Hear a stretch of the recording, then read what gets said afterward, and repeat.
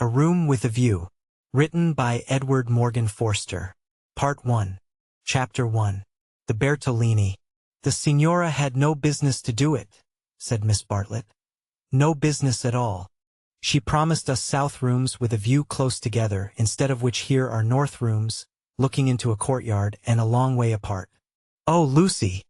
And a cockney besides," said Lucy, who had been further saddened by the Signora's unexpected accent. "It might be London." She looked at the 2 rows of English people who were sitting at the table, at the row of white bottles of water and red bottles of wine that ran between the English people, at the portraits of the late Queen and the late Poet Laureate that hung behind the English people, heavily framed, at the notice of the English Church, Reverend Cuthbert Eager, M.A. Oxon. That was the only other decoration of the wall. "Charlotte, don't you feel, too, that we might be in London? I can hardly believe that all kinds of other things are just outside. I suppose it is one's being so tired."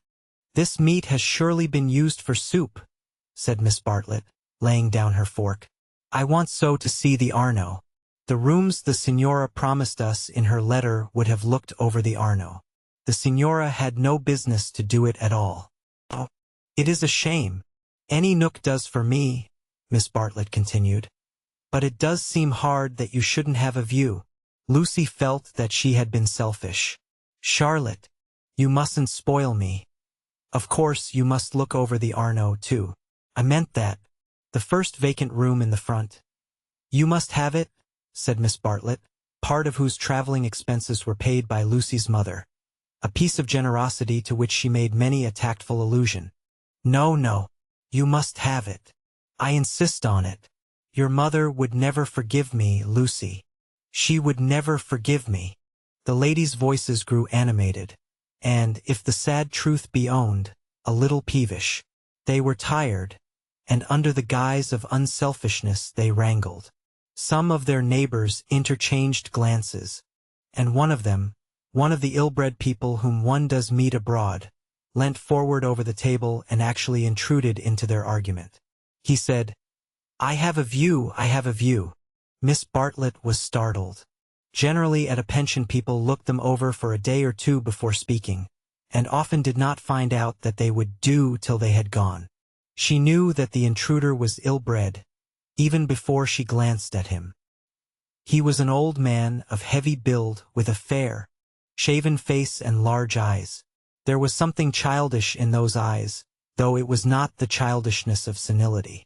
What exactly it was Miss Bartlett did not stop to consider, for her glance passed on to his clothes. These did not attract her. He was probably trying to become acquainted with them before they got into the swim. So she assumed a dazed expression when he spoke to her, and then said, "A view? Oh, a view. How delightful a view is. This is my son," said the old man. "His name's George. He has a view too." "Ah," said Miss Bartlett, repressing Lucy, who was about to speak. "What I mean," he continued, "is that you can have our rooms and we'll have yours. We'll change." The better class of tourist was shocked at this, and sympathized with the newcomers. Miss Bartlett, in reply, opened her mouth as little as possible, and said, "Thank you very much indeed. That is out of the question." "Why?" said the old man, with both fists on the table. "Because it is quite out of the question, thank you. You see, we don't like to take," began Lucy. Her cousin again repressed her. "But why?" he persisted. "Women like looking at a view. Men don't."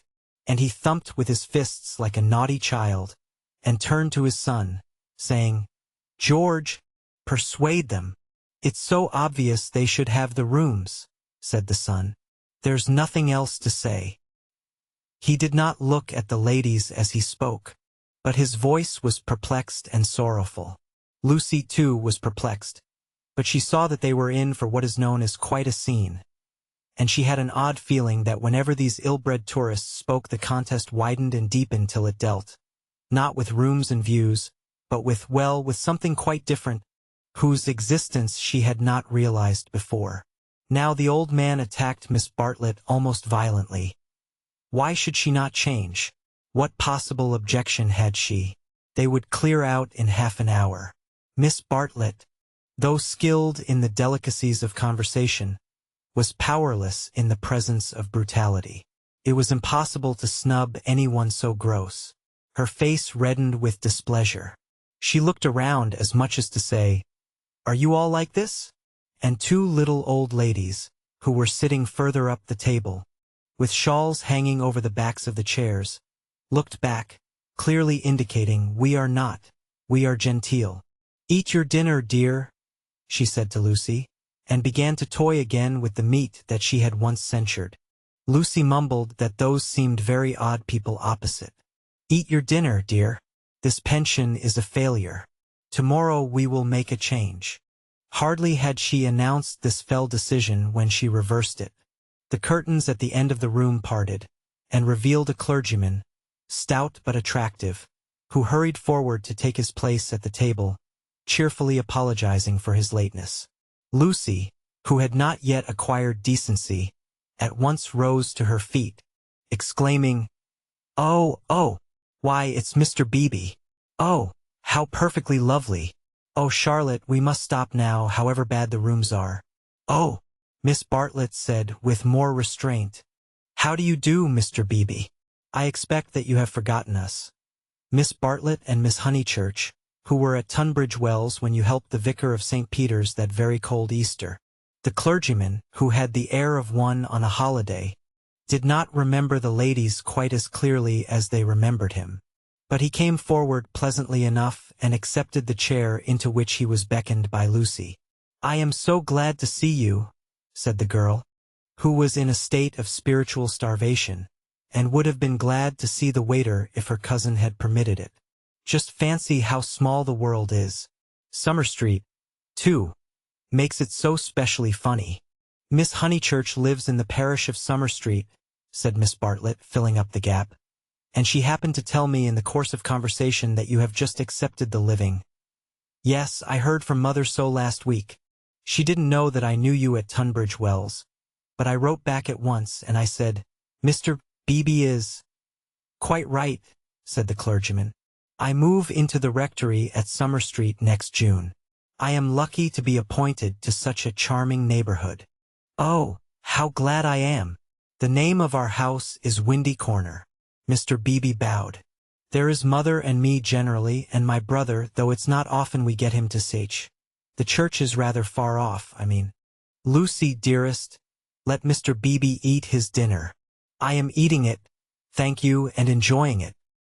He preferred to talk to Lucy, whose playing he remembered, rather than to Miss Bartlett, who probably remembered his sermons.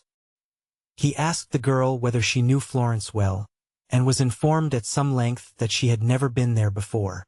It is delightful to advise a newcomer, and he was first in the field. "Don't neglect the country round," his advice concluded. "The first fine afternoon drive up to Fiesole, and round by Setignano or something of that sort." "No," cried a voice from the top of the table. "Mr. Beebe, you are wrong. The first fine afternoon your ladies must go to Prato." "That lady looks so clever," whispered Miss Bartlett to her cousin. "We are in luck." And, indeed, a perfect torrent of information burst on them. People told them what to see, when to see it, how to stop the electric trams, how to get rid of the beggars, how much to give for a vellum blotter, how much the place would grow upon them. The pension Bertolini had decided, almost enthusiastically, that they would do. Whichever way they looked, kind ladies smiled and shouted at them. And above all rose the voice of the clever lady, crying, "Prato! They must go to Prato. That place is too sweetly squalid for words. I love it. I revel in shaking off the trammels of respectability, as you know." The young man named George glanced at the clever lady, and then returned moodily to his plate. Obviously he and his father did not do. Lucy, in the midst of her success, found time to wish they did. It gave her no extra pleasure that anyone should be left in the cold. And when she rose to go, she turned back and gave the two outsiders a nervous little bow. The father did not see it. The son acknowledged it, not by another bow, but by raising his eyebrows and smiling. He seemed to be smiling across something. She hastened after her cousin, who had already disappeared through the curtains. Curtains which smote one in the face, and seemed heavy with more than cloth. Beyond them stood the unreliable Signora, bowing good evening to her guests, and supported by Enery, her little boy, and Victorier, her daughter. It made a curious little scene, this attempt of the Cockney to convey the grace and geniality of the South. And even more curious was the drawing-room, which attempted to rival the solid comfort of a Bloomsbury boarding-house. Was this really Italy? Miss Bartlett was already seated on a tightly stuffed armchair, which had the color and the contours of a tomato. She was talking to Mr. Beebe, and as she spoke, her long, narrow head drove backwards and forwards, slowly, regularly, as though she were demolishing some invisible obstacle. "We are most grateful to you," she was saying. "The first evening means so much. When you arrived we were in for a peculiarly mauvaise quart d'heure." He expressed his regret. "Do you, by any chance, know the name of an old man who sat opposite us at dinner? Emerson. Is he a friend of yours?" "We are friendly, as one is in pensions." "Then I will say no more." He pressed her very slightly, and she said more. "I am, as it were," she concluded, "the chaperone of my young cousin Lucy, and it would be a serious thing if I put her under an obligation to people of whom we know nothing." His manner was somewhat unfortunate. "I hope I acted for the best." "You acted very naturally," said he. He seemed thoughtful, and after a few moments added, "All the same, I don't think much harm would have come of accepting." "No harm, of course. But we could not be under an obligation. He is rather a peculiar man." Again he hesitated, and then said gently, "I think he would not take advantage of your acceptance, nor expect you to show gratitude. He has the merit, if it is one, of saying exactly what he means. He has rooms he does not value, and he thinks you would value them. He no more thought of putting you under an obligation than he thought of being polite. It is so difficult, at least I find it difficult, to understand people who speak the truth." Lucy was pleased and said, "I was hoping that he was nice. I do so always hope that people will be nice. I think he is nice and tiresome. I differ from him on almost every point of any importance, and so, I may say I hope, you will differ. But his is a type one disagrees with rather than deplores. When he first came here he not unnaturally put people's backs up. He has no tact and no manners. I don't mean by that he has bad manners, and he will not keep his opinions to himself. We nearly complained about him to our depressing Signora, but I am glad to say we thought better of it." "Am I to conclude," said Miss Bartlett, "that he is a socialist?" Mr. Beebe accepted the convenient word, not without a slight twitching of the lips. "And presumably he has brought up his son to be a socialist, too?" "I hardly know George, for he hasn't learnt to talk yet. He seems a nice creature, and I think he has brains. Of course, he has all his father's mannerisms, and it is quite possible that he, too, may be a socialist." "Oh, you relieve me," said Miss Bartlett. "So you think I ought to have accepted their offer? You feel I have been narrow-minded and suspicious." "Not at all," he answered. "I never suggested that. But ought I not to apologize, at all events, for my apparent rudeness?" He replied, with some irritation, that it would be quite unnecessary, and got up from his seat to go to the smoking-room. "Was I a bore?" said Miss Bartlett, as soon as he had disappeared. "Why didn't you talk, Lucy? He prefers young people, I'm sure. I do hope I haven't monopolized him. I hoped you would have him all the evening, as well as all dinner-time." "He is nice," exclaimed Lucy. "Just what I remember. He seems to see good in everyone. No one would take him for a clergyman." "My dear Lucia." "Well, you know what I mean. And you know how clergymen generally laugh. Mr. Beebe laughs just like an ordinary man." "Funny girl. How you do remind me of your mother. I wonder if she will approve of Mr. Beebe."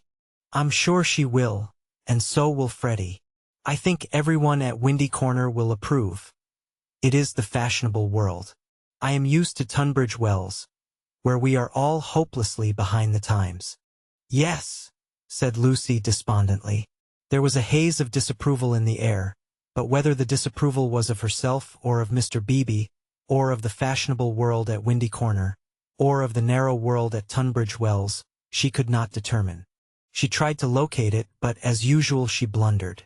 Miss Bartlett sedulously denied disapproving of anyone, and added, "I am afraid you are finding me a very depressing companion."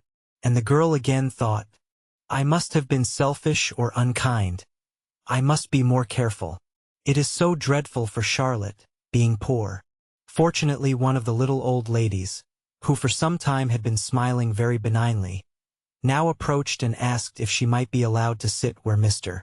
Beebe had sat. Permission granted, she began to chatter gently about Italy, the plunge it had been to come there, the gratifying success of the plunge, the improvement in her sister's health, the necessity of closing the bedroom windows at night, and of thoroughly emptying the water bottles in the morning.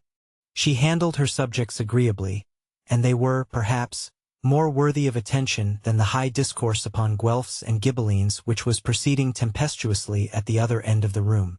It was a real catastrophe, not a mere episode, that evening of hers at Venice, when she had found in her bedroom something that is one worse than a flea, though one better than something else. But here you are as safe as in England. Signora Bertolini is so English. Yet our rooms smell, said poor Lucy. We dread going to bed. Ah, then you look into the court. She sighed. If only Mr. Emerson was more tactful. We were so sorry for you at dinner. I think he was meaning to be kind. Undoubtedly he was, said Miss Bartlett. Mr. Beebe has just been scolding me for my suspicious nature. Of course, I was holding back on my cousin's account. Of course, said the little old lady, and they murmured that one could not be too careful with a young girl. Lucy tried to look demure, but could not help feeling a great fool. No one was careful with her at home, or, at all events, she had not noticed it. About old Mr. Emerson, I hardly know. No, he is not tactful. Yet, have you ever noticed that there are people who do things which are most indelicate, and yet at the same time, beautiful? Beautiful? Said Miss Bartlett, puzzled at the word. Are not beauty and delicacy the same? So one would have thought, said the other helplessly. But things are so difficult, I sometimes think. She proceeded no further into things, for Mr. Beebe reappeared, looking extremely pleasant. Miss Bartlett, he cried. It's all right about the rooms. I'm so glad. Mr. Emerson was talking about it in the smoking room, and knowing what I did, I encouraged him to make the offer again. He has let me come and ask you. He would be so pleased. Oh, Charlotte, cried Lucy to her cousin. We must have the rooms now. The old man is just as nice and kind as he can be. Miss Bartlett was silent. I fear, said Mr. Beebe, after a pause, that I have been officious. I must apologize for my interference. Gravely displeased, he turned to go. Not till then did Miss Bartlett reply. My own wishes, dearest Lucy, are unimportant in comparison with yours. It would be hard indeed if I stopped you doing as you liked at Florence, when I am only here through your kindness. If you wish me to turn these gentlemen out of their rooms, I will do it. Would you then, Mr. Beebe, kindly tell Mr. Emerson that I accept his kind offer, and then conduct him to me, in order that I may thank him personally. She raised her voice as she spoke. It was heard all over the drawing-room, and silenced the Guelphs and the Ghibellines. The clergyman, inwardly cursing the female sex, bowed, and departed with her message. Remember, Lucy, I alone am implicated in this. I do not wish the acceptance to come from you. Grant me that, at all events. Mr. Beebe was back, saying rather nervously, Mr. Emerson is engaged, but here is his son instead. The young man gazed down on the three ladies, who felt seated on the floor, so low were their chairs. My father, he said, is in his bath, so you cannot thank him personally. But any message given by you to me will be given by me to him as soon as he comes out. Miss Bartlett was unequal to the bath. All her barbed civilities came forth wrong end first. Young Mr. Emerson scored a notable triumph to the delight of Mr. Beebe and to the secret delight of Lucy. "Poor young man," said Miss Bartlett as soon as he had gone. "How angry he is with his father about the rooms. It is all he can do to keep polite." "In half an hour or so your rooms will be ready," said Mr. Beebe. Then, looking rather thoughtfully at the two cousins, he retired to his own rooms to write up his philosophic diary. "Oh dear," breathed the little old lady, and shuddered as if all the winds of heaven had entered the apartment. "Gentlemen sometimes do not realize." Her voice faded away, but Miss Bartlett seemed to understand, and a conversation developed, in which gentlemen who did not thoroughly realize played a principal part. Lucy, not realizing either, was reduced to literature. Taking up Baedeker's Handbook to Northern Italy, she committed to memory the most important dates of Florentine history, for she was determined to enjoy herself on the morrow. Thus the half-hour crept profitably away, and at last Miss Bartlett rose with a sigh and said, "I think one might venture now. No, Lucy, do not stir. I will superintend the move." "How you do everything," said Lucy. "Naturally, dear. It is my affair. But I would like to help you." "No, dear." Charlotte's energy, and her unselfishness. She had been thus all her life, but really on this Italian tour, she was surpassing herself. So Lucy felt, or strove to feel.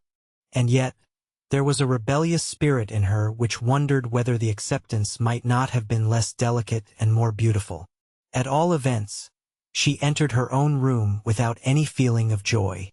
"I want to explain," said Miss Bartlett, "why it is that I have taken the largest room. Naturally, of course, I should have given it to you, but I happen to know that it belongs to the young man, and I was sure your mother would not like it." Lucy was bewildered. "If you are to accept a favor, it is more suitable you should be under an obligation to his father than to him. I am a woman of the world, in my small way, and I know where things lead to. However, Mr. Beebe is a guarantee of a sort that they will not presume on this."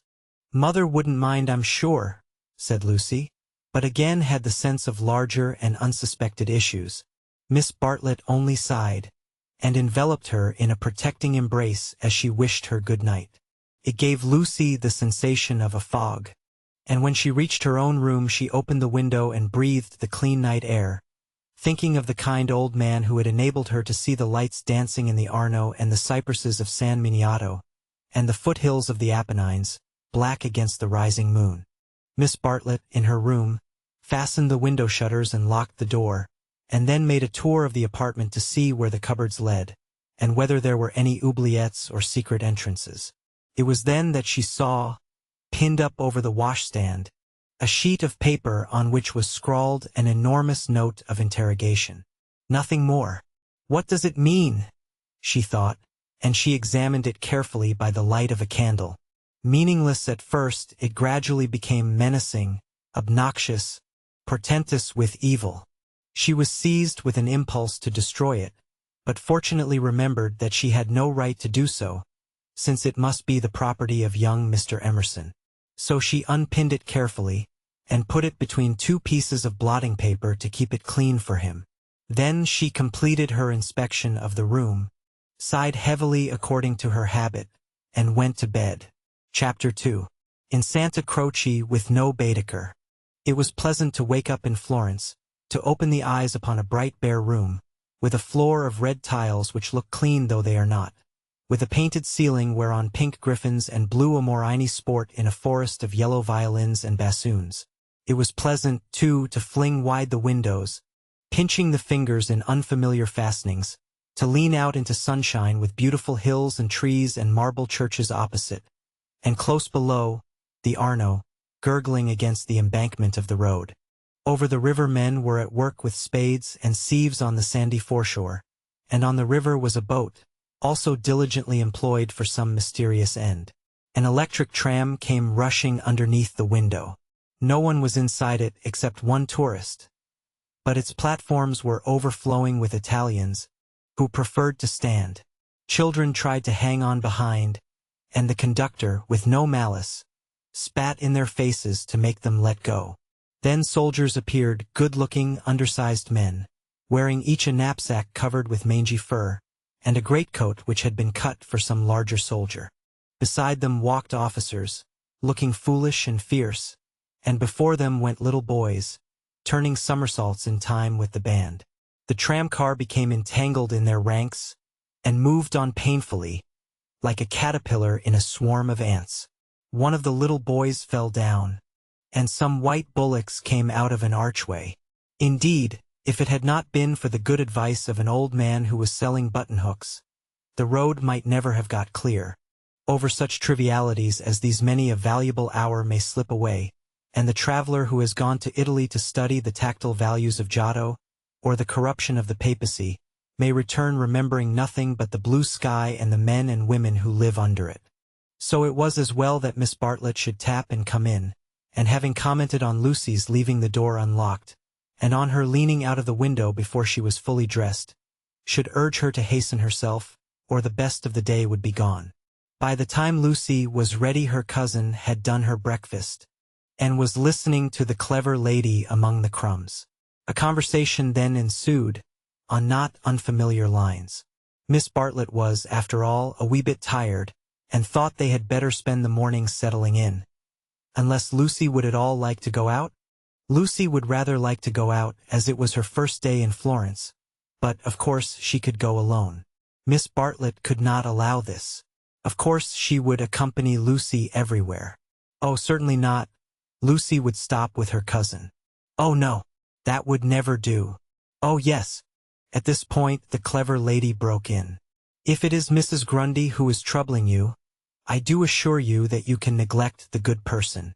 Being English, Miss Honeychurch will be perfectly safe. Italians understand. A dear friend of mine, Contessa Baroncelli, has 2 daughters, and when she cannot send a maid to school with them, she lets them go in sailor hats instead. Everyone takes them for English, you see, especially if their hair is strained tightly behind. Miss Bartlett was unconvinced by the safety of Contessa Baroncelli's daughters. She was determined to take Lucy herself, her head not being so very bad. The clever lady then said that she was going to spend a long morning in Santa Croce, and if Lucy would come too, she would be delighted. I will take you by a dear dirty back way, Miss Honeychurch, and if you bring me luck, we shall have an adventure. Lucy said that this was most kind, and at once opened the Baedeker, to see where Santa Croce was. Toot, toot. Miss Lucy, I hope we shall soon emancipate you from Baedeker. He does but touch the surface of things. As to the true Italy, he does not even dream of it. The true Italy is only to be found by patient observation. This sounded very interesting, and Lucy hurried over her breakfast, and started with her new friend in high spirits. Italy was coming at last. The Cockney Signora and her works had vanished like a bad dream.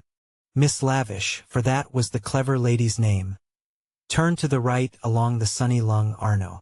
How delightfully warm, but a wind down the side streets cut like a knife, didn't it? Ponte alle Grazie, particularly interesting, mentioned by Dante.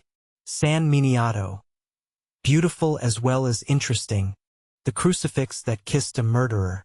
Miss Honeychurch would remember the story. The men on the river were fishing. Untrue. But then, so is most information. Then Miss Lavish darted under the archway of the White Bullocks, and she stopped, and she cried, "A smell! A true Florentine smell! Every city, let me teach you, has its own smell." "Is it a very nice smell?" said Lucy, who had inherited from her mother a distaste to dirt. "One doesn't come to Italy for niceness," was the retort. "One comes for life. Buongiorno. Buongiorno," bowing right and left. "Look at that adorable wine cart. How the driver stares at us. Dear, simple soul." So Miss Lavish proceeded through the streets of the city of Florence, short, fidgety, and playful as a kitten, though without a kitten's grace. It was a treat for the girl to be with anyone so clever and so cheerful, and a blue military cloak, such as an Italian officer wears, only increased the sense of festivity. Buongiorno. Take the word of an old woman, Miss Lucy. You will never repent of a little civility to your inferiors. That is the true democracy, though I am a real radical as well. There, now you're shocked. Indeed, I'm not, exclaimed Lucy. We are radicals. Two out and out. My father always voted for Mr. Gladstone, until he was so dreadful about Ireland. I see. And now you have gone over to the enemy. Oh, please. If my father was alive, I am sure he would vote radical again now that Ireland is all right. And as it is, the glass over our front door was broken last election, and Freddie is sure it was the Tories. But mother says nonsense, a tramp. Shameful. A manufacturing district, I suppose? No, in the Surrey Hills. About 5 miles from Dorking, looking over the Weald. Miss Lavish seemed interested, and slackened her trot. What a delightful part. I know it so well. It is full of the very nicest people. Do you know Sir Harry Otway? A radical if ever there was? Very well indeed. And old Mrs. Butterworth, the philanthropist? Why, she rents a field of us. How funny! Miss Lavish looked at the narrow ribbon of sky, and murmured, Oh, you have property in Surrey? Hardly any, said Lucy, fearful of being thought a snob. Only 30 acres, just the garden, all downhill, and some fields. Miss Lavish was not disgusted, and said it was just the size of her aunt's Suffolk estate. Italy receded. They tried to remember the last name of Lady Louisa someone, who had taken a house near Summer Street the other year, but she had not liked it, which was odd of her. And just as Miss Lavish had got the name, she broke off and exclaimed, bless us and save us. We've lost the way. Certainly they had seemed a long time in reaching Santa Croce, the tower of which had been plainly visible from the landing window. But Miss Lavish had said so much about knowing her Florence by heart, that Lucy had followed her with no misgivings. Lost! My dear Miss Lucy, during our political diatribes we have taken a wrong turning. How those horrid conservatives would jeer at us. What are we to do? 2 lone females in an unknown town. Now, this is what I call an adventure. Lucy, who wanted to see Santa Croce, suggested as a possible solution that they should ask the way there. Oh, but that is the word of a craven. And no, you are not to look at your Baedeker. Give it to me. I shan't let you carry it. We will simply drift. Accordingly they drifted through a series of those gray-brown streets, neither commodious nor picturesque, in which the eastern quarter of the city abounds. Lucy soon lost interest in the discontent of Lady Louisa, and became discontented herself. For one ravishing moment Italy appeared. She stood in the square of the Annunziata and saw in the living terracotta those divine babies whom no cheap reproduction can ever stale. There they stood, with their shining limbs bursting from the garments of charity, and their strong white arms extended against circlets of heaven. Lucy thought she had never seen anything more beautiful. But Miss Lavish, with a shriek of dismay, dragged her forward, declaring that they were out of their path now by at least a mile. The hour was approaching at which the continental breakfast begins, or rather ceases, to tell, and the ladies bought some hot chestnut paste out of a little shop, because it looked so typical. It tasted partly of the paper in which it was wrapped, partly of hair oil, partly of the great unknown. But it gave them strength to drift into another piazza, large and dusty, on the farther side of which rose a black and white facade of surpassing ugliness. Miss Lavish spoke to it dramatically. It was Santa Croce. The adventure was over. Stop a minute. Let those 2 people go on, or I shall have to speak to them. I do detest conventional intercourse. Nasty. They are going into the church, too. Oh, the Britisher abroad. We sat opposite them at dinner last night. They have given us their rooms. They were so very kind. Look at their figures, laughed Miss Lavish. They walk through my Italy like a pair of cows. It's very naughty of me, but I would like to set an examination paper at Dover, and turn back every tourist who couldn't pass it. What would you ask us? Miss Lavish laid her hand pleasantly on Lucy's arm, as if to suggest that she, at all events, would get full marks. In this exalted mood they reached the steps of the great church, and were about to enter it when Miss Lavish stopped, squeaked, flung up her arms, and cried, "There goes my local color box. I must have a word with him." And in a moment she was away over the piazza, her military cloak flapping in the wind. Nor did she slacken speed till she caught up an old man with white whiskers, and nipped him playfully upon the arm. Lucy waited for nearly 10 minutes. Then she began to get tired. The beggars worried her. The dust blew in her eyes, and she remembered that a young girl ought not to loiter in public places. She descended slowly into the piazza with the intention of rejoining Miss Lavish, who was really almost too original. But at that moment Miss Lavish and her local color box moved also, and disappeared down a side street, both gesticulating largely. Tears of indignation came to Lucy's eyes, partly because Miss Lavish had jilted her, partly because she had taken her Baedeker. How could she find her way home? How could she find her way about in Santa Croce? Her first morning was ruined, and she might never be in Florence again. A few minutes ago she had been all high spirits, talking as a woman of culture, and half persuading herself that she was full of originality. Now she entered the church depressed and humiliated, not even able to remember whether it was built by the Franciscans or the Dominicans. Of course, it must be a wonderful building. But how like a barn, and how very cold. Of course, it contained frescoes by Giotto, in the presence of whose tactile values she was capable of feeling what was proper. But who was to tell her which they were? She walked about disdainfully, unwilling to be enthusiastic over monuments of uncertain authorship or date. There was no one even to tell her which, of all the sepulchral slabs that paved the nave and transepts, was the one that was really beautiful, the one that had been most praised by Mr. Ruskin.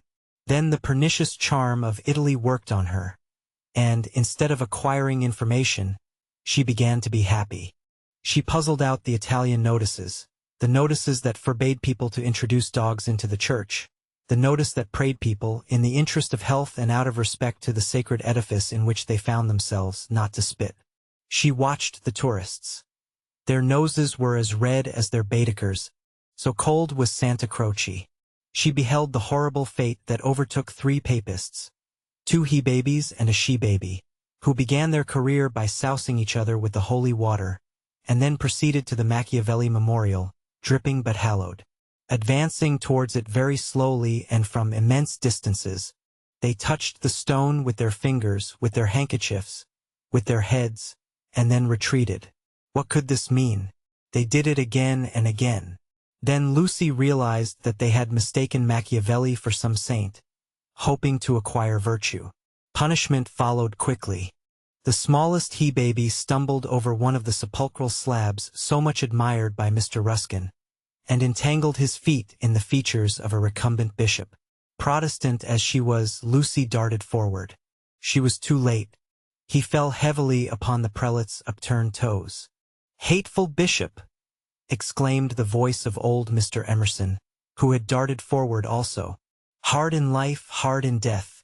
Go out into the sunshine, little boy, and kiss your hand to the sun, for that is where you ought to be." Intolerable bishop! The child screamed frantically at these words, and at these dreadful people who picked him up, dusted him, rubbed his bruises, and told him not to be superstitious. "Look at him," said Mr. Emerson to Lucy. "Here's a mess. A baby hurt, cold, and frightened. But what else can you expect from a church?"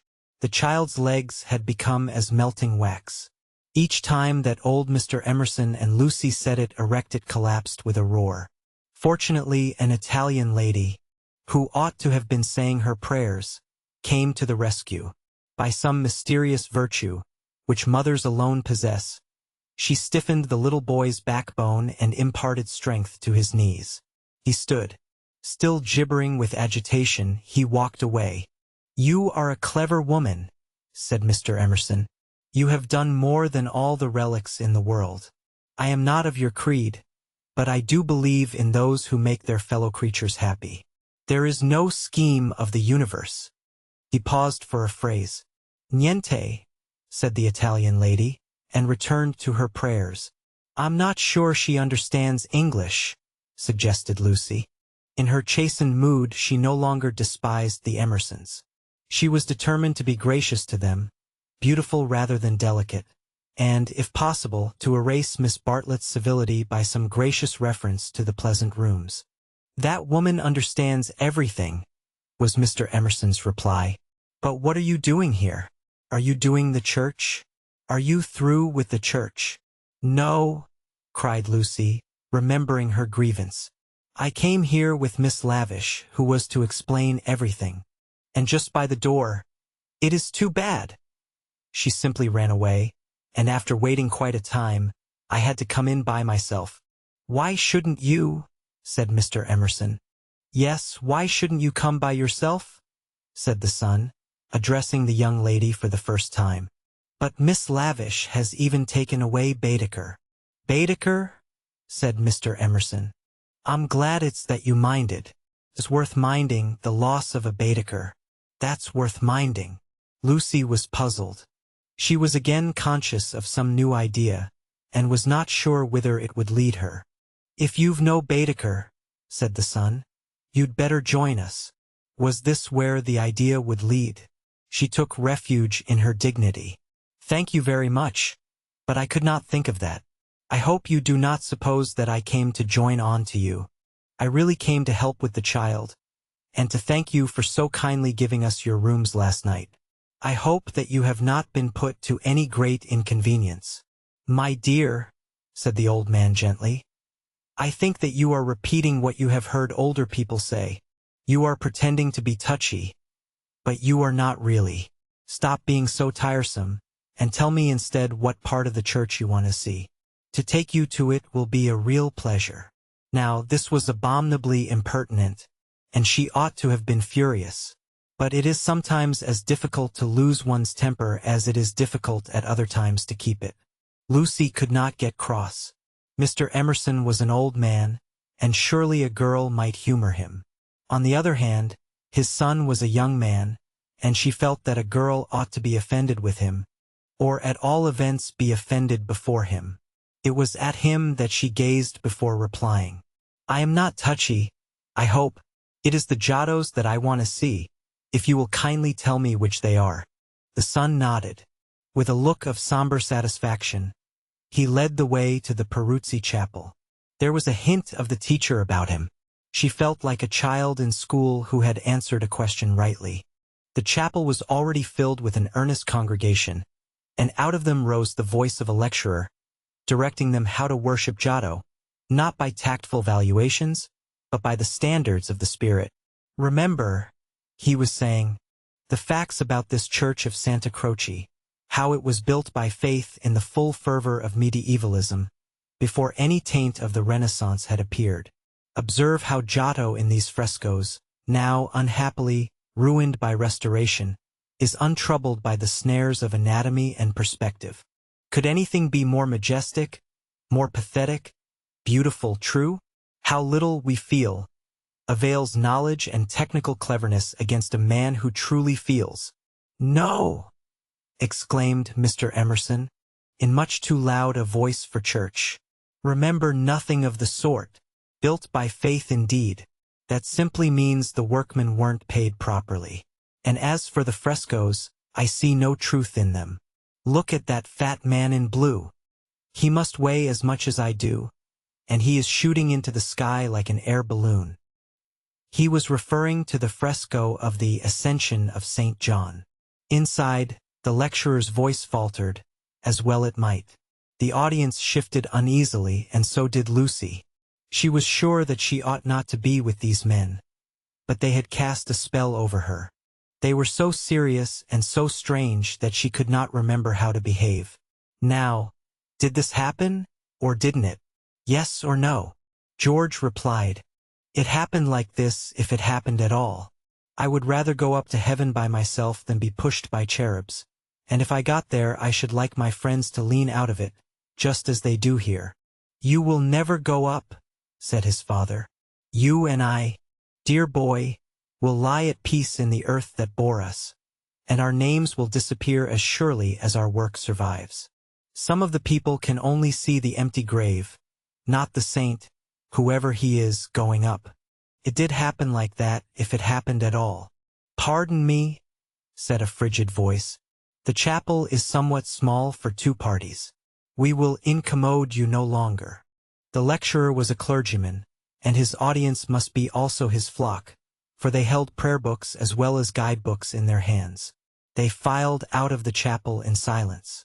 Amongst them were the 2 little old ladies of the pension Bertolini, Miss Teresa and Miss Catherine Allen. "Stop!" cried Mr. Emerson. "There's plenty of room for us all. Stop!" The procession disappeared without a word. Soon the lecturer could be heard in the next chapel, describing the life of St. Francis. "George, I do believe that clergyman is the Brixton curate." George went into the next chapel and returned, saying perhaps he is. "I don't remember." "Then I had better speak to him and remind him who I am. It's that Mr. Eager. Why did he go? Did we talk too loud? How vexatious. I shall go and say we are sorry. Hadn't I better? Then perhaps he will come back." "He will not come back," said George. But Mr. Emerson, contrite and unhappy, hurried away to apologize to the Reverend Cuthbert Eager. Lucy, apparently absorbed in a lunette, could hear the lecture again interrupted, the anxious, aggressive voice of the old man, the curt, injured replies of his opponent. The son, who took every little contretemps as if it were a tragedy, was listening also. "My father has that effect on nearly everyone," he informed her. "He will try to be kind." "I hope we all try," said she, smiling nervously, "because we think it improves our characters. But he is kind to people because he loves them, and they find him out, and are offended or frightened." "How silly of them," said Lucy, though in her heart she sympathized. "I think that a kind action done tactfully—" "Tact!" He threw up his head in disdain. Apparently she had given the wrong answer. She watched the singular creature pace up and down the chapel. For a young man his face was rugged, and, until the shadows fell upon it, hard. And shadowed, it sprang into tenderness.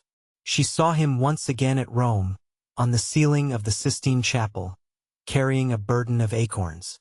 Healthy and muscular, he yet gave her the feeling of grayness, of tragedy that might only find solution in the night. The feeling soon passed. It was unlike her to have entertained anything so subtle. Born of silence and of unknown emotion, it passed when Mr. Emerson returned, and she could re-enter the world of rapid talk, which was alone familiar to her. "Were you snubbed?" asked his son tranquilly. "But we have spoilt the pleasure of I don't know how many people. They won't come back." Full of innate sympathy, quickness to perceive good in others, vision of the brotherhood of man. Scraps of the lecture on St. Francis came floating round the partition wall. "Don't let us spoil yours," he continued to Lucy. "Have you looked at those saints?" "Yes," said Lucy. "They are lovely. Do you know which is the tombstone that is praised in Ruskin?" He did not know, and suggested that they should try to guess it. George, rather to her relief, refused to move, and she and the old man wandered not unpleasantly about Santa Croce, which, though it is like a barn, has harvested many beautiful things inside its walls. There were also beggars to avoid and guides to dodge round the pillars, and an old lady with her dog, and here and there a priest modestly edging to his mass through the groups of tourists. But Mr. Emerson was only half interested. He watched the lecturer, whose success he believed he had impaired, and then he anxiously watched his son. "Why will he look at that fresco?" he said uneasily. "I saw nothing in it." "I like Giotto," she replied. "It is so wonderful what they say about his tactile values, though I like things like the Della Robbia babies better." "So you ought. A baby is worth a dozen saints. And my baby's worth the whole of paradise, and as far as I can see he lives in hell." Lucy again felt that this did not do. In hell, he repeated. He's unhappy. Oh dear, said Lucy. How can he be unhappy when he is strong and alive? What more is one to give him? And think how he has been brought up, free from all the superstition and ignorance that lead men to hate one another in the name of God. With such an education as that, I thought he was bound to grow up happy. She was no theologian, but she felt that here was a very foolish old man, as well as a very irreligious one. She also felt that her mother might not like her talking to that kind of person, and that Charlotte would object most strongly. What are we to do with him? He asked. He comes out for his holiday to Italy and behaves like that. Like the little child who ought to have been playing, and who hurt himself upon the tombstone. What did you say? Lucy had made no suggestion. Suddenly he said, Now don't be stupid over this. I don't require you to fall in love with my boy, but I do think you might try and understand him. You are nearer his age, and if you let yourself go, I am sure you are sensible. You might help me. He has known so few women, and you have the time. You stop here several weeks, I suppose? But let yourself go. You are inclined to get muddled, if I may judge from last night. Let yourself go. Pull out from the depths those thoughts that you do not understand, and spread them out in the sunlight and know the meaning of them. By understanding George, you may learn to understand yourself. It will be good for both of you. To this extraordinary speech Lucy found no answer. I only know what it is that's wrong with him, not why it is. And what is it? Asked Lucy fearfully, expecting some harrowing tale. The old trouble. Things won't fit. What things? The things of the universe. It is quite true. They don't. Oh, Mr. Emerson, whatever do you mean? In his ordinary voice, so that she scarcely realized he was quoting poetry, he said, From far, from eve and morning, and yon 12-winded sky, the stuff of life to knit me blew hither. Here am I. George and I both know this, but why does it distress him?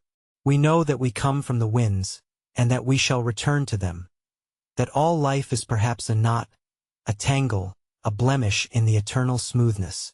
But why should this make us unhappy?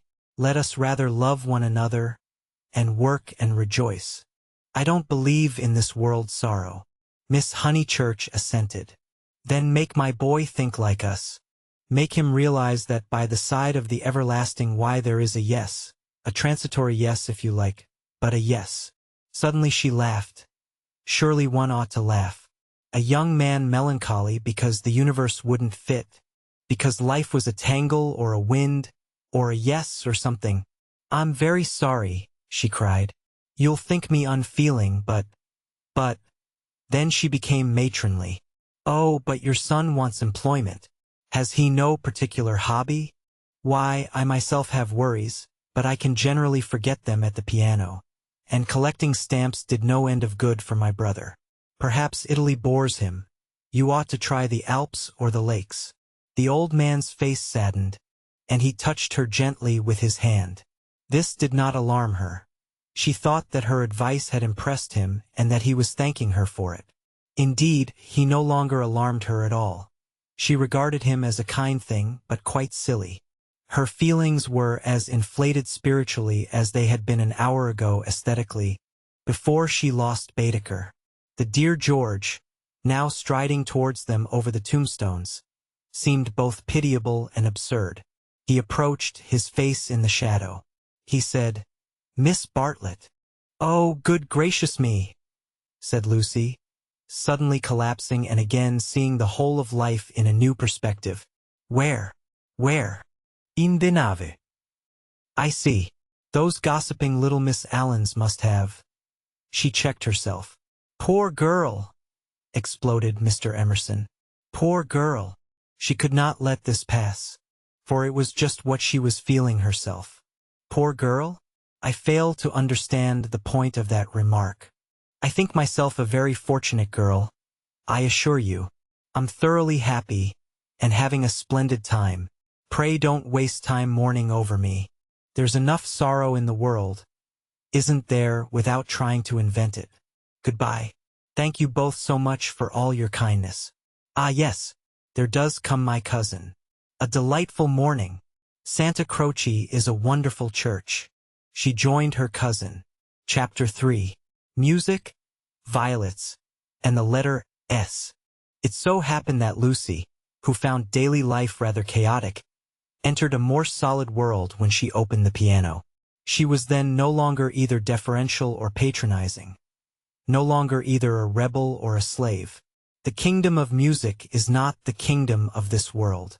It will accept those whom breeding and intellect and culture have alike rejected. The commonplace person begins to play, and shoots into the empyrean without effort, whilst we look up, marveling how he has escaped us, and thinking how we could worship him and love him, would he but translate his visions into human words, and his experiences into human actions. Perhaps he cannot. Certainly he does not, or does so very seldom. Lucy had done so never. She was no dazzling executant. Her runs were not at all like strings of pearls, and she struck no more right notes than was suitable for one of her age and situation. Nor was she the passionate young lady, who performs so tragically on a summer's evening with the window open. Passion was there, but it could not be easily labeled. It slipped between love and hatred and jealousy, and all the furniture of the pictorial style. And she was tragical only in the sense that she was great, for she loved to play on the side of victory. Victory of what and over what, that is more than the words of daily life can tell us. But that some sonatas of Beethoven are written tragic no one can gainsay. Yet they can triumph or despair as the player decides, and Lucy had decided that they should triumph. A very wet afternoon at the Bertolini permitted her to do the thing she really liked, and after lunch she opened the little draped piano. A few people lingered round and praised her playing, but finding that she made no reply, dispersed to their rooms to write up their diaries or to sleep. She took no notice of Mr. Emerson looking for his son, nor of Miss Bartlett looking for Miss Lavish, nor of Miss Lavish looking for her cigarette case. Like every true performer, she was intoxicated by the mere feel of the notes. They were fingers caressing her own, and by touch, not by sound alone, did she come to her desire. Mr. Beebe, sitting unnoticed in the window, pondered this illogical element in Miss Honeychurch, and recalled the occasion at Tunbridge Wells when he had discovered it. It was at one of those entertainments where the upper classes entertain the lower. The seats were filled with a respectful audience, and the ladies and gentlemen of the parish, under the auspices of their vicar, sang, or recited, or imitated the drawing of a champagne cork. Among the promised items was Miss Honeychurch, piano, Beethoven, and Mr. Beebe was wondering whether it would be Adelaida, or the March of the Ruins of Athens, when his composure was disturbed by the opening bars of Opus 111. He was in suspense all through the introduction, for not until the pace quickens does one know what the performer intends. With the roar of the opening theme, he knew that things were going extraordinarily. In the chords that herald the conclusion he heard the hammer strokes of victory. He was glad that she only played the first movement, for he could have paid no attention to the winding intricacies of the measures of 9/16.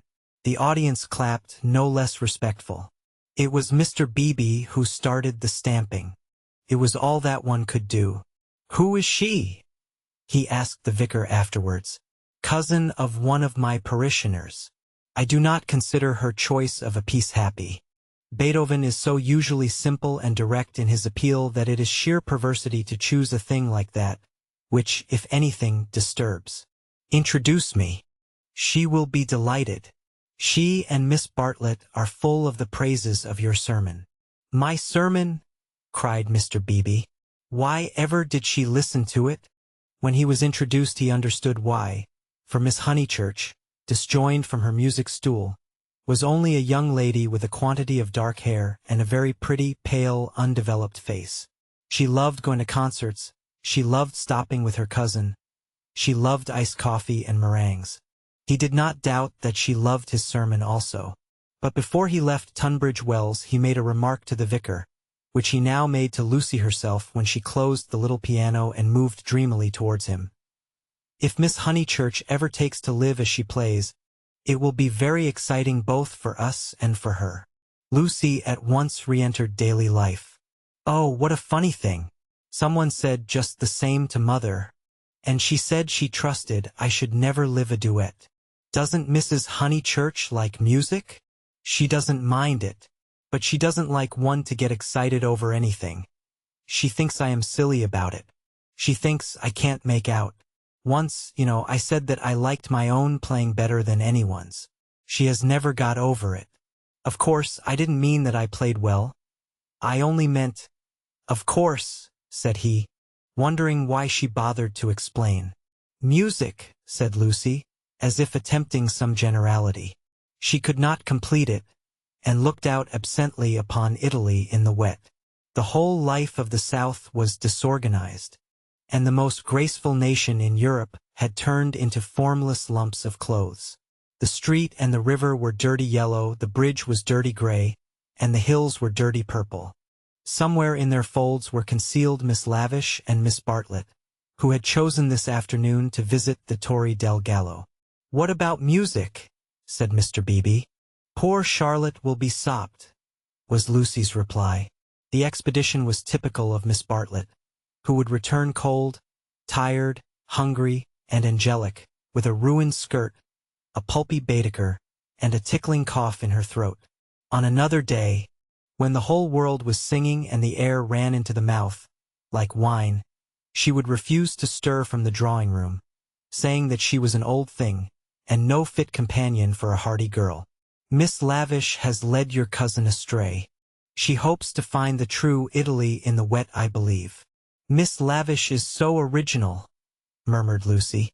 This was a stock remark, the supreme achievement of the pension Bertolini in the way of definition. Miss Lavish was so original. Mr. Beebe had his doubts, but they would have been put down to clerical narrowness. For that, and for other reasons, he held his peace. "Is it true," continued Lucy in awestruck tone, "that Miss Lavish is writing a book?" "They do say so." "What is it about?" "It will be a novel," replied Mr. Beebe, "dealing with modern Italy. Let me refer you for an account to Miss Catherine Allen, who uses words herself more admirably than anyone I know. I wish Miss Lavish would tell me herself. We started such friends. But I don't think she ought to have run away with Baedeker that morning in Santa Croce. Charlotte was most annoyed at finding me practically alone, and so I couldn't help being a little annoyed with Miss Lavish. The two ladies, at all events, have made it up." He was interested in the sudden friendship between women so apparently dissimilar as Miss Bartlett and Miss Lavish. They were always in each other's company, with Lucy a slighted third. Miss Lavish he believed he understood, but Miss Bartlett might reveal unknown depths of strangeness, though not perhaps of meaning. Was Italy deflecting her from the path of prim chaperone, which he had assigned to her at Tunbridge Wells? All his life he had loved to study maiden ladies. They were his specialty, and his profession had provided him with ample opportunities for the work. Girls like Lucy were charming to look at, but Mr. Beebe was, from rather profound reasons, somewhat chilly in his attitude towards the other sex, and preferred to be interested rather than enthralled. Lucy, for the third time, said that poor Charlotte would be sopped. The Arno was rising in flood, washing away the traces of the little carts upon the foreshore.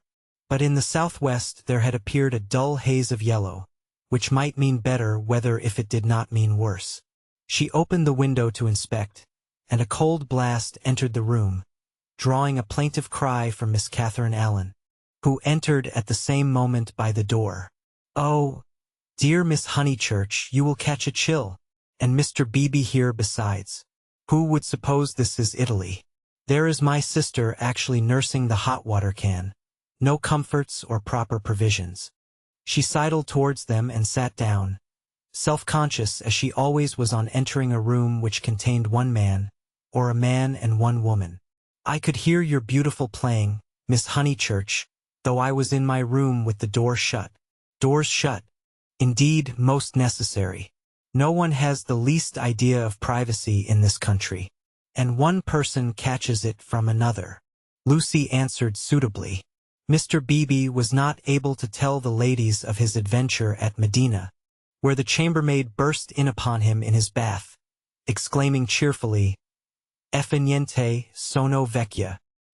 He contented himself with saying, "I quite agree with you, Miss Allen. The Italians are a most unpleasant people.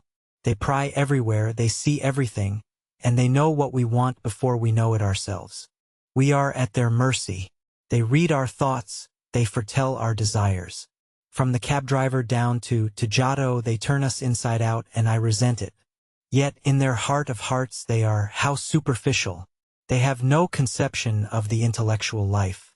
How right is Signora Bertolini, who exclaimed to me the other day, 'Ho, Mr. Beebe, if you knew what I suffer over the children's education. I won't ave my little Victorier taught by a ignorant Italian what can't explain nothink.'" Miss Allen did not follow, but gathered that she was being mocked in an agreeable way. Her sister was a little disappointed in Mr. Beebe, having expected better things from a clergyman whose head was bald and who wore a pair of russet whiskers. Indeed, who would have supposed that tolerance, sympathy, and a sense of humor would inhabit that militant form? In the midst of her satisfaction she continued to sidle, and at last the cause was disclosed. From the chair beneath her she extracted a gun-metal cigarette case, on which were powdered in turquoise the initials E.L. "That belongs to Lavish," said the clergyman. "A good fellow, Lavish, but I wish she'd start a pipe." "Oh, Mr. Beebe," said Miss Allen, divided between awe and mirth. "Indeed, though it is dreadful for her to smoke, it is not quite as dreadful as you suppose. She took to it, practically in despair, after her life's work was carried away in a landslip. Surely that makes it more excusable." "What was that?" asked Lucy. Mr. Beebe sat back complacently, and Miss Allen began as follows. "It was a novel, and I am afraid, from what I can gather, not a very nice novel.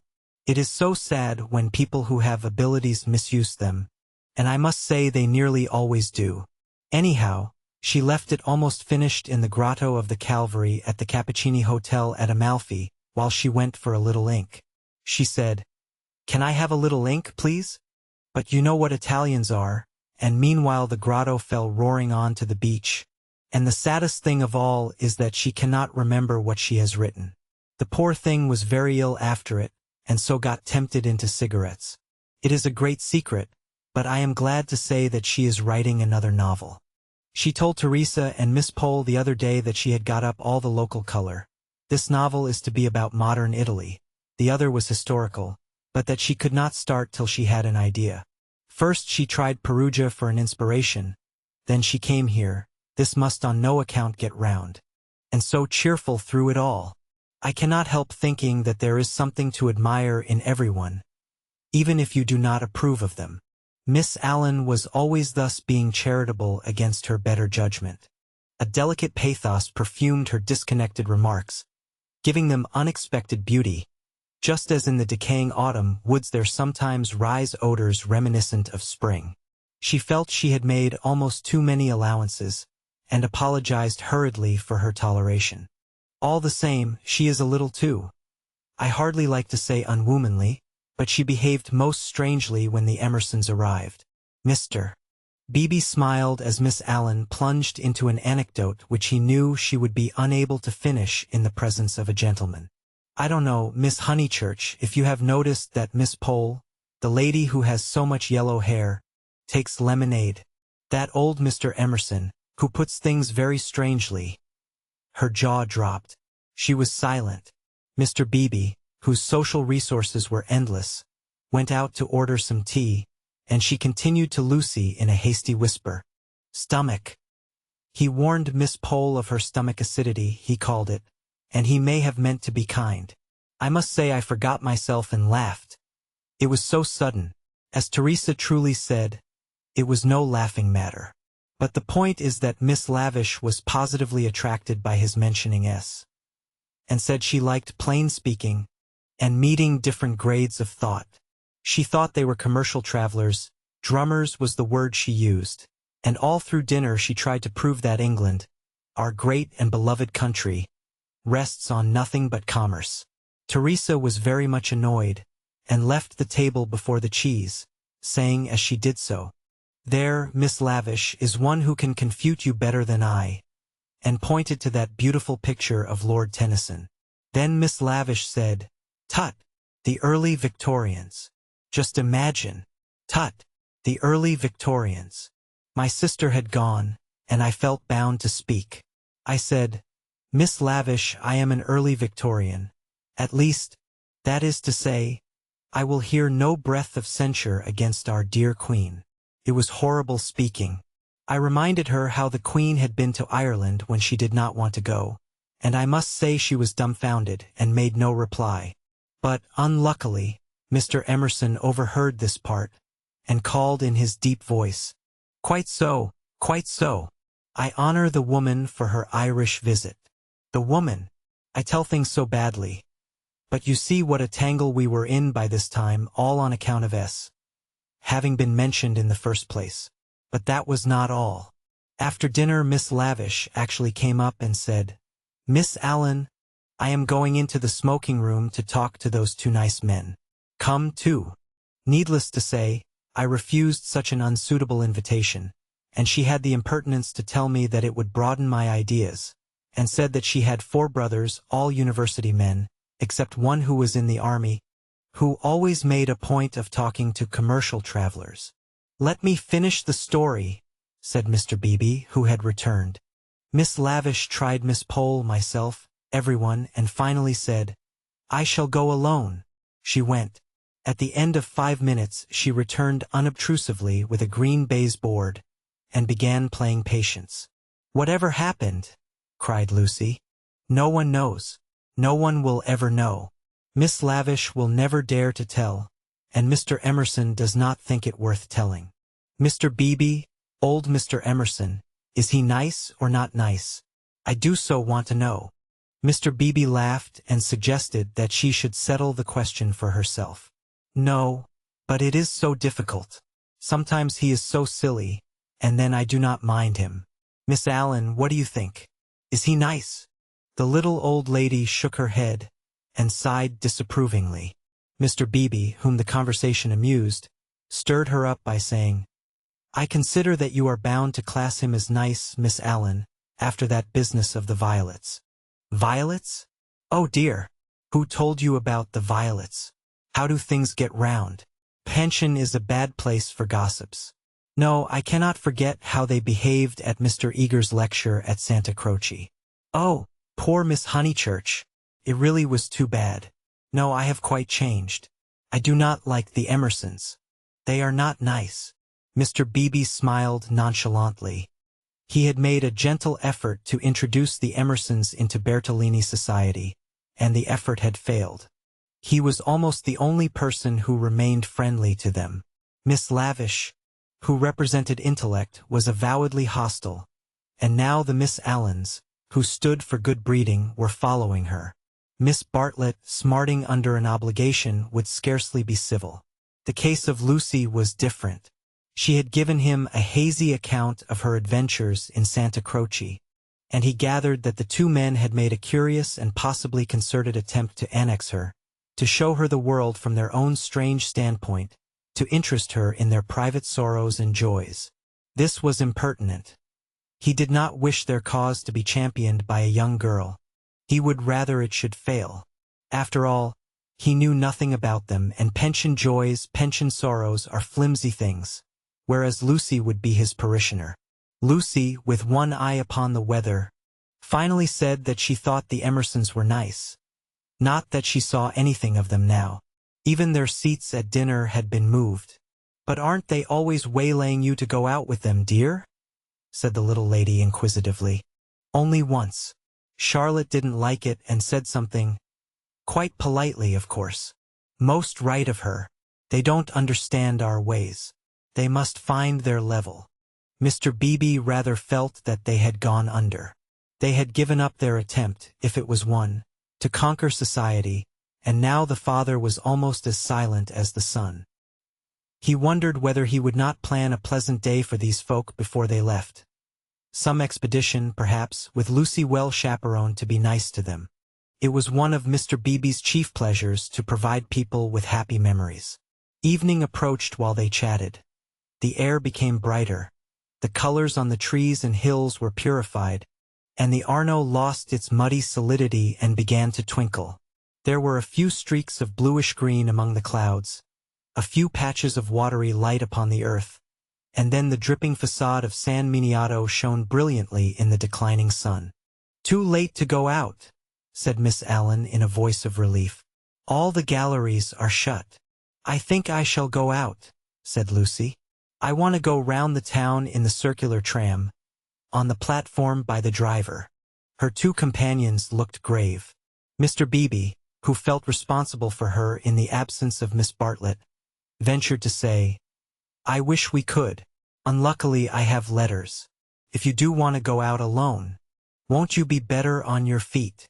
"Italians, dear, you know," said Miss Allen. "Perhaps I shall meet someone who reads me through and through." But they still looked disapproval, and she so far conceded to Mr. Beebe as to say that she would only go for a little walk, and keep to the street frequented by tourists. "She oughtn't really to go at all," said Mr. Beebe, as they watched her from the window, "and she knows it. I put it down to too much Beethoven." Chapter 4. Fourth chapter. Mr. Beebe was right. Lucy never knew her desires so clearly as after music. She had not really appreciated the clergyman's wit, nor the suggestive twitterings of Miss Allen. Conversation was tedious. She wanted something big, and she believed that it would have come to her on the wind-swept platform of an electric tram. This she might not attempt. It was unladylike. Why were most big things unladylike? Charlotte had once explained to her why. It was not that ladies were inferior to men. It was that they were different. Their mission was to inspire others to achievement rather than to achieve themselves. Indirectly, by means of tact and a spotless name, a lady could accomplish much. But if she rushed into the fray herself, she would be first censured, then despised, and finally ignored. Poems had been written to illustrate this point. There is much that is immortal in this medieval lady. The dragons have gone, and so have the knights, but still she lingers in our midst. She reigned in many an early Victorian castle, and was queen of much early Victorian song. It is sweet to protect her in the intervals of business, sweet to pay her honor when she has cooked our dinner well. But alas, the creature grows degenerate. In her heart also there are springing up strange desires. She too is enamored of heavy winds, and vast panoramas, and green expanses of the sea. She has marked the kingdom of this world. How full it is of wealth, and beauty, and war. A radiant crust, built around the central fires, spinning towards the receding heavens. Men, declaring that she inspires them to it, move joyfully over the surface, having the most delightful meetings with other men, happy, not because they are masculine, but because they are alive. Before the show breaks up, she would like to drop the august title of the Eternal Woman, and go there as her transitory self. Lucy does not stand for the medieval lady, who was rather an ideal to which she was bidden to lift her eyes when feeling serious. Nor has she any system of revolt. Here and there a restriction annoyed her particularly, and she would transgress it, and perhaps be sorry that she had done so. This afternoon she was peculiarly restive. She would really like to do something of which her well-wishers disapproved. As she might not go on the electric tram, she went to Alinari's shop. There she bought a photograph of Botticelli's Birth of Venus. Venus, being a pity, spoilt the picture, otherwise so charming, and Miss Bartlett had persuaded her to do without it. A pity in art of course signified the nude. Giorgione's Tempesta, the Idolino, some of the Sistine frescoes and the Apoxiomenos were added to it. She felt a little calmer then, and bought Fra Angelico's Coronation, Giotto's Ascension of St. John, some Della Robbia babies, and some Guido Reni Madonnas. For her taste was Catholic, and she extended uncritical approval to every well-known name. But though she spent nearly 7 lire, the gates of liberty seemed still unopened. She was conscious of her discontent. It was new to her to be conscious of it. The world, she thought, is certainly full of beautiful things, if only I could come across them. It was not surprising that Mrs. Honeychurch disapproved of music, declaring that it always left her daughter peevish, unpractical, and touchy. "Nothing ever happens to me," she reflected, as she entered the Piazza Signoria and looked nonchalantly at its marvels, now fairly familiar to her. The great square was in shadow. The sunshine had come too late to strike it. Neptune was already unsubstantial in the twilight, half god, half ghost, and his fountain plashed dreamily to the men and satyrs who idled together on its marge. The loggia showed as the triple entrance of a cave, wherein many a deity, shadowy, but immortal, looking forth upon the arrivals and departures of mankind. It was the hour of unreality, the hour, that is, when unfamiliar things are real. An older person at such an hour and in such a place might think that sufficient was happening to him, and rest content. Lucy desired more. She fixed her eyes wistfully on the tower of the palace, which rose out of the lower darkness like a pillar of roughened gold. It seemed no longer a tower, no longer supported by earth, but some unattainable treasure throbbing in the tranquil sky. Its brightness mesmerized her, still dancing before her eyes when she bent them to the ground and started towards home. Then something did happen. 2 Italians by the loggia had been bickering about a debt. 5 lire, they had cried. 5 lire. They sparred at each other, and one of them was hit lightly upon the chest. He frowned. He bent towards Lucy with a look of interest, as if he had an important message for her. He opened his lips to deliver it, and a stream of red came out between them and trickled down his unshaven chin. That was all. A crowd rose out of the dusk. It hid this extraordinary man from her, and bore him away to the fountain. Mr. George Emerson happened to be a few paces away, looking at her across the spot where the man had been. How very odd. Across something. Even as she caught sight of him, he grew dim. The palace itself grew dim, swayed above her, fell onto her softly, slowly, noiselessly, and the sky fell with it. She thought, "Oh, what have I done? Oh, what have I done?" She murmured, and opened her eyes. George Emerson still looked at her, but not across anything. She had complained of dullness, and lo! One man was stabbed, and another held her in his arms. They were sitting on some steps in the Uffizi arcade. He must have carried her. He rose when she spoke, and began to dust his knees. She repeated, "Oh, what have I done? You fainted." I am very sorry. How are you now?" "Perfectly well, absolutely well." And she began to nod and smile. "Then let us come home. There's no point in our stopping." He held out his hand to pull her up. She pretended not to see it. The cries from the fountain, they had never ceased, rang emptily. The whole world seemed pale and void of its original meaning. "How very kind you have been. I might have hurt myself falling. But now I am well. I can go alone, thank you." His hand was still extended. "Oh, my photographs!" she exclaimed suddenly. "What photographs?" "I bought some photographs at Alinari's. I must have dropped them out there in the square." She looked at him cautiously.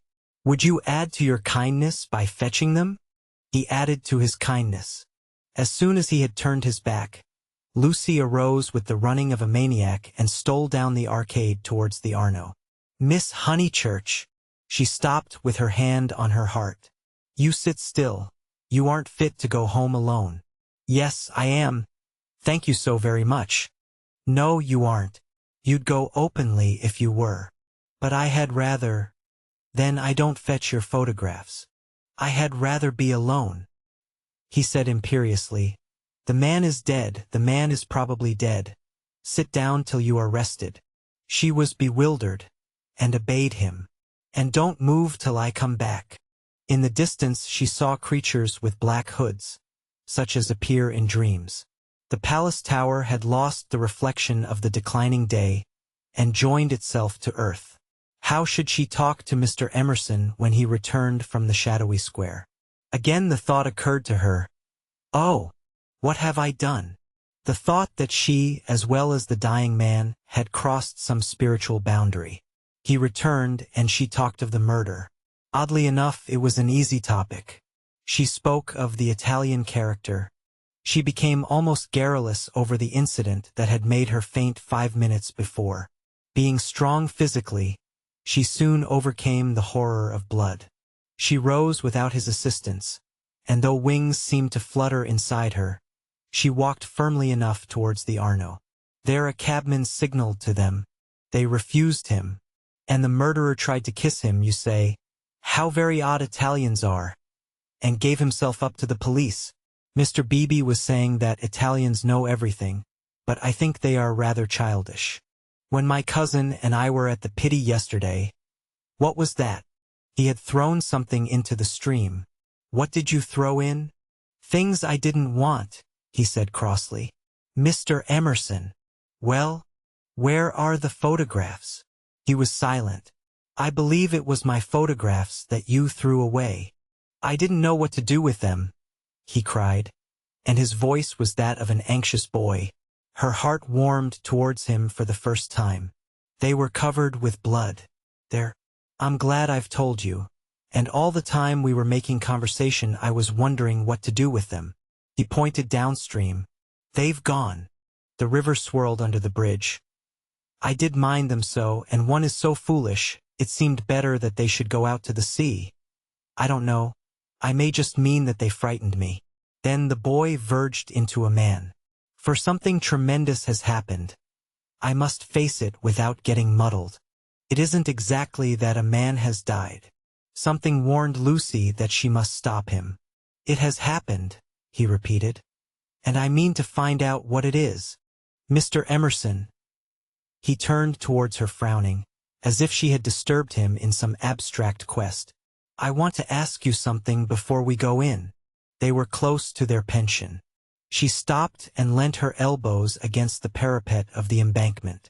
He did likewise. There is at times a magic in identity of position. It is one of the things that have suggested to us eternal comradeship. She moved her elbows before saying, I have behaved ridiculously. He was following his own thoughts. I was never so much ashamed of myself in my life. I cannot think what came over me. I nearly fainted myself, he said, but she felt that her attitude repelled him. Well, I owe you 1,000 apologies. Oh, all right. And this is the real point. You know how silly people are gossiping. Ladies especially, I am afraid. You understand what I mean? I'm afraid I don't. I mean, would you not mention it to anyone, my foolish behavior? Your behavior? Oh yes, all right, all right. Thank you so much. And would you? She could not carry her request any further. The river was rushing below them, almost black in the advancing night. He had thrown her photographs into it, and then he had told her the reason. It struck her that it was hopeless to look for chivalry in such a man. He would do her no harm by idle gossip. He was trustworthy, intelligent, and even kind. He might even have a high opinion of her. But he lacked chivalry. His thoughts, like his behavior, would not be modified by awe. It was useless to say to him, and would you? And hope that he would complete the sentence for himself, averting his eyes from her nakedness like the night in that beautiful picture. She had been in his arms, and he remembered it, just as he remembered the blood on the photographs that she had bought in Alinari's shop. It was not exactly that a man had died. Something had happened to the living. They had come to a situation where character tells, and where childhood enters upon the branching paths of youth. Well, thank you so much, she repeated. How quickly these accidents do happen, and then one returns to the old life. I don't. Anxiety moved her to question him. His answer was puzzling. I shall probably want to live. But why, Mr. Emerson? What do you mean? I shall want to live, I say. Leaning her elbows on the parapet, she contemplated the river Arno, whose roar was suggesting some unexpected melody to her ears. Chapter 5. Possibilities of a pleasant outing. It was a family saying that you never knew which way Charlotte Bartlett would turn. She was perfectly pleasant and sensible over Lucy's adventure, found the abridged account of it quite adequate, and paid suitable tribute to the courtesy of Mr. George Emerson. She and Miss Lavish had had an adventure also. They had been stopped at the Dazio coming back, and the young officials there, who seemed impudent and deceivers, had tried to search their reticules for provisions. It might have been most unpleasant. Fortunately, Miss Lavish was a match for anyone. For good or for evil, Lucy was left to face her problem alone. None of her friends had seen her, either in the piazza or later on by the embankment. Mr. Beebe, indeed, noticing her startled eyes at dinner time, had again passed to himself the remark of too much Beethoven. But he only supposed that she was ready for an adventure, not that she had encountered it. This solitude oppressed her. She was accustomed to have her thoughts confirmed by others or, at all events, contradicted. It was too dreadful not to know whether she was thinking right or wrong. At breakfast next morning she took decisive action. There were two plans between which she had to choose. Mr. Beebe was walking up to the Torre del Gallo with the Emersons and some American ladies. Would Miss Bartlett and Miss Honeychurch join the party? Charlotte declined for herself. She had been there in the rain the previous afternoon. But she thought it an admirable idea for Lucy, who hated shopping, changing money, fetching letters, and other irksome duties, all of which Miss Bartlett must accomplish this morning and could easily accomplish alone. "No, Charlotte," cried the girl, with real warmth. "It's very kind of Mr. Beebe, but I am certainly coming with you. I had much rather." "Very well, dear," said Miss Bartlett, with a faint flush of pleasure that called forth a deep flush of shame on the cheeks of Lucy. How abominably she behaved to Charlotte, now as always, but now she should alter. All morning she would be really nice to her. She slipped her arm into her cousin's, and they started off along the Lung Arno. The river was a lion that morning in strength, voice, and color. Miss Bartlett insisted on leaning over the parapet to look at it. She then made her usual remark, which was, "How I do wish Freddie and your mother could see this too." Lucy fidgeted. It was tiresome of Charlotte to have stopped exactly where she did. "Look, Lucia. Oh, you are watching for the Torre del Gallo party. I feared you would repent you of your choice." Serious as the choice had been, Lucy did not repent.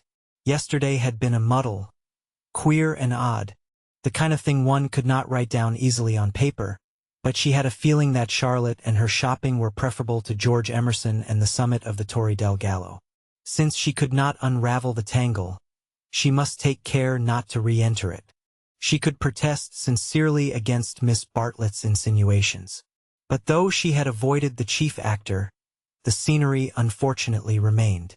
Charlotte, with the complacency of fate, led her from the river to the Piazza Signoria. She could not have believed that stones, a loggia, a fountain, a palace tower, would have such significance. For a moment she understood the nature of ghosts. The exact site of the murder was occupied, not by a ghost, but by Miss Lavish, who had the morning newspaper in her hand. She hailed them briskly. The dreadful catastrophe of the previous day had given her an idea which she thought would work up into a book. "Oh, let me congratulate you," said Miss Bartlett. "After your despair of yesterday, what a fortunate thing. Aha! Miss Honeychurch, come you here, I am in luck. Now, you are to tell me absolutely everything that you saw from the beginning." Lucy poked at the ground with her parasol. "But perhaps you would rather not?" "I'm sorry, if you could manage without it." "I think I would rather not." The elder ladies exchanged glances, not of disapproval. "It is suitable that a girl should feel deeply." "It is I who am sorry," said Miss Lavish. "We literary hacks are shameless creatures. I believe there's no secret of the human heart into which we wouldn't pry." She marched cheerfully to the fountain and back, and did a few calculations in realism. Then she said that she had been in the piazza since 8 o'clock collecting material. A good deal of it was unsuitable, but of course one always had to adapt. The two men had quarreled over a 5-franc note. For the 5-franc note she should substitute a young lady, which would raise the tone of the tragedy, and at the same time furnish an excellent plot. "What is the heroine's name?" asked Miss Bartlett. "Leonora," said Miss Lavish. Her own name was Eleanor. "I do hope she's nice." That desideratum would not be omitted. "And what is the plot?" Love, murder, abduction, revenge was the plot. But it all came while the fountain plashed to the satyrs in the morning sun. "I hope you will excuse me for boring on like this," Miss Lavish concluded. "It is so tempting to talk to really sympathetic people. Of course, this is the barest outline. There will be a deal of local coloring, descriptions of Florence and the neighborhood, and I shall also introduce some humorous characters. And let me give you all fair warning. I intend to be unmerciful to the British tourist." "Oh, you wicked woman," cried Miss Bartlett. "I am sure you are thinking of the Emersons." Miss Lavish gave a Machiavellian smile. "I confess that in Italy my sympathies are not with my own countrymen. It is the neglected Italians who attract me, and whose lives I am going to paint so far as I can.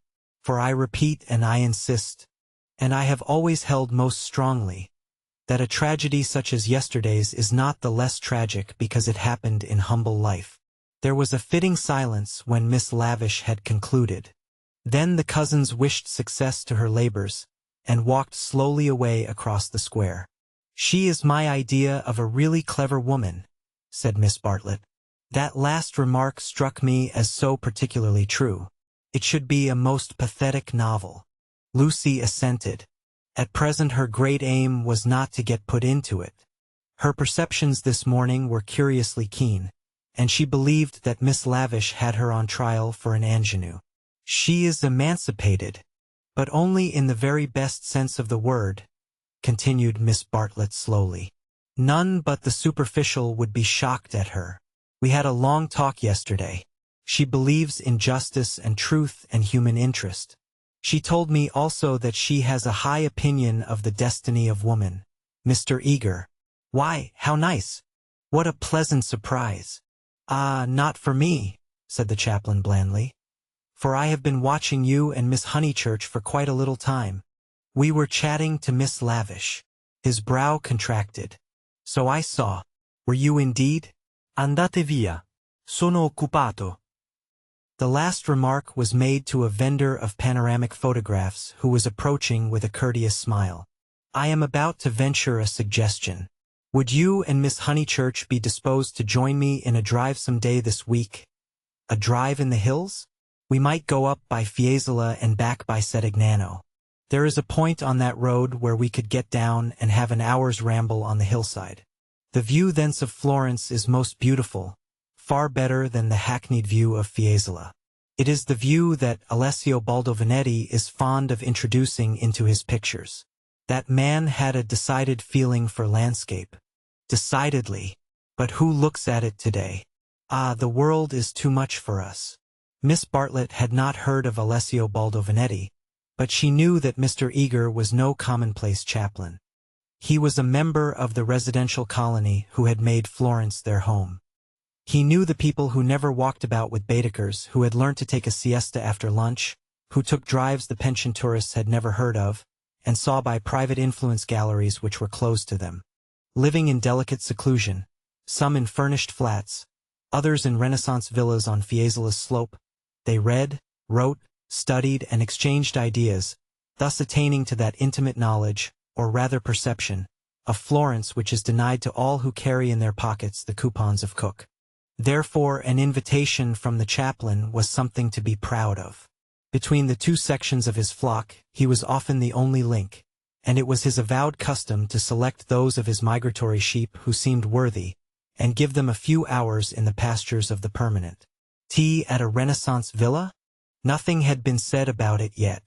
But if it did come to that, how Lucy would enjoy it. A few days ago and Lucy would have felt the same. But the joys of life were grouping themselves anew. A drive in the hills with Mr. Eager and Miss Bartlett, even if culminating in a residential tea party, was no longer the greatest of them. She echoed the raptures of Charlotte somewhat faintly. Only when she heard that Mr. Beebe was also coming did her thanks become more sincere. "So we shall be a party, Carrie," said the chaplain. "In these days of toil and tumult one has great needs of the country and its message of purity. Andate via. Andate presto. Presto." "Ah, the town. Beautiful as it is the town." They assented. This very square, so I am told, witnessed yesterday the most sordid of tragedies.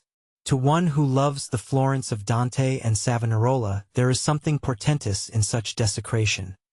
Portentous and humiliating. "Humiliating indeed," said Miss Bartlett. "Miss Honeychurch happened to be passing through as it happened. She can hardly bear to speak of it." She glanced at Lucy proudly. "And how came we to have you here?" asked the chaplain paternally.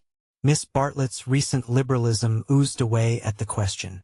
"Do not blame her, please, Mr. Eager. The fault is mine. I left her unchaperoned." "So you were here alone, Miss Honeychurch?" His voice suggested sympathetic reproof, but at the same time indicated that a few harrowing details would not be unacceptable. His dark, handsome face drooped mournfully towards her to catch her reply. "Practically. One of our pension acquaintances kindly brought her home," said Miss Bartlett, adroitly concealing the sex of the preserver. "For her also it must have been a terrible experience. I trust that neither of you was at all, that it was not in your immediate proximity." Of the many things Lucy was noticing today, not the least remarkable was this: the ghoulish fashion in which respectable people will nibble after blood. George Emerson had kept the subject strangely pure. "He died by the fountain, I believe," was her reply. "And you and your friend were over at the loggia. That must have saved you much. You have not, of course, seen the disgraceful illustrations which the gutter press. This man is a public nuisance. He knows that I am a resident perfectly well, and yet he goes on worrying me to buy his vulgar views." Surely the vendor of photographs was in league with Lucy, in the eternal league of Italy with youth. He had suddenly extended his book before Miss Bartlett and Mr. Eager, binding their hands together by a long glossy ribbon of churches, pictures, and views. "This is too much," cried the chaplain, striking petulantly at one of Fra Angelico's angels. She tore. A shrill cry rose from the vendor. The book, it seemed, was more valuable than one would have supposed. "Willingly would I purchase," began Miss Bartlett. "Ignore him," said Mr. Eager sharply, and they all walked rapidly away from the square. But an Italian can never be ignored, least of all when he has a grievance. His mysterious persecution of Mr. Eager became relentless. The air rang with his threats and lamentations. He appealed to Lucy. Would not she intercede? He was poor. He sheltered a family. The tax on bread. He waited. He gibbered. He was recompensed. He was dissatisfied. He did not leave them until he had swept their minds clean of all thoughts whether pleasant or unpleasant. Shopping was the topic that now ensued. Under the chaplain's guidance they selected many hideous presents and mementos, florid little picture frames that seemed fashioned in gilded pastry. Other little frames, more severe, that stood on little easels, and were carven out of oak. A blotting book of vellum, a Dante of the same material, cheap mosaic brooches, which the maids, next Christmas, would never tell from real, pins, pots, heraldic saucers, brown art photographs, Eros and Psyche in alabaster, St. Peter to match, all of which would have cost less in London. This successful morning left no pleasant impressions on Lucy. She had been a little frightened, both by Miss Lavish and by Mr. Eager. She knew not why. And as they frightened her, she had, strangely enough, ceased to respect them. She doubted that Miss Lavish was a great artist. She doubted that Mr. Eager was as full of spirituality and culture as she had been led to suppose. They were tried by some new test, and they were found wanting. As for Charlotte, she was exactly the same. It might be possible to be nice to her. It was impossible to love her. The son of a laborer. I happen to know it for a fact. A mechanic of some sort himself when he was young. Then he took to writing for the socialistic press. I came across him at Brixton. They were talking about the Emersons. How wonderfully people rise in these days, sighed Miss Bartlett, fingering a model of the Leaning Tower of Pisa. Generally, replied Mr. Eager, one has only sympathy for their success, the desire for education and for social advance. In these things there is something not wholly vile. There are some working men whom one would be very willing to see out here in Florence, little as they would make of it. Is he a journalist now? Miss Bartlett asked.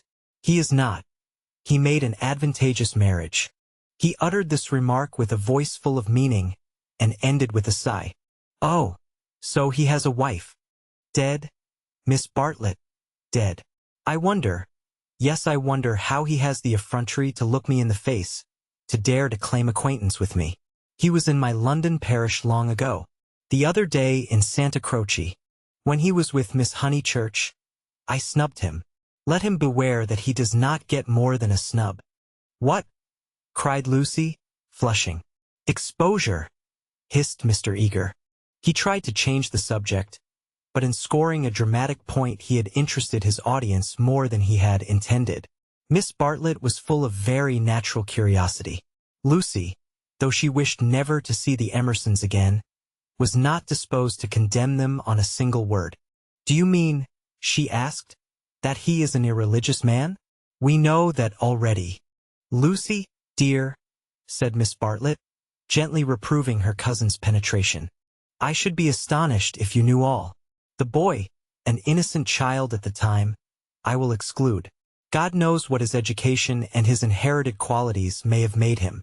Perhaps, said Miss Bartlett, it is something that we had better not hear. To speak plainly, said Mr. Eager, it is. I will say no more. For the first time Lucy's rebellious thoughts swept out in words. For the first time in her life. You have said very little. It was my intention to say very little, was his frigid reply. He gazed indignantly at the girl, who met him with equal indignation. She turned towards him from the shop counter. Her breast heaved quickly. He observed her brow, and the sudden strength of her lips. It was intolerable that she should disbelieve him. Murder, if you want to know, he cried angrily. That man murdered his wife. How? She retorted. To all intents and purposes he murdered her. That day in Santa Croce. Did they say anything against me? Not a word, Mr. Eager. Not a single word. Oh, I thought they had been libeling me to you. But I suppose it is only their personal charms that makes you defend them. I'm not defending them, said Lucy, losing her courage and relapsing into the old chaotic methods. They're nothing to me. How could you think she was defending them? Said Miss Bartlett, much discomfited by the unpleasant scene. The shopman was possibly listening. She will find it difficult, for that man has murdered his wife in the sight of God. The addition of God was striking, but the chaplain was really trying to qualify a rash remark. A silence followed which might have been impressive, but was merely awkward.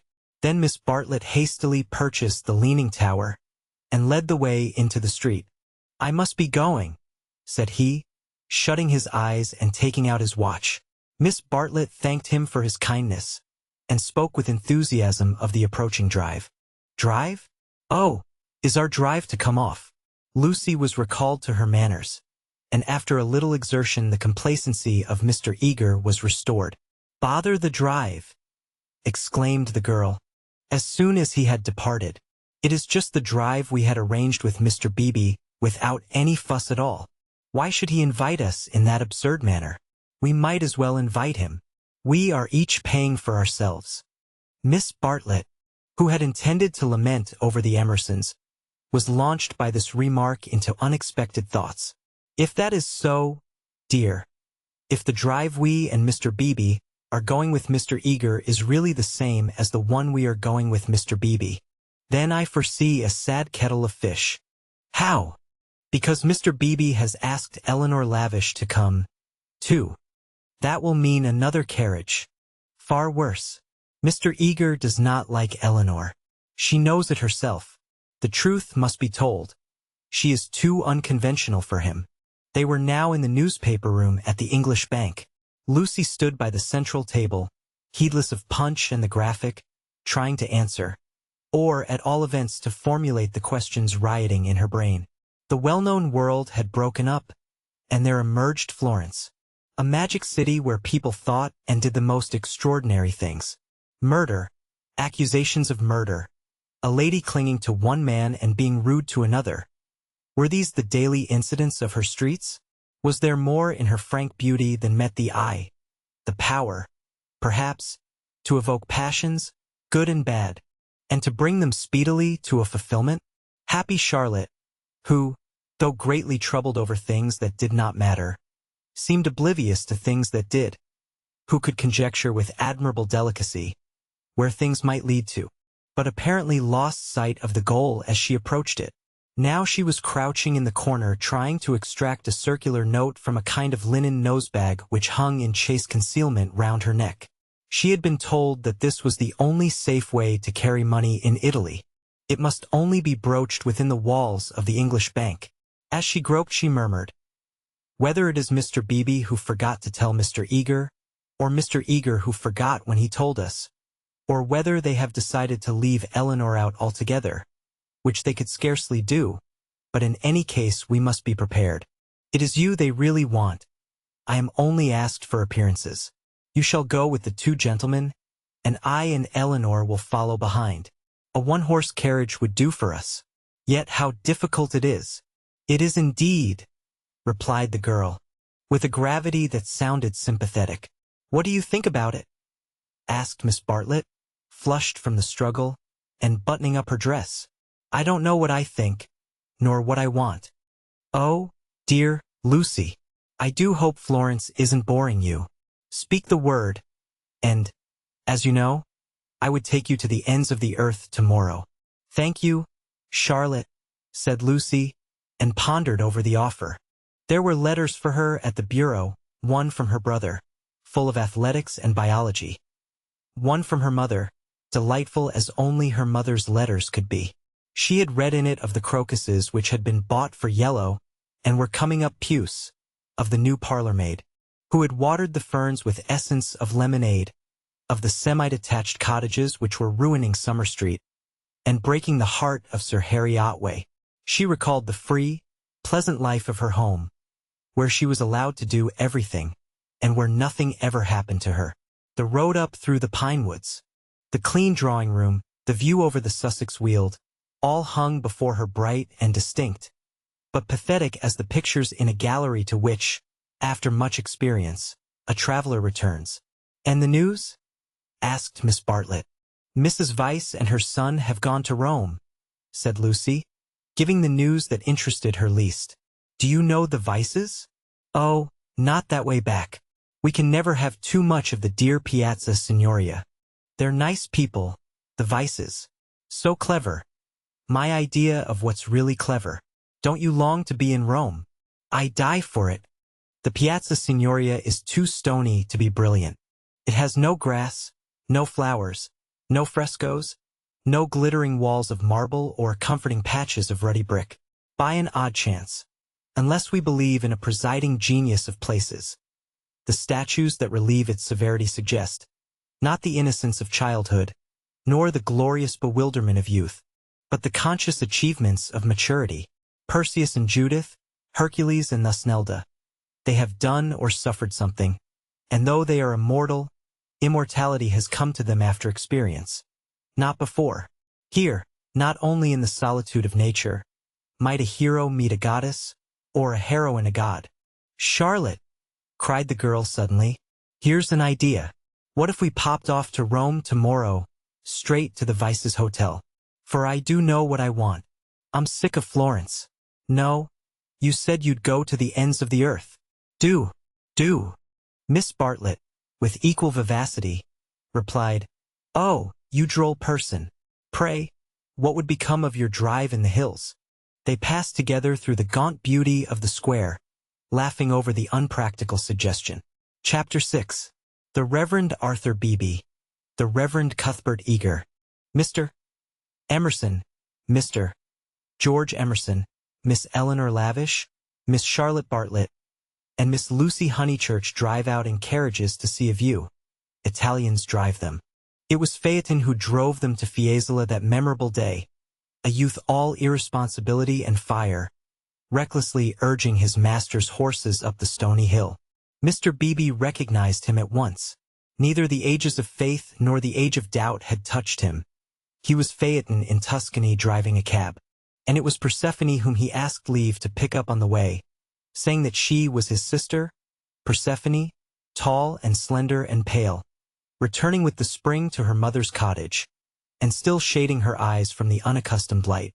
To her Mr. Eager objected, saying that here was the thin edge of the wedge, and one must guard against imposition. But the ladies interceded, and when it had been made clear that it was a very great favor, the goddess was allowed to mount beside the god. Phaeton at once slipped the left rein over her head, thus enabling himself to drive with his arm round her waist. She did not mind.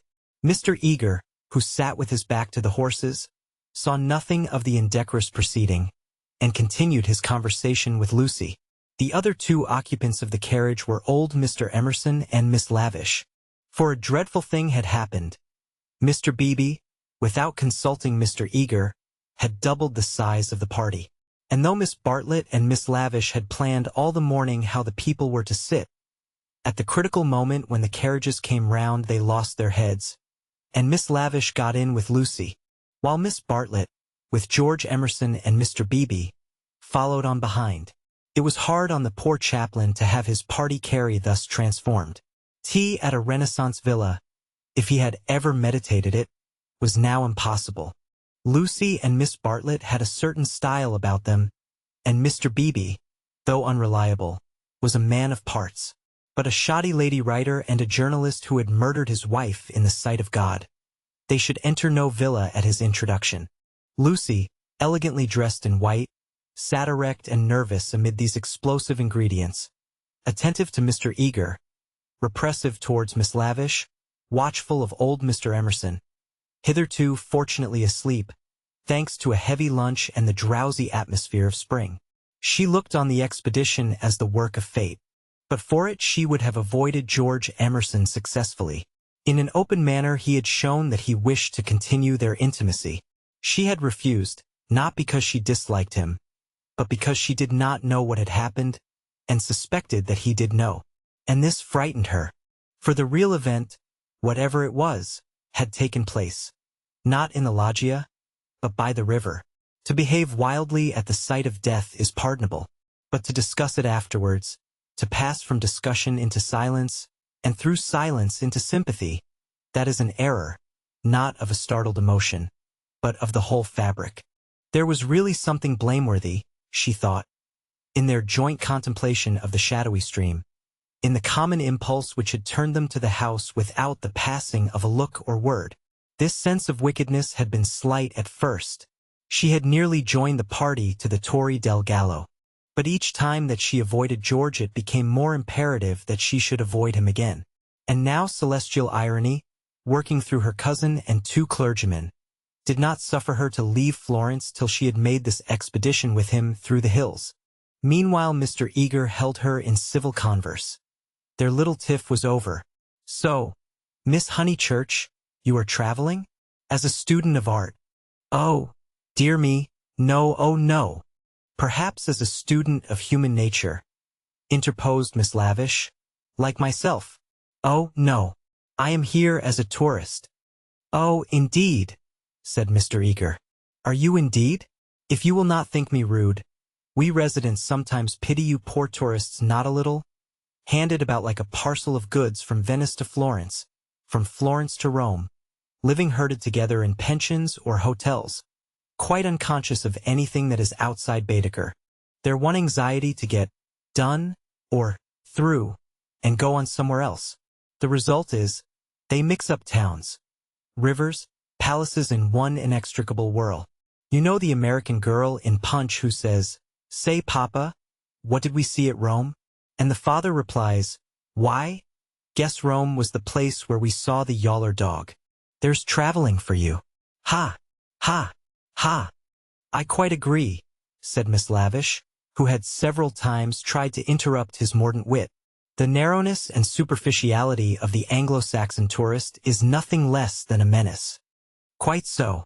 Now, the English colony at Florence, Miss Honeychurch, and it is of considerable size, though, of course, not all equally. A few are here for trade, for example, but the greater part are students.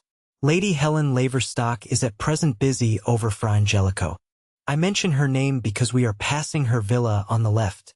No, you can only see it if you stand. No, do not stand. You will fall. She is very proud of that thick hedge. Inside, perfect seclusion. One might have gone back 600 years. Some critics believe that her garden was the scene of the Decameron, which lends it an additional interest, does it not? It does indeed, cried Miss Lavish. Tell me, where do they place the scene of that wonderful seventh day? But Mr. Eager proceeded to tell Miss Honeychurch that on the right lived Mr. Someone Something, an American of the best type, so rare, and that the somebody else's were farther down the hill. Doubtless you know her monographs in the series of Medieval Byways?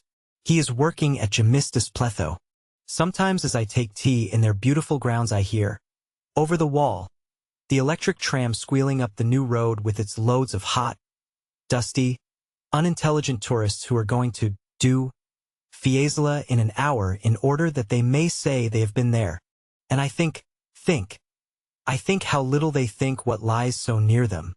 During this speech the two figures on the box were sporting with each other disgracefully. Lucy had a spasm of envy. Granted that they wished to misbehave. It was pleasant for them to be able to do so. They were probably the only people enjoying the expedition. The carriage swept with agonizing jolts up through the piazza of Fiesole and into the Settignano road. Piano! Piano! Said Mr. Eager, elegantly waving his hand over his head. Va bene, signore? Va bene? Va bene? Crooned the driver, and whipped his horses up again. Now Mr. Eager and Miss Lavish began to talk against each other on the subject of Alessio Baldovinetti. Was he a cause of the Renaissance? Or was he one of its manifestations? The other carriage was left behind. As the pace increased to a gallop the large, slumbering form of Mr. Emerson was thrown against the chaplain with the regularity of a machine. Piano! Piano! Said he, with a martyred look at Lucy. An extra lurch made him turn angrily in his seat. Phaeton, who for some time had been endeavoring to kiss Persephone, had just succeeded. A little scene ensued, which, as Miss Bartlett said afterwards, was most unpleasant. The horses were stopped.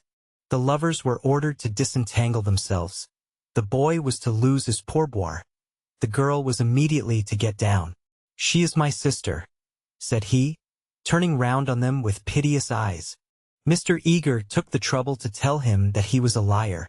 Phaeton hung down his head, not at the matter of the accusation, but at its manner. At this point Mr.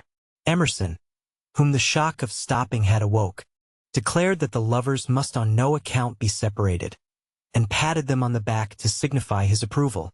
And Miss Lavish, though unwilling to ally him, felt bound to support the cause of Bohemianism. Most certainly I would let them be, she cried.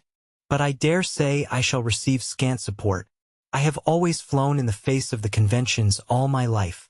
This is what I call an adventure. We must not submit, said Mr. Eager. I knew he was trying it on. He is treating us as if we were a party of Cook's tourists. Surely no, said Miss Lavish, her ardor visibly decreasing. The other carriage had drawn up behind, and sensible Mr. Beebe called out that after this warning the couple would be sure to behave themselves properly. Leave them alone, Mr. Emerson begged the chaplain, of whom he stood in no awe. Do we find happiness so often that we should turn it off the box when it happens to sit there? To be driven by lovers, a king might envy us, and if we part them it's more like sacrilege than anything I know. Here the voice of Miss Bartlett was heard saying that a crowd had begun to collect. Mr. Eager, who suffered from an overfluent tongue rather than a resolute will, was determined to make himself heard. He addressed the driver again. Italian in the mouth of Italians is a deep-voiced stream, with unexpected cataracts and boulders to preserve it from monotony. In Mr. Eager's mouth it resembled nothing so much as an acid-whistling fountain which played ever higher, and quicker, and more shrilly, till abruptly it was turned off with a click. "Signorina," said the man to Lucy, when the display had ceased. Why should he appeal to Lucy? "Signorina," echoed Persephone in her glorious contralto. She pointed at the other carriage. "Why?" For a moment the two girls looked at each other. Then Persephone got down from the box. "Victory at last," said Mr. Eager, smiting his hands together as the carriages started again. "It is not victory," said Mr. Emerson. "It is defeat. You have parted two people who were happy." Mr. Eager shut his eyes. He was obliged to sit next to Mr. Emerson, but he would not speak to him. The old man was refreshed by sleep, and took up the matter warmly. He commanded Lucy to agree with him. He shouted for support to his son. "We have tried to buy what cannot be bought with money. He has bargained to drive us, and he is doing it. We have no rights over his soul." Miss Lavish frowned. It is hard when a person you have classed as typically British speaks out of his character. "He was not driving us well," she said. "He jolted us. That I deny. It was as restful as sleeping. Aha! He is jolting us now. Can you wonder? He would like to throw us out, and most certainly he is justified. And if I were superstitious I'd be frightened of the girl, too. It doesn't do to injure young people. Have you ever heard of Lorenzo de Medici?" Miss Lavish bristled. "Most certainly I have. Do you refer to Lorenzo il Magnifico? Or to Lorenzo, Duke of Urbino? Or to Lorenzo surnamed Lorenzino on account of his diminutive stature? The Lord knows. Possibly he does know, for I refer to Lorenzo the poet. He wrote a line, so I heard yesterday, which runs like this: 'Don't go fighting against the spring.'" Mr. Eager could not resist the opportunity for erudition. "Non fate guerra al maggio," he murmured. "War not with the May," would render a correct meaning. "The point is, we have warred with it. Look." He pointed to the Val di Arno, which was visible far below them, through the budding trees. 50 miles of spring, and we've come up to admire them. Do you suppose there's any difference between spring in nature and spring in man? But there we go, praising the one and condemning the other as improper, ashamed that the same laws work eternally through both. No one encouraged him to talk. Presently Mr. Eager gave a signal for the carriages to stop and marshaled the party for their ramble on the hill. A hollow like a great amphitheater, full of terraced steps and misty olives, now lay between them and the heights of Fiesole, and the road, still following its curve, was about to sweep onto a promontory which stood out in the plain. It was this promontory, uncultivated, wet, covered with bushes and occasional trees, which had caught the fancy of Alessio Baldovinetti nearly 500 years before. He had ascended it, that diligent and rather obscure master, possibly with an eye to business, possibly for the joy of ascending.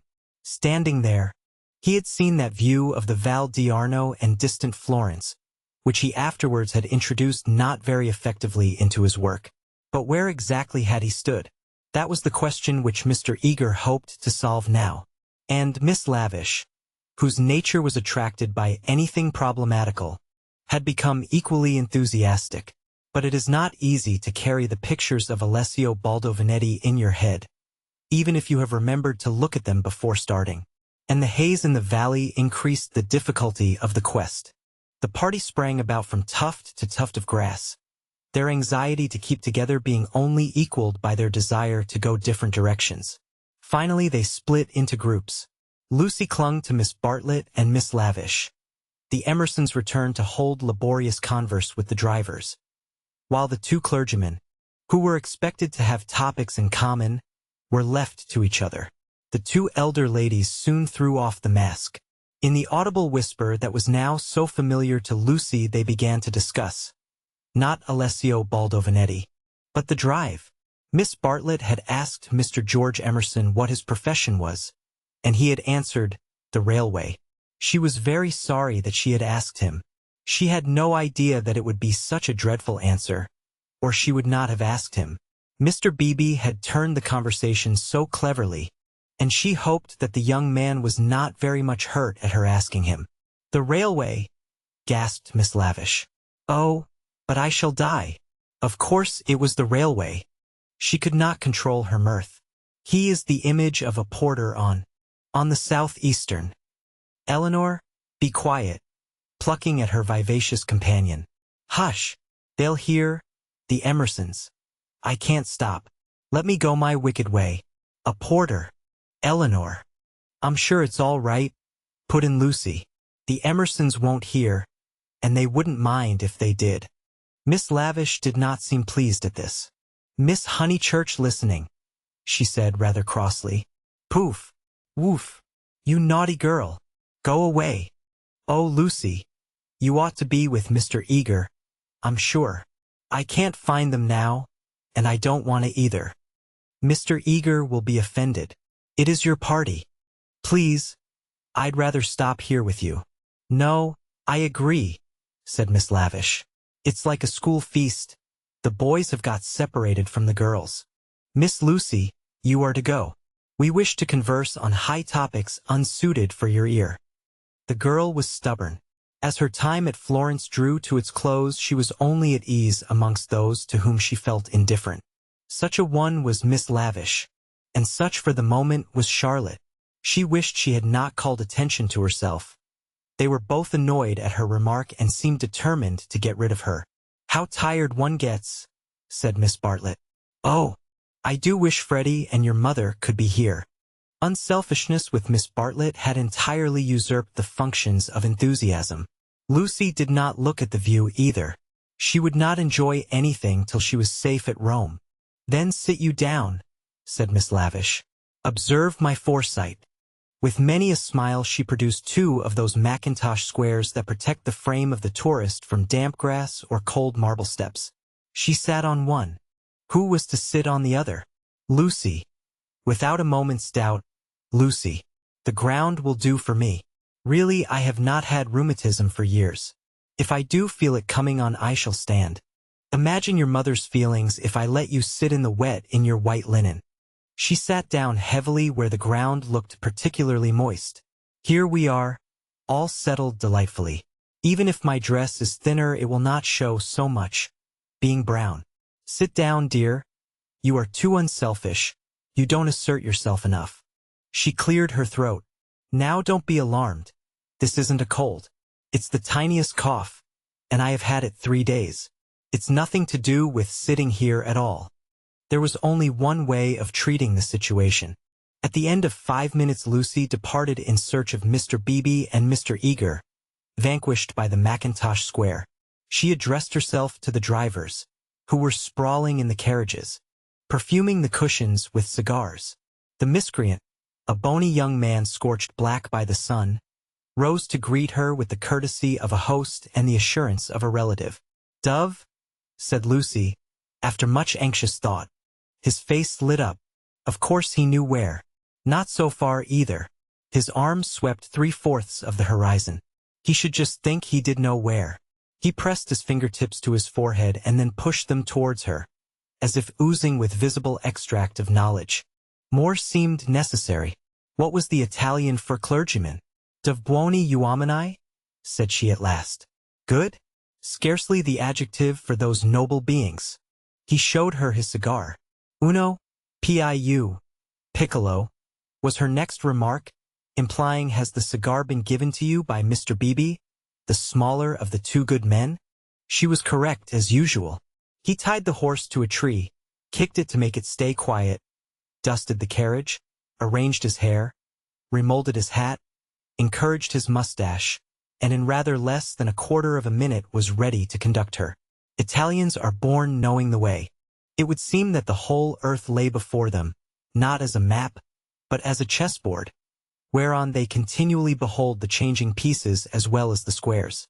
Anyone can find places, but the finding of people is a gift from God. He only stopped once, to pick her some great blue violets. She thanked him with real pleasure. In the company of this common man, the world was beautiful and direct. For the first time she felt the influence of spring. His arms swept the horizon gracefully. Violets, like other things, existed in great profusion there. Would she like to see them? Ma buoni uomini. He bowed. Certainly. Good men first, violets afterwards. They proceeded briskly through the undergrowth, which became thicker and thicker. They were nearing the edge of the promontory, and the view was stealing round them, but the brown network of the bushes shattered it into countless pieces. He was occupied in his cigar, and in holding back the pliant boughs. She was rejoicing in her escape from dullness. Not a step, not a twig, was unimportant to her. What is that? There was a voice in the wood, in the distance behind them. The voice of Mr. Eager? He shrugged his shoulders.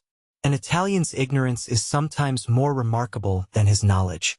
She could not make him understand that perhaps they had missed the clergyman. The view was forming at last. She could discern the river, the golden plain, other hills. Eccolo! He exclaimed. At the same moment the ground gave way, and with a cry she fell out of the wood. Light and beauty enveloped her. She had fallen on to a little open terrace, which was covered with violets from end to end. "Courage!" cried her companion, now standing some 6 feet above. "Courage and love." She did not answer. From her feet the ground sloped sharply into view, and violets ran down in rivulets and streams and cataracts, irrigating the hillside with blue, eddying round the tree stems, collecting into pools in the hollows, covering the grass with spots of azure foam. But never again were they in such profusion.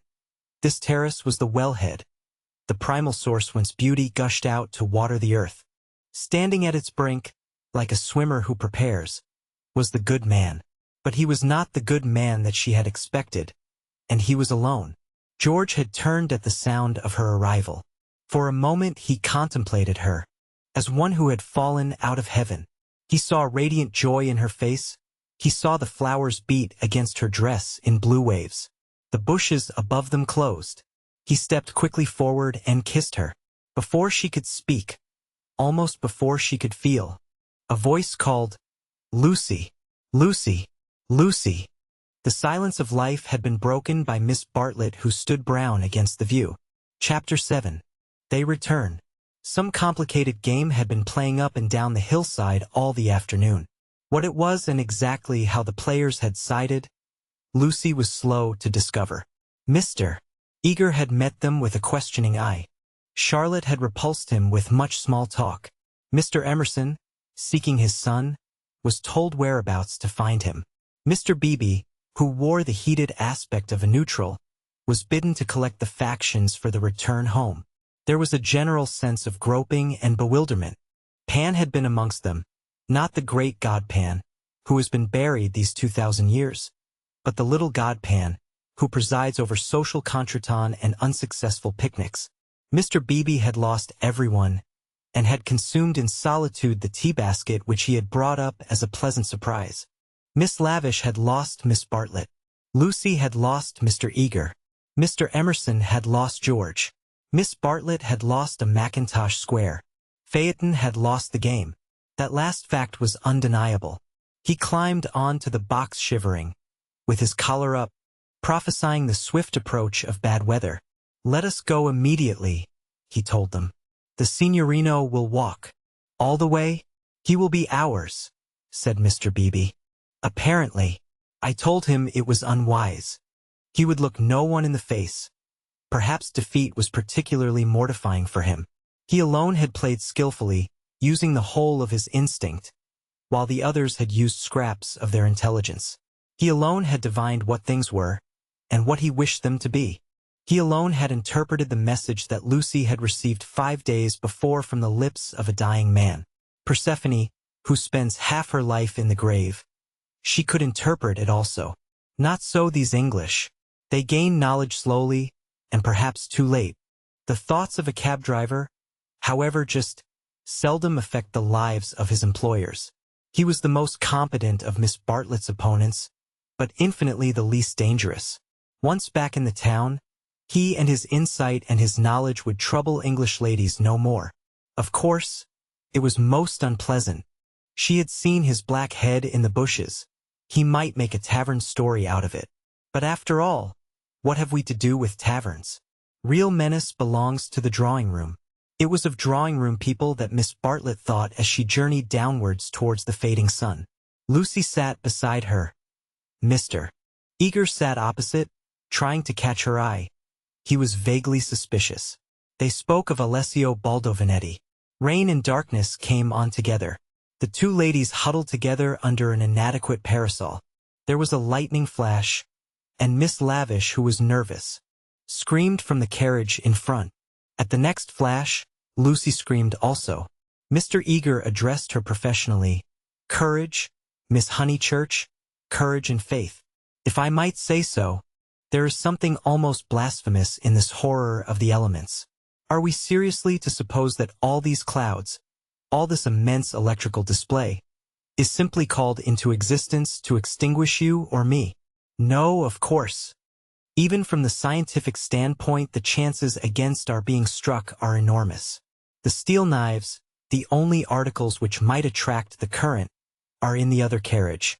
And, in any case, we are infinitely safer than if we were walking. Courage, courage and faith. Under the rug, Lucy felt the kindly pressure of her cousin's hand. At times our need for a sympathetic gesture is so great that we care not what exactly it signifies or how much we may have to pay for it afterwards. Miss Bartlett, by this timely exercise of her muscles, gained more than she would have got in hours of preaching or cross-examination. She renewed it when the two carriages stopped, half into Florence. Mr. Eager, called Mr. Beebe, we want your assistance. Will you interpret for us? George, cried Mr. Emerson, ask your driver which way George went. The boy may lose his way. He may be killed. Go, Mr. Eager, said Miss Bartlett. Don't ask our driver. Our driver is no help. Go and support poor Mr. Beebe. He is nearly demented. He may be killed, cried the old man. He may be killed. Typical behavior, said the chaplain, as he quitted the carriage. In the presence of reality, that kind of person invariably breaks down. What does he know? Whispered Lucy as soon as they were alone. Charlotte, how much does Mr. Eager know? Nothing, dearest. He knows nothing. But, she pointed at the driver. He knows everything. Dearest, had we better? Shall I? She took out her purse. It is dreadful to be entangled with low-class people. He saw it all. Tapping Phaeton's back with her guidebook, she said, Silenzio, and offered him a franc. Va bene, he replied, and accepted it. As well this ending to his day as any. But Lucy, a mortal maid, was disappointed in him. There was an explosion up the road. The storm had struck the overhead wire of the tram line, and one of the great supports had fallen. If they had not stopped, perhaps they might have been hurt. They chose to regard it as a miraculous preservation, and the floods of love and sincerity, which fructify every hour of life, burst forth in tumult. They descended from the carriages. They embraced each other. It was as joyful to be forgiven past unworthinesses as to forgive them. For a moment they realized vast possibilities of good. The older people recovered quickly. In the very height of their emotion they knew it to be unmanly or unladylike. Miss Lavish calculated that, even if they had continued, they would not have been caught in the accident. Mr. Eager mumbled a temperate prayer. But the drivers, through miles of dark squalid road, poured out their souls to the dryads and the saints, and Lucy poured out hers to her cousin. Charlotte, dear Charlotte, kiss me again. Only you can understand me. You warned me to be careful, and I thought I was developing. Do not cry, dearest. Take your time. I have been obstinate and silly. Worse than you know, far worse. Once by the river, oh, but he isn't killed. He wouldn't be killed, would he? The thought disturbed her repentance. As a matter of fact, the storm was worst along the road, but she had been near danger, and so she thought it must be near to everyone. I trust not. One would always pray against that. He is really, I think he was taken by surprise, just as I was before. But this time I'm not to blame. I want you to believe that. I simply slipped into those violets. No, I want to be really truthful. I am a little to blame. I had silly thoughts. The sky, was gold, and the ground all blue. And for a moment he looked like someone in a book. In a book. Heroes, gods. The nonsense of schoolgirls. And then. But, Charlotte, you know what happened then. Miss Bartlett was silent. Indeed, she had little more to learn. With a certain amount of insight she drew her young cousin affectionately to her. All the way back Lucy's body was shaken by deep sighs, which nothing could repress. I want to be truthful, she whispered. It is so hard to be absolutely truthful. Don't be troubled, dearest. Wait till you are calmer. We will talk it over before bedtime in my room. So they re-entered the city with hands clasped. It was a shock to the girl to find how far emotion had ebbed in others. The storm had ceased, and Mr. Emerson was easier about his son. Mr. Beebe had regained good humor, and Mr. Eager was already snubbing Miss Lavish. Charlotte alone, she was sure of Charlotte, whose exterior concealed so much insight and love. The luxury of self-exposure kept her almost happy through the long evening. She thought not so much of what had happened as of how she should describe it. All her sensations, her spasms of courage, her moments of unreasonable joy, her mysterious discontent, should be carefully laid before her cousin. And together in divine confidence they would disentangle and interpret them all. At last, thought she, I shall understand myself. I shan't again be troubled by things that come out of nothing, and mean I don't know what. Miss Allen asked her to play. She refused vehemently. Music seemed to her the employment of a child. She sat close to her cousin, who, with commendable patience, was listening to a long story about lost luggage. When it was over she capped it by a story of her own. Lucy became rather hysterical with the delay. In vain she tried to check, or at all events to accelerate, the tale. It was not till a late hour that Miss Bartlett had recovered her luggage and could say in her usual tone of gentle reproach, Well, dear, I at all events am ready for Bedfordshire. Come into my room, and I will give a good brush to your hair. With some solemnity the door was shut, and a cane chair placed for the girl. Then Miss Bartlett said, So what is to be done? She was unprepared for the question. It had not occurred to her that she would have to do anything.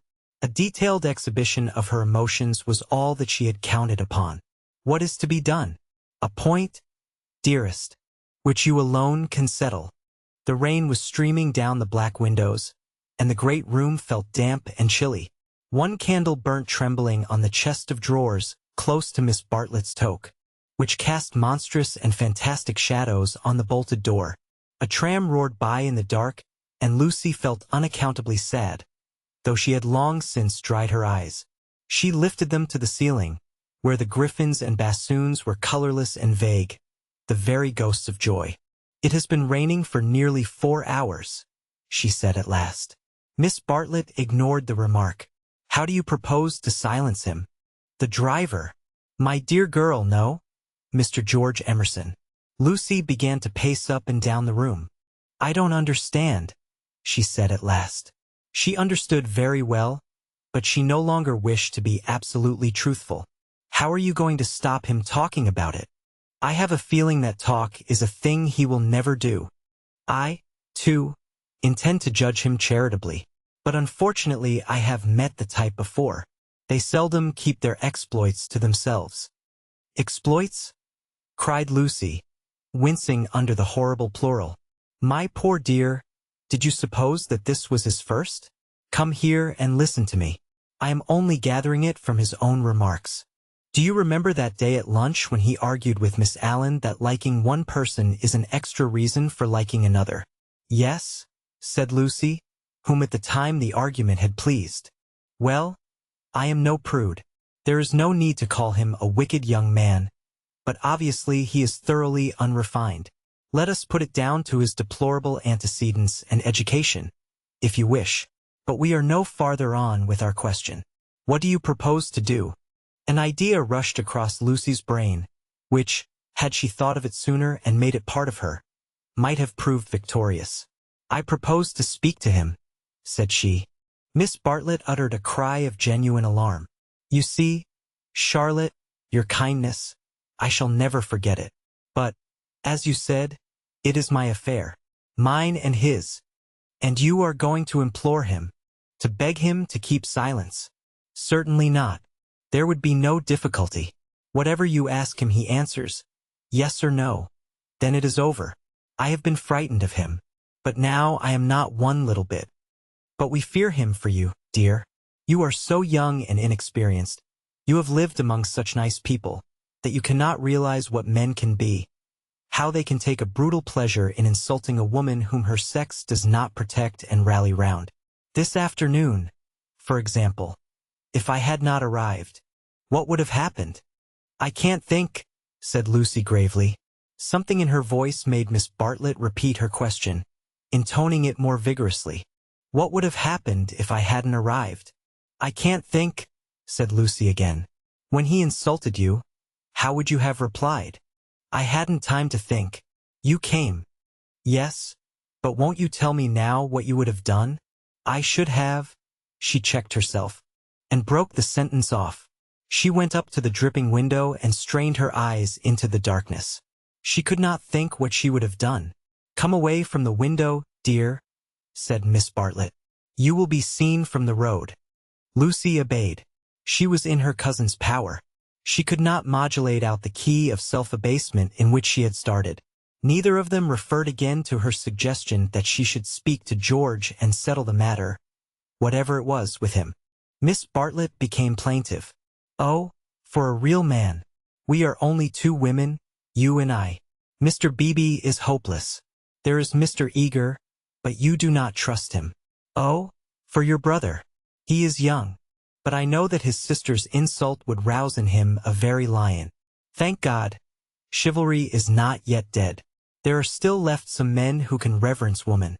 As she spoke, she pulled off her rings, of which she wore several, and ranged them upon the pin-cushion. Then she blew into her gloves and said, "It will be a push to catch the morning train, but we must try." "What train?" "The train to Rome." She looked at her gloves critically. The girl received the announcement as easily as it had been given. "When does the train to Rome go?" "At 8. Signora Bertolini would be upset."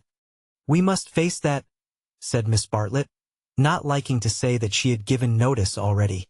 "She will make us pay for a whole week's pension." "I expect she will. However, we shall be much more comfortable at the Vice's Hotel. Isn't afternoon tea given there for nothing?" "Yes, but they pay extra for wine." After this remark she remained motionless and silent.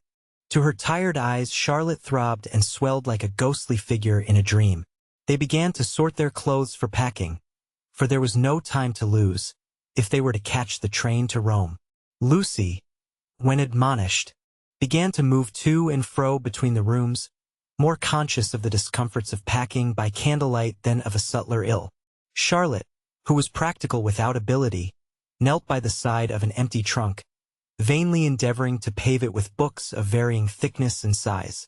She gave 2 or 3 sighs, for the stooping posture hurt her back, and, for all her diplomacy, she felt that she was growing old. The girl heard her as she entered the room, and was seized with one of those emotional impulses to which she could never attribute a cause. She only felt that the candle would burn better, the packing go easier, the world be happier, if she could give and receive some human love. The impulse had come before today, but never so strongly. She knelt down by her cousin's side and took her in her arms. Miss Bartlett returned the embrace with tenderness and warmth, but she was not a stupid woman, and she knew perfectly well that Lucy did not love her, but needed her to love. For it was in ominous tones that she said, after a long pause, "Dearest Lucy, how will you ever forgive me?" Lucy was on her guard at once, knowing by bitter experience what forgiving Miss Bartlett meant. Her emotion relaxed. She modified her embrace a little, and she said, "Charlotte dear, what do you mean? As if I have anything to forgive. You have a great deal, and I have a very great deal to forgive myself, too. I know well how much I vex you at every turn. But no, Miss Bartlett assumed her favorite role, that of the prematurely aged martyr. Ah, but yes. I feel that our tour together is hardly the success I had hoped. I might have known it would not do. You want someone younger and stronger and more in sympathy with you. I am too uninteresting and old-fashioned, only fit to pack and unpack your things. Please. My only consolation was that you found people more to your taste, and were often able to leave me at home. I had my own poor ideas of what a lady ought to do, but I hope I did not inflict them on you more than was necessary. You had your own way about these rooms, at all events. You mustn't say these things, said Lucy softly. She still clung to the hope that she and Charlotte loved each other, heart and soul. They continued to pack in silence. I have been a failure, said Miss Bartlett, as she struggled with the straps of Lucy's trunk instead of strapping her own. Failed to make you happy. Failed in my duty to your mother. She has been so generous to me. I shall never face her again after this disaster. But Mother will understand. It is not your fault, this trouble, and it isn't a disaster either. It is my fault. It is a disaster. She will never forgive me, and rightly. For instance, what right had I to make friends with Miss Lavish? Every right. When I was here for your sake. If I have vexed you, it is equally true that I have neglected you. Your mother will see this as clearly as I do, when you tell her. Lucy, from a cowardly wish to improve the situation, said, Why need Mother hear of it? But you tell her everything? I suppose I do generally. I dare not break your confidence. There is something sacred in it, unless you feel that it is a thing you could not tell her. The girl would not be degraded to this. Naturally, I should have told her, but in case she should blame you in any way, I promise I will not. I am very willing not to. I will never speak of it either to her or to anyone. Her promise brought the long-drawn interview to a sudden close. Miss Bartlett pecked her smartly on both cheeks, wished her good night, and sent her to her own room. For a moment the original trouble was in the background. George would seem to have behaved like a cad throughout. Perhaps that was the view which one would take eventually. At present she neither acquitted nor condemned him. She did not pass judgment. At the moment when she was about to judge him, her cousin's voice had intervened. And, ever since, it was Miss Bartlett who had dominated. Miss Bartlett who, even now, could be heard sighing into a crack in the partition wall. Miss Bartlett, who had really been neither pliable nor humble nor inconsistent. She had worked like a great artist. For a time, indeed, 4 years, she had been meaningless. But at the end there was presented to the girl the complete picture of a cheerless, loveless world in which the young rush to destruction until they learn better. A shamefaced world of precautions and barriers which may avert evil, but which do not seem to bring good, if we may judge from those who have used them most. Lucy was suffering from the most grievous wrong which this world has yet discovered. Diplomatic advantage had been taken of her sincerity, of her craving for sympathy and love. Such a wrong is not easily forgotten. Never again did she expose herself without due consideration and precaution against rebuff. And such a wrong may react disastrously upon the soul. The doorbell rang, and she started to the shutters. Before she reached them she hesitated, turned, and blew out the candle. Thus it was that, though she saw someone standing in the wet below, he, though he looked up, did not see her. To reach his room he had to go by hers. She was still dressed. It struck her that she might slip into the passage and just say that she would be gone before he was up, and that their extraordinary intercourse was over. Whether she would have dared to do this was never proved. At the critical moment Miss Bartlett opened her own door, and her voice said, I wish one word with you in the drawing-room, Mr. Emerson, please. Soon their footsteps returned, and Miss Bartlett said, Good night, Mr. Emerson. His heavy, tired breathing was the only reply. The chaperone had done her work. Lucy cried aloud, It isn't true. It can't all be true. I want not to be muddled.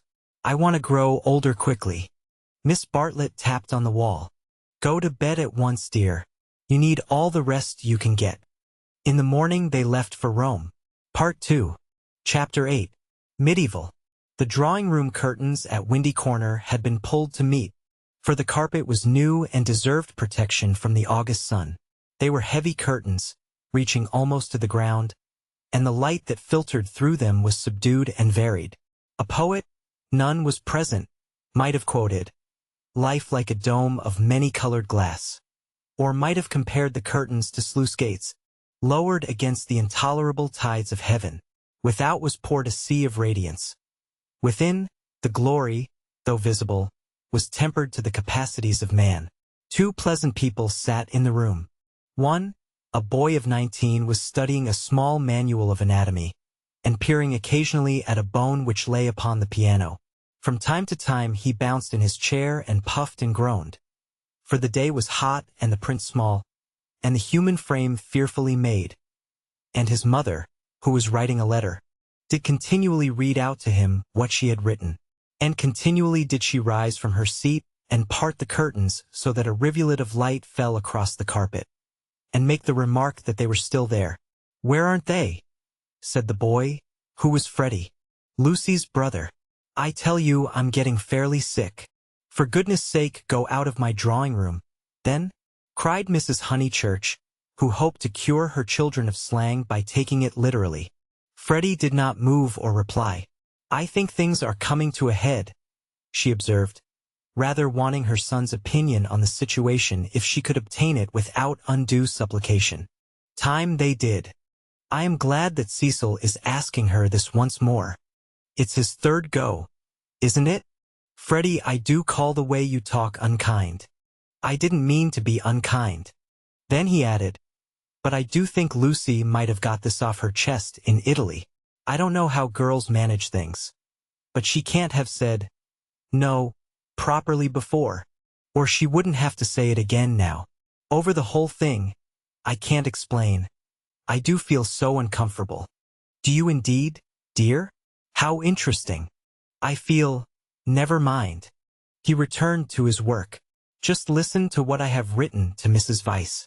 I said, "Dear Mrs. Vyse." "Yes, mother, you told me.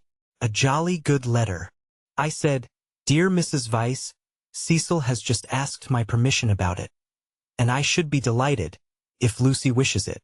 But she stopped reading. I was rather amused at Cecil asking my permission at all. He has always gone in for unconventionality, and parents nowhere, and so forth. When it comes to the point, he can't get on without me. Nor me. "You?" Freddie nodded. "What do you mean?" "He asked me for my permission also." She exclaimed, "How very odd of him." "Why so?" asked the son and heir. "Why shouldn't my permission be asked? What do you know about Lucy or girls or anything? Whatever did you say?" I said to Cecil, "Take her or leave her. It's no business of mine." What a helpful answer. But her own answer, though more normal in its wording, had been to the same effect. "The bother is this," began Freddie. Then he took up his work again, too shy to say what the bother was. Mrs. Honeychurch went back to the window. "Freddie, you must come. There they still are. I don't see you ought to go peeping like that." "Peeping like that? Can't I look out of my own window?" But she returned to the writing table, observing, as she passed her son, "Still page 322? Freddie snorted and turned over 2 leaves. For a brief space they were silent. Close by, beyond the curtains, the gentle murmur of a long conversation had never ceased. "The bother is this. I have put my foot in it with Cecil most awfully." He gave a nervous gulp, not content with permission, which I did give, that is to say. I said, "I don't mind." Well, not content with that, he wanted to know whether I wasn't off my head with joy. He practically put it like this: wasn't it a splendid thing for Lucy and for Windy Corner generally if he married her? And he would have an answer. He said it would strengthen his hand. "I hope you gave a careful answer, dear." I answered, "No," said the boy, grinding his teeth. "There. Fly into a stew. I can't help it. Had to say it. I had to say no. He ought never to have asked me." "Ridiculous child," cried his mother. "You think you're so holy and truthful, but really it's only abominable conceit. Do you suppose that a man like Cecil would take the slightest notice of anything you say? I hope he boxed your ears. How dare you say no? Oh, do keep quiet, mother. I had to say no when I couldn't say yes. I tried to laugh as if I didn't mean what I said. And, as Cecil laughed too, and went away, it may be all right, but I feel my foot's in it. Oh, do keep quiet, though, and let a man do some work. No, said Mrs. Honeychurch, with the air of one who has considered the subject. I shall not keep quiet. You know all that has passed between them in Rome. You know why he is down here, and yet you deliberately insult him and try to turn him out of my house. Not a bit, he pleaded. I only let out I didn't like him. I don't hate him, but I don't like him. What I mind is that he'll tell Lucy. He glanced at the curtains dismally. Well, I like him, said Mrs. Honeychurch. I know his mother. He's good, he's clever, he's rich, he's well-connected. Oh, you needn't kick the piano. He's well-connected. I'll say it again if you like. He's well-connected. She paused, as if rehearsing her eulogy, but her face remained dissatisfied. She added, and he has beautiful manners. I liked him till just now. I suppose it's having him spoiling Lucy's first week at home. And it's also something that Mr. Beebe said, not knowing. Mr. Beebe? Said his mother, trying to conceal her interest. I don't see how Mr. Beebe comes in. You know Mr. Beebe's funny way, when you never quite know what he means. He said, Mr. Vyse is an ideal bachelor. I was very cute. I asked him what he meant. He said, oh, he's like me, better detached. I couldn't make him say any more, but it set me thinking. Since Cecil has come after Lucy, he hasn't been so pleasant. At least, I can't explain. You never can, dear, but I can. You are jealous of Cecil because he may stop Lucy knitting you silk ties. The explanation seemed plausible, and Freddie tried to accept it. But at the back of his brain there lurked a dim mistrust. Cecil praised one too much for being athletic. Was that it? Cecil made one talk in one's own way. This tired one. Was that it? And Cecil was the kind of fellow who would never wear another fellow's cap. Unaware of his own profundity, Freddie checked himself. He must be jealous, or he would not dislike a man for such foolish reasons. Will this do? Called his mother. Dear Mrs. Vyse, Cecil has just asked my permission about it, and I should be delighted if Lucy wishes it. Then I put in at the top, and I have told Lucy so. I must write the letter out again, and I have told Lucy so. But Lucy seems very uncertain, and in these days young people must decide for themselves. I said that because I didn't want Mrs. Vyse to think us old-fashioned. She goes in for lectures and improving her mind, and all the time a thick layer of flue under the beds, and the maid's dirty thumb marks where you turn on the electric light. She keeps that flat abominably. Suppose Lucy marries Cecil. Would she live in a flat, or in the country? Don't interrupt so foolishly. Where was I? Oh yes. Young people must decide for themselves. I know that Lucy likes your son, because she tells me everything, and she wrote to me from Rome when he asked her first. No, I'll cross that last bit out. It looks patronizing. I'll stop at, because she tells me everything. Or shall I cross that out, too? Cross it out, too, said Freddie. Mrs. Honeychurch left it in. Then the whole thing runs. Dear Mrs. Vyse. Cecil has just asked my permission about it, and I should be delighted if Lucy wishes it, and I have told Lucy so. But Lucy seems very uncertain, and in these days young people must decide for themselves. I know that Lucy likes your son, because she tells me everything, but I do not know. Look out, cried Freddie. The curtains parted. Cecil's first movement was one of irritation. He couldn't bear the Honeychurch habit of sitting in the dark to save the furniture. Instinctively, he gave the curtains a twitch and sent them swinging down their poles. Light entered. There was revealed a terrace, such as is owned by many villas with trees each side of it, and on it a little rustic seat and 2 flower beds. but it was transfigured by the view beyond, for Windy Corner was built on the range that overlooks the Sussex Weald. Lucy, who was in the little seat, seemed on the edge of a green magic carpet which hovered in the air above the tremulous world. Cecil entered. Appearing thus late in the story, Cecil must be at once described. He was medieval, like a Gothic statue, tall and refined, with shoulders that seemed braced square by an effort of the will, and a head that was tilted a little higher than the usual level of vision. He resembled those fastidious saints who guard the portals of a French cathedral. Well-educated, well-endowed, and not deficient physically, he remained in the grip of a certain devil whom the modern world knows as self-consciousness, and whom the medieval, with dimmer vision, worshipped as asceticism. A Gothic statue implies celibacy, just as a Greek statue implies fruition. And perhaps this was what Mr. Beebe meant. And Freddie, who ignored history and art, perhaps meant the same when he failed to imagine Cecil wearing another fellow's cap. Mrs. Honeychurch left her letter on the writing table and moved towards her young acquaintance. "Oh, Cecil," she exclaimed. "Oh, Cecil, do tell me." "I promise I s'posey," said he. They stared at him anxiously. "She has accepted me," he said, and the sound of the thing in English made him flush and smile with pleasure, and look more human. "I am so glad," said Mrs. Honeychurch, while Freddie proffered a hand that was yellow with chemicals. They wished that they also knew Italian, for our phrases of approval and of amazement are so connected with little occasions that we fear to use them on great ones.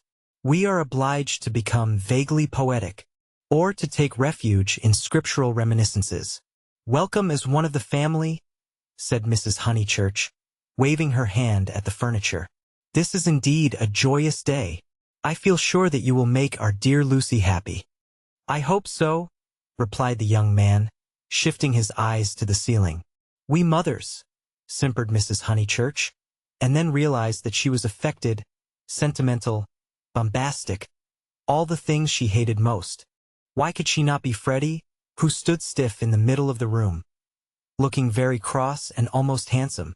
"I say, Lucy," called Cecil, for conversation seemed to flag. Lucy rose from the seat. She moved across the lawn and smiled in at them, just as if she was going to ask them to play tennis. Then she saw her brother's face. Her lips parted, and she took him in her arms. He said, "Steady on." "Not a kiss for me?" asked her mother. Lucy kissed her also. "Would you take them into the garden and tell Mrs. Honeychurch all about it?" Cecil suggested. "And I'd stop here and tell my mother." "We go with Lucy?" said Freddie, as if taking orders. "Yes, you go with Lucy." They passed into the sunlight. Cecil watched them cross the terrace and descend out of sight by the steps. They would descend, he knew their ways, past the shrubbery, and past the tennis lawn and the dahlia bed, until they reached the kitchen garden, and there, in the presence of the potatoes and the peas, the great event would be discussed. Smiling indulgently, he lit a cigarette and rehearsed the events that had led to such a happy conclusion. He had known Lucy for several years, but only as a commonplace girl who happened to be musical. He could still remember his depression that afternoon at Rome, when she and her terrible cousin fell on him out of the blue and demanded to be taken to St. Peter's. That day she had seemed a typical tourist, shrill, crude, and gaunt with travel. But Italy worked some marvel in her. It gave her light, and which he held more precious, it gave her shadow.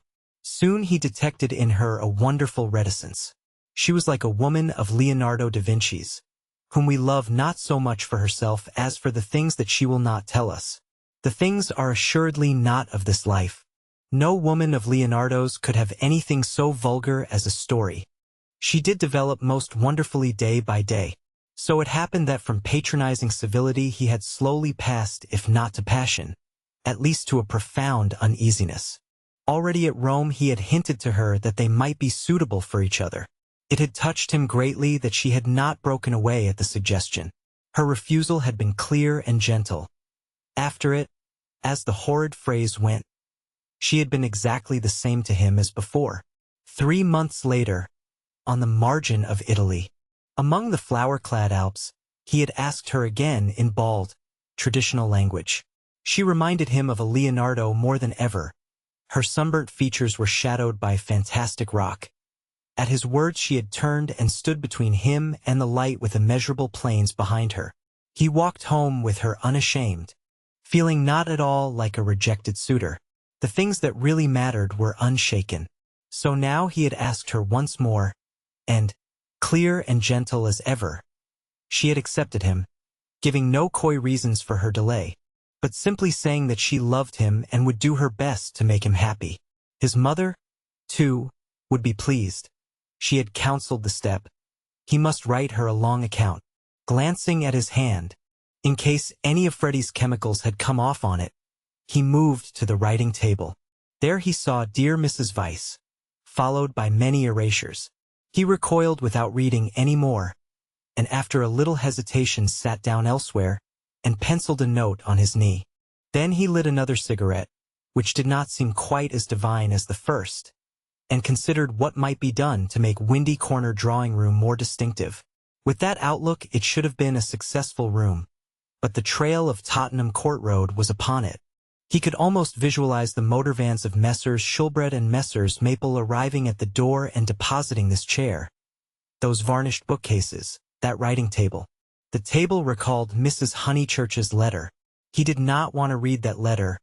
His temptations never lay in that direction, but he worried about it nonetheless. It was his own fault that she was discussing him with his mother. He had wanted her support in his third attempt to win Lucy.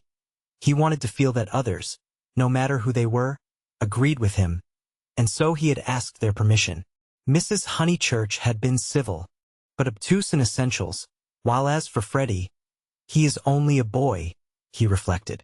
I represent all that he despises. Why should he want me for a brother-in-law?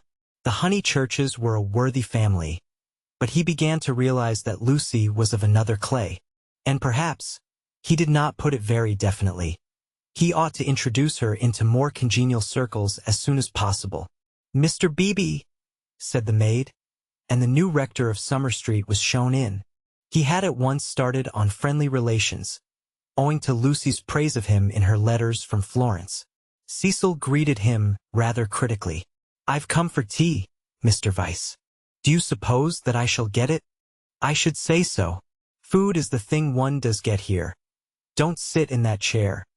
Young Honeychurch has left a bone in it. Pfui. I know, said Cecil. I know. I can't think why Mrs. Honeychurch allows it. For Cecil considered the bone and the Maples furniture separately. He did not realize that, taken together, they kindled the room into the life that he desired. I've come for tea and for gossip. Isn't this news? News? I don't understand you, said Cecil. News. Mr. Beebe, whose news was of a very different nature, prattled forward.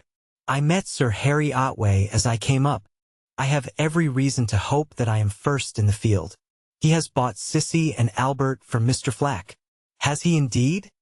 Said Cecil, trying to recover himself. Into what a grotesque mistake had he fallen? Was it likely that a clergyman and a gentleman would refer to his engagement in a manner so flippant? But his stiffness remained, and, though he asked who Sissy and Albert might be, he still thought Mr. Beebe rather a bounder. Unpardonable question. To have stopped a week at Windy Corner and not to have met Sissy and Albert. The semi-detached villas that have been run up opposite the church. I'll set Mrs. Honeychurch after you. I'm shockingly stupid over local affairs, said the young man languidly.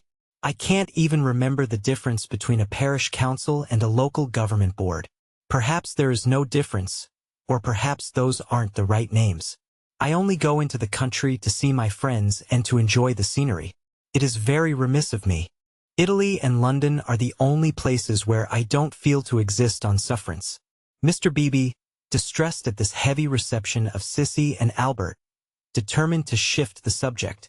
Let me see, Mr. Weiss. I forget. What is your profession? I have no profession, said Cecil. It is another example of my decadence. My attitude, quite an indefensible one, is that so long as I am no trouble to anyone I have a right to do as I like. I know I ought to be getting money out of people or devoting myself to things I don't care a straw about. But somehow, I've not been able to begin. You are very fortunate, said Mr. Beebe. It is a wonderful opportunity, the possession of leisure. His voice was rather parochial, but he did not quite see his way to answering naturally. He felt, as all who have regular occupation must feel, that others should have it also. I am glad that you approve. I daren't face the healthy person. For example, Freddie Honeychurch. Oh, Freddie's a good sort, isn't he? Admirable. The sort who has made England what she is. Cecil wondered at himself. Why, on this day of all others, was he so hopelessly contrary? He tried to get right by inquiring effusively after Mr. Beebe's mother, an old lady for whom he had no particular regard. Then he flattered the clergyman, praised his liberal-mindedness, his enlightened attitude towards philosophy and science. "Where are the others?" said Mr. Beebe at last. "I insist on extracting tea before evening service. I suppose and never told them you were here. In this house one is so coached in the servants the day one arrives. The fault of Anne is that she begs your pardon when she hears you perfectly, and kicks the chair legs with her feet. The faults of Mary, I forget the faults of Mary, but they are very grave. Shall we look in the garden? I know the faults of Mary. She leaves the dustpans standing on the stairs. The fault of Euphemia is that she will not, simply will not, chop the suet sufficiently small." They both laughed, and things began to go better. "The faults of Freddie," Cecil continued. "Ah, he has too many. No one but his mother can remember the faults of Freddie. Try the faults of Miss Honeychurch. They are not innumerable." "She has none," said the young man, with grave sincerity. "I quite agree. At present she has none. At present. I'm not cynical. I'm only thinking of my pet theory about Miss Honeychurch. Does it seem reasonable that she should play so wonderfully and live so quietly? I suspect that one day she will be wonderful in both. The watertight compartments in her will break down, and music and life will mingle. Then we shall have her heroically good. Heroically bad, too heroic, perhaps, to be good or bad." Cecil found his companion interesting. "And at present you think her not wonderful as far as life goes?" "Well, I must say I've only seen her at Tunbridge Wells, where she was not wonderful, and at Florence. Since I came to Summer Street she has been away. You saw her, didn't you, at Rome and in the Alps?" "Oh, I forgot. Of course you knew her before." "No, she wasn't wonderful in Florence either, but I kept on expecting that she would be." "In what way?" Conversation had become agreeable to them, and they were pacing up and down the terrace. "I could as easily tell you what tune she'll play next." There was simply the sense that she had found wings, and meant to use them. "I can show you a beautiful picture in my Italian diary. Miss Honeychurch is a kite, Miss Bartlett holding the string. Picture number 2. The string breaks." The sketch was in his diary, but it had been made afterwards, when he viewed things artistically. At the time he had given surreptitious tugs to the string himself. But the string never broke? "No, I mightn't have seen Miss Honeychurch rise, but I should certainly have heard Miss Bartlett fall." "It has broken now," said the young man in low, vibrating tones. Immediately he realized that of all the conceited, ludicrous, contemptible ways of announcing an engagement this was the worst. He cursed his love of metaphor. Had he suggested that he was a star and that Lucy was soaring up to reach him? "Broken? What do you mean?" "I meant," said Cecil stiffly, "that she is going to marry me." The clergyman was conscious of some bitter disappointment which he could not keep out of his voice. "I am sorry. I must apologize. I had no idea you were intimate with her, or I should never have talked in this flippant, superficial way. Mr. Vyse, you ought to have stopped me." And down the garden he saw Lucy herself. Yes, he was disappointed. Cecil, who naturally preferred congratulations to apologies, drew down his mouth at the corners. Was this the reception his action would get from the world? Of course, he despised the world as a whole. Every thoughtful man should. it is almost a test of refinement. But he was sensitive to the successive particles of it which he encountered. Occasionally he could be quite crude. "I am sorry I have given you a shock," he said dryly. "I fear that Lucy's choice does not meet with your approval." "Not that. But you ought to have stopped me. I know Miss Honeychurch only a little as time goes. Perhaps I oughtn't to have discussed her so freely with anyone. Certainly not with you. You are conscious of having said something indiscreet?" Mr. Beebe pulled himself together. "Really, Mr. Vice had the art of placing one in the most tiresome positions. He was driven to use the prerogatives of his profession. No, I have said nothing indiscreet. I foresaw at Florence that her quiet, uneventful childhood must end. And it has ended. I realized dimly enough that she might take some momentous step. She has taken it. She has learnt, you will let me talk freely, as I have begun freely, she has learnt what it is to love. The greatest lesson, some people will tell you, that our earthly life provides. It was now time for him to wave his hat at the approaching trio. He did not omit to do so. She has learnt through you. And if his voice was still clerical, it was now also sincere. Let it be your care that her knowledge is profitable to her. "Grazie tante," said Cecil, who did not like parsons. "Have you heard?" shouted Mrs. Honeychurch as she toiled up the sloping garden. "Oh, Mr. Beebe, have you heard the news?" Freddie, now full of geniality, whistled the wedding march. Youth seldom criticizes the accomplished fact. "Indeed I have," he cried. He looked at Lucy. In her presence he could not act the parson any longer. At all events not without apology. "Mrs. Honeychurch, I'm going to do what I am always supposed to do, but generally I'm too shy. I want to invoke every kind of blessing on them, grave and gay, great and small. I want them all their lives to be supremely good and supremely happy as husband and wife, as father and mother. And now I want my tea." "You only asked for it just in time," the lady retorted. "How dare you be serious at Windy Corner?" He took his tone from her. There was no more heavy beneficence, no more attempts to dignify the situation with poetry or the scriptures. None of them dared or was able to be serious anymore. An engagement is so potent a thing that sooner or later it reduces all who speak of it to this state of cheerful awe. Away from it, in the solitude of their rooms, Mr. Beebe, and even Freddie, might again be critical, but in its presence and in the presence of each other they were sincerely hilarious. It has a strange power, for it compels not only the lips, but the very heart. The chief parallel to compare one great thing with another is the power over us of a temple of some alien creed. Standing outside, we deride or oppose it, or at the most feel sentimental. Inside, though the saints and gods are not ours, we become true believers, in case any true believer should be present. So it was that after the gropings and the misgivings of the afternoon they pulled themselves together and settled down to a very pleasant tea party. If they were hypocrites they did not know it, and their hypocrisy had every chance of setting and of becoming true.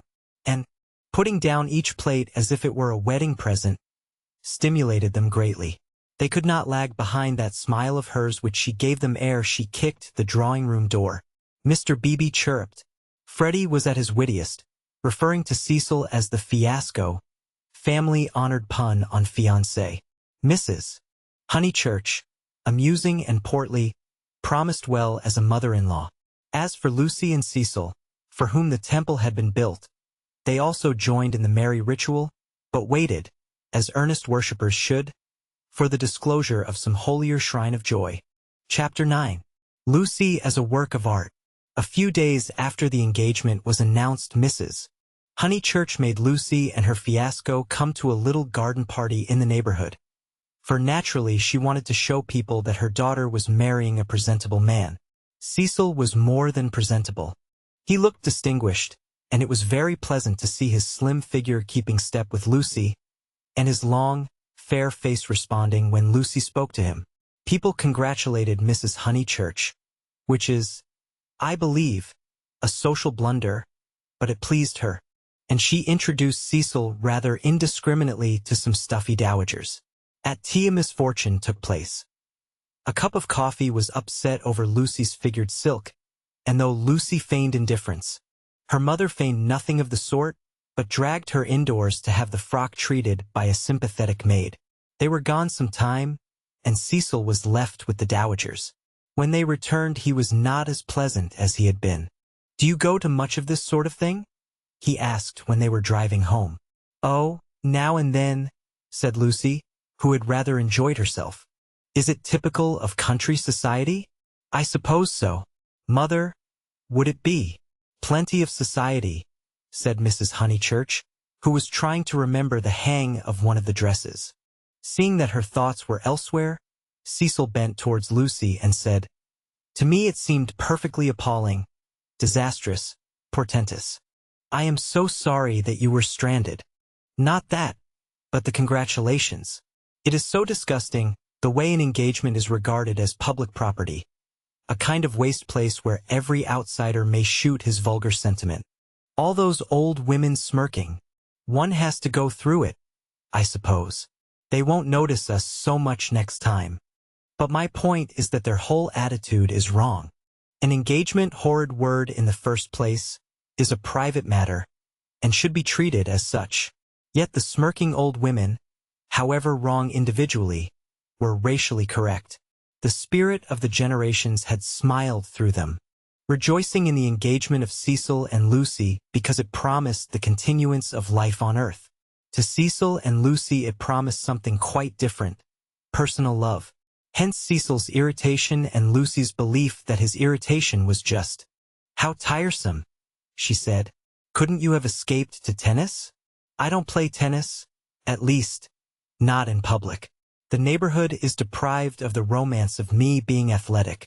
Such romance as I have is that of the inglese italianato." "Inglese italianato? È un diavolo incarnato." You know the proverb. She did not. Nor did it seem applicable to a young man who had spent a quiet winter in Rome with his mother. But Cecil, since his engagement, had taken to effect a cosmopolitan naughtiness which he was far from possessing. "Well," said he, "I cannot help it if they do disapprove of me. There are certain irremovable barriers between myself and them, and I must accept them. We all have our limitations, I suppose," said wise Lucy. "Sometimes they are forced on us, though," said Cecil, who saw from her remark that she did not quite understand his position. "How? It makes a difference, doesn't it? Whether we fully fence ourselves in, or whether we are fenced out by the barriers of others?" She thought a moment, and agreed that it did make a difference. "Difference?" cried Mrs. Honeychurch, suddenly alert. "I don't see any difference. Fences are fences, especially when they are in the same place." "We were speaking of motives," said Cecil, on whom the interruption jarred. "My dear Cecil, look here." She spread out her knees and perched her card case on her lap. "This is me. That's Windy Corner. The rest of the pattern is the other people. Motives are all very well, but the fence comes here." "We weren't talking of real fences," said Lucy, laughing. "Oh, I see, dear poetry." She leant placidly back. Cecil wondered why Lucy had been amused. "I tell you who has no fences, as you call them," she said, "and that's Mr. Beebe. A parson fenceless would mean a parson defenseless." Lucy was slow to follow what people said, but quick enough to detect what they meant. She missed Cecil's epigram, but grasped the feeling that prompted it. "Don't you like Mr. Beebe?" she asked thoughtfully. "I never said so," he cried. "I consider him far above the average. I only denied." And he swept off on the subject of fences again, and was brilliant. "Now, a clergyman that I do hate," said she, wanting to say something sympathetic. "A clergyman that does have fences, and the most dreadful ones, is Mr. Eager, the English chaplain at Florence. He was truly insincere, not merely the manner unfortunate. He was a snob, and so conceited, and he did say such unkind things." "What sort of things?" "There was an old man at the Bertolini whom he said had murdered his wife." "Perhaps he had." "No." "Why no? He was such a nice old man, I'm sure." Cecil laughed at her feminine inconsequence. Well, I did try to sift the thing. Mr. Eager would never come to the point. He prefers it vague. Said the old man had practically murdered his wife, had murdered her in the sight of God. Hush, dear, said Mrs. Honeychurch absently. But isn't it intolerable that a person whom we're told to imitate should go round spreading slander? It was, I believe, chiefly owing to him that the old man was dropped. People pretended he was vulgar, but he certainly wasn't that. Poor old man. What was his name? Harris, said Lucy glibly. Let's hope that Mrs. Harris there warn't no such person, said her mother. Cecil nodded intelligently. Isn't Mr. Eager a parson of the cultured type? He asked. I don't know. I hate him. I've heard him lecture on Giotto. I hate him. Nothing can hide a petty nature. I hate him. My goodness gracious me, child, said Mrs. Honeychurch. You'll blow my head off. Whatever is there to shout over? I forbid you and Cecil to hate any more clergymen. He smiled. There was indeed something rather incongruous in Lucy's moral outburst over Mr. Eager. It was as if one should see the Leonardo on the ceiling of the Sistine. He longed to hint to her that not here lay her vocation, that a woman's power and charm reside in mystery, not in muscular rant. But possibly rant is a sign of vitality. It mars the beautiful creature, but shows that she is alive. After a moment, he contemplated her flushed face and excited gestures with a certain approval. He forbore to repress the sources of youth. Nature, simplest of topics, he thought, lay around them. He praised the pine woods, the deep lasts of bracken, the crimson leaves that spotted the hurt bushes, the serviceable beauty of the turnpike road. The outdoor world was not very familiar to him, and occasionally he went wrong in a question of fact. Mrs. Honeychurch's mouth twitched when he spoke of the perpetual green of the larch. I count myself a lucky person, he concluded. When I'm in London I feel I could never live out of it. When I'm in the country I feel the same about the country. After all, I do believe that birds and trees and the sky are the most wonderful things in life, and that the people who live amongst them must be the best. It's true that in 9 cases out of 10 they don't seem to notice anything. The country gentleman and the country laborer are each in their way the most depressing of companions. Yet they may have a tacit sympathy with the workings of nature which is denied to us of the town. Do you feel that, Mrs. Honeychurch? Mrs. Honeychurch started and smiled. She had not been attending. Cecil, who was rather crushed on the front seat of the Victoria, felt irritable and determined not to say anything interesting again. Lucy had not attended either. Her brow was wrinkled, and she still looked furiously cross. The result, he concluded, of too much moral gymnastics. It was sad to see her thus blind to the beauties of an August wood. Come down, O maid, from yonder mountain height, he quoted, and touched her knee with his own. She flushed again and said, What height? Come down, O maid, from yonder mountain height. What pleasure lives in height? The shepherd sang. In height and in the splendor of the hills. Let us take Mrs. Honeychurch's advice and hate clergymen no more. What's this place? Summer Street, of course, said Lucy, and roused herself. The woods had opened to leave space for a sloping triangular meadow. Pretty cottages lined it on 2 sides, and the upper and third side was occupied by a new stone church. Expensively simple, a charming shingled spire. Mr. Beebe's house was near the church. In height it scarcely exceeded the cottages. Some great mansions were at hand, but they were hidden in the trees. The scene suggested a Swiss Alp rather than the shrine and center of a leisured world, and was marred only by 2 ugly little villas. The villas that had competed with Cecil's engagement, having been acquired by Sir Harry Otway the very afternoon that Lucy had been acquired by Cecil. Sissy was the name of one of these villas, Albert of the other. These titles were not only picked out in shaded Gothic on the garden gates, but appeared a second time on the porches, where they followed the semicircular curve of the entrance arch in block capitals. Albert was inhabited. His tortured garden was bright with geraniums and lobelias and polished shells.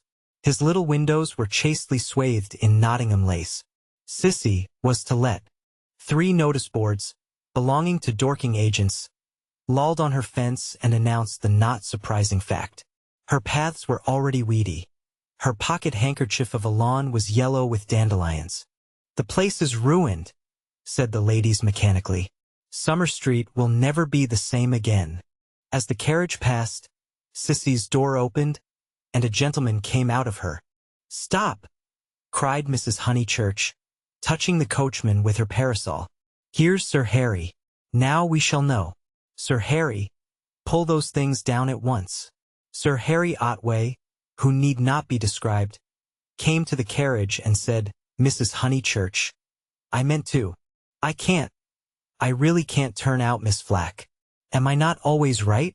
She ought to have gone before the contract was signed. Does she still live rent-free, as she did in her nephew's time? But what can I do?" He lowered his voice. "An old lady, so very vulgar, and almost bedridden." "Turn her out," said Cecil bravely. Sir Harry sighed, and looked at the villas mournfully. He had had full warning of Mr. Flack's intentions, and might have bought the plot before building commenced. But he was apathetic and dilatory. He had known Summer Street for so many years that he could not imagine it being spoilt. Not till Mrs. Flack had laid the foundation stone, and the apparition of red and cream brick began to rise, did he take alarm. He called on Mr. Flack, the local builder, a most reasonable and respectful man, who agreed that tiles would have made more artistic roof, but pointed out that slates were cheaper. He ventured to differ, however, about the Corinthian columns which were to cling like leeches to the frames of the bow windows, saying that, for his part, he liked to relieve the facade by a bit of decoration. Sir Harry hinted that a column, if possible, should be structural as well as decorative. Mr. Flack replied that all the columns had been ordered, adding, "and all the capitals different, one with dragons in the foliage, another approaching to the Ionian style, another introducing Mrs. Flack's initials, everyone different." For he had read his Ruskin. He built his villas according to his desire, and not until he had inserted an immovable ant into one of them did Sir Harry buy. This futile and unprofitable transaction filled the night with sadness as he leant on Mrs. Honeychurch's carriage. He had failed in his duties to the countryside, and the countryside was laughing at him as well. He had spent money, and yet Summer Street was spoilt as much as ever. All he could do now was to find a desirable tenant for Sissy, someone really desirable. "The rent is absurdly low," he told them, "and perhaps I am an easy landlord, but it is such an awkward size. It is too large for the peasant class and too small for anyone the least like ourselves." Cecil had been hesitating whether he should despise the villas or despise Sir Harry for despising them. The latter impulse seemed the more fruitful. "You ought to find a tenant at once," he said maliciously. "It would be a perfect paradise for a bank clerk." "Exactly," said Sir Harry excitedly. "That is exactly what I fear, Mr. Vyse. It will attract the wrong type of people. The train service has improved, a fatal improvement, to my mind. And what are 5 miles from a station in these days of bicycles? Rather a strenuous clerk it would be," said Lucy. Cecil, who had his full share of medieval mischievousness, replied that the physique of the lower middle classes was improving at a most appalling rate. She saw that he was laughing at their harmless neighbor, and roused herself to stop him. "Sir Harry," she exclaimed, "I have an idea. How would you like spinsters?" "My dear Lucy, it would be splendid. Do you know any such?" "Yes. I met them abroad." "Gentlewomen?" he asked tentatively. "Yes, indeed, and at the present moment homeless. I heard from them last week. Miss Teresa and Miss Catherine Allen. I'm really not joking. They are quite the right people. Mr. Beebe knows them, too. May I tell them to write to you?" "Indeed you may," he cried. "Here we are with the difficulty solved already. How delightful it is. Extra facilities. Please tell them they shall have extra facilities, for I shall have no agent's fees. Oh, the agents. The appalling people they have sent me. One woman, when I wrote a tactful letter, you know, asking her to explain her social position to me, replied that she would pay the rent in advance. As if one cares about that. And several references I took up were most unsatisfactory. People swindlers, or not respectable. And oh, the deceit. I have seen a good deal of the seamy side this last week. The deceit of the most promising people. My dear Lucy, the deceit. She nodded. My advice, put in Mrs. Honeychurch, is to have nothing to do with Lucy and her decayed gentlewomen at all. I know the type. Preserve me from people who have seen better days, and bring heirlooms with them that make the house smell stuffy. It's a sad thing, but I'd far rather let to someone who is going up in the world than to someone who has come down. I think I follow you, said Sir Harry. But it is, as you say, a very sad thing. The Mrs. Allen aren't that, cried Lucy. Yes, they are, said Cecil. I haven't met them, but I should say they were a highly unsuitable addition to the neighborhood. Don't listen to him, Sir Harry. He's tiresome. It's I who am tiresome, he replied. I oughtn't to come with my troubles to young people. But really I am so worried. And Lady Otway will only say that I cannot be too careful, which is quite true, but no real help. Then may I write to my Mrs. Allen? Please. But his eye wavered when Mrs. Honeychurch exclaimed, Beware! They are certain to have canaries. Sir Harry, beware of canaries. They spit the seed out through the bars of the cages and then the mice come. Beware of women altogether. Only let to a man. Really, he murmured gallantly, though he saw the wisdom of her remark. Men don't gossip over teacups. If they get drunk, there's an end of them. They lie down comfortably and sleep it off. If they're vulgar, they somehow keep it to themselves. It doesn't spread so. Give me a man, of course, provided he's clean. Sir Harry blushed. Neither he nor Cecil enjoyed these open compliments to their sex. Even the exclusion of the dirty did not leave them much distinction. He suggested that Mrs. Honeychurch, if she had time, should descend from the carriage and inspect Sissy for herself. She was delighted. Nature had intended her to be poor and to live in such a house. Domestic arrangements always attracted her, especially when they were on a small scale. Cecil pulled Lucy back as she followed her mother. Mrs. Honeychurch, he said, what if we two walk home and leave you? Certainly, was her cordial reply.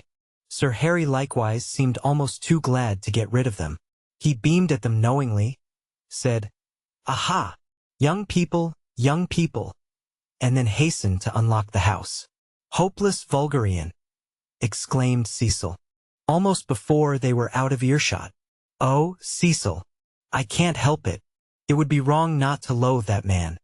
He isn't clever, but really he is nice. No, Lucy, he stands for all that is bad in country life. In London he would keep his place. He would belong to a brainless club, and his wife would give brainless dinner parties. But down here he acts the little god with his gentility, and his patronage, and his sham aesthetics, and everyone, even your mother, is taken in. All that you say is quite true, said Lucy, though she felt discouraged. I wonder whether it matters so very much. It matters supremely. Sir Harry is the essence of that garden party. Oh, goodness, how cross I feel. How I do hope he'll get some vulgar tenant in that villa. Some woman so really vulgar that he'll notice it. Gentlefolks. Ugh, with his bald head and retreating chin. But let's forget him. This Lucy was glad enough to do. If Cecil disliked Sir Harry Otway and Mr. Beebe, what guarantee was there that the people who really mattered to her would escape? For instance, Freddie. Freddie was neither clever, nor subtle, nor beautiful. And what prevented Cecil from saying, any minute, it would be wrong not to loathe Freddie? And what would she reply? Further than Freddie she did not go. But he gave her anxiety enough. She could only assure herself that Cecil had known Freddie some time, and that they had always got on pleasantly, except, perhaps, during the last few days, which was an accident, perhaps. Which way shall we go? She asked him. Nature, simplest of topics, she thought, was around them. Summer Street lay deep in the woods, and she had stopped where a footpath diverged from the high road. Are there two ways? Perhaps the road is more sensible, as we're got up smart. I'd rather go through the wood, said Cecil, with that subdued irritation that she had noticed in him all the afternoon. Why is it, Lucy, that you always say the road? Do you know that you have never once been with me in the fields or the woods since we were engaged? Haven't I? The wood, then, said Lucy, startled at his queerness, but pretty sure that he would explain later. It was not his habit to leave her in doubt as to his meaning. She led the way into the whispering pines, and sure enough he did explain before they had gone a dozen yards. I had got an idea, I dare say wrongly, that you feel more at home with me in a room. A room? She echoed, hopelessly bewildered. Yes, or, at the most, in a garden, or on a road. Never in the real country like this. Oh, Cecil, whatever do you mean?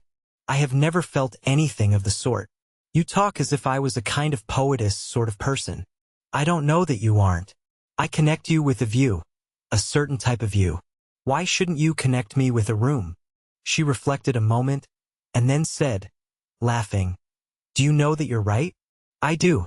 I must be a poetess after all. When I think of you, it's always as in a room. How funny. To her surprise, he seemed annoyed. A drawing room, pray? With no view. Yes, with no view, I fancy. Why not? I'd rather, he said reproachfully, that you connected me with the open air.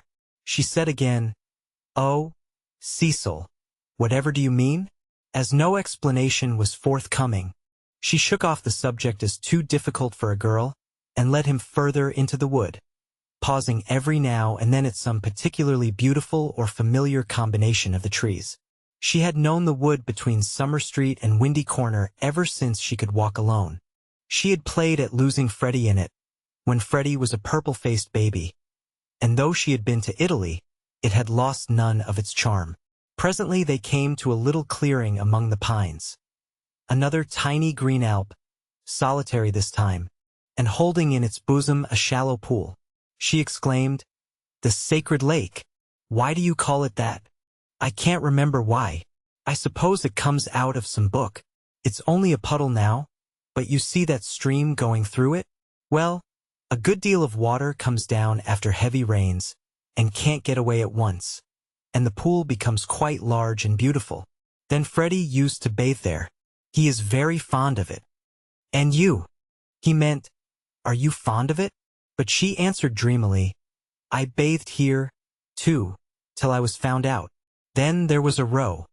At another time he might have been shocked, for he had depths of prudishness within him.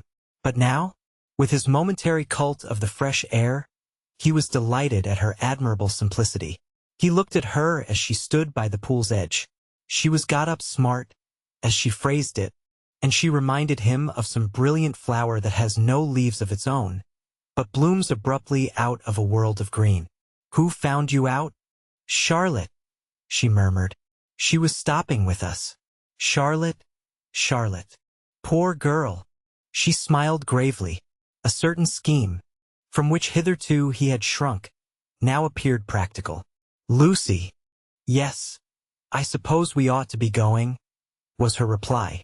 Lucy, I want to ask something of you that I have never asked before. At the serious note in his voice she stepped frankly and kindly towards him. What? Cecil. Hitherto never. Not even that day on the lawn when you agreed to marry me. He became self-conscious and kept glancing round to see if they were observed. His courage had gone. Yes. Up to now I have never kissed you. She was as scarlet as if he had put the thing most indelicately. No, more you have, she stammered. Then I ask you, may I now? Of course you may, Cecil. You might before. I can't run at you, you know. At that supreme moment he was conscious of nothing but absurdities. Her reply was inadequate. She gave such a businesslike lift to her veil. As he approached her he found time to wish that he could recoil. As he touched her, his gold pince-nez became dislodged and was flattened between them. Such was the embrace. He considered, with truth, that it had been a failure. Passion should believe itself irresistible.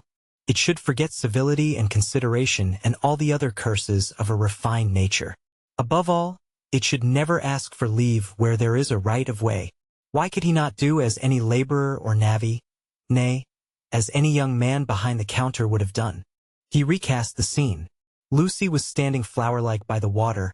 He rushed up and took her in his arms. She rebuked him, permitted him and revered him ever after for his manliness. For he believed that women revere men for their manliness. They left the pool in silence.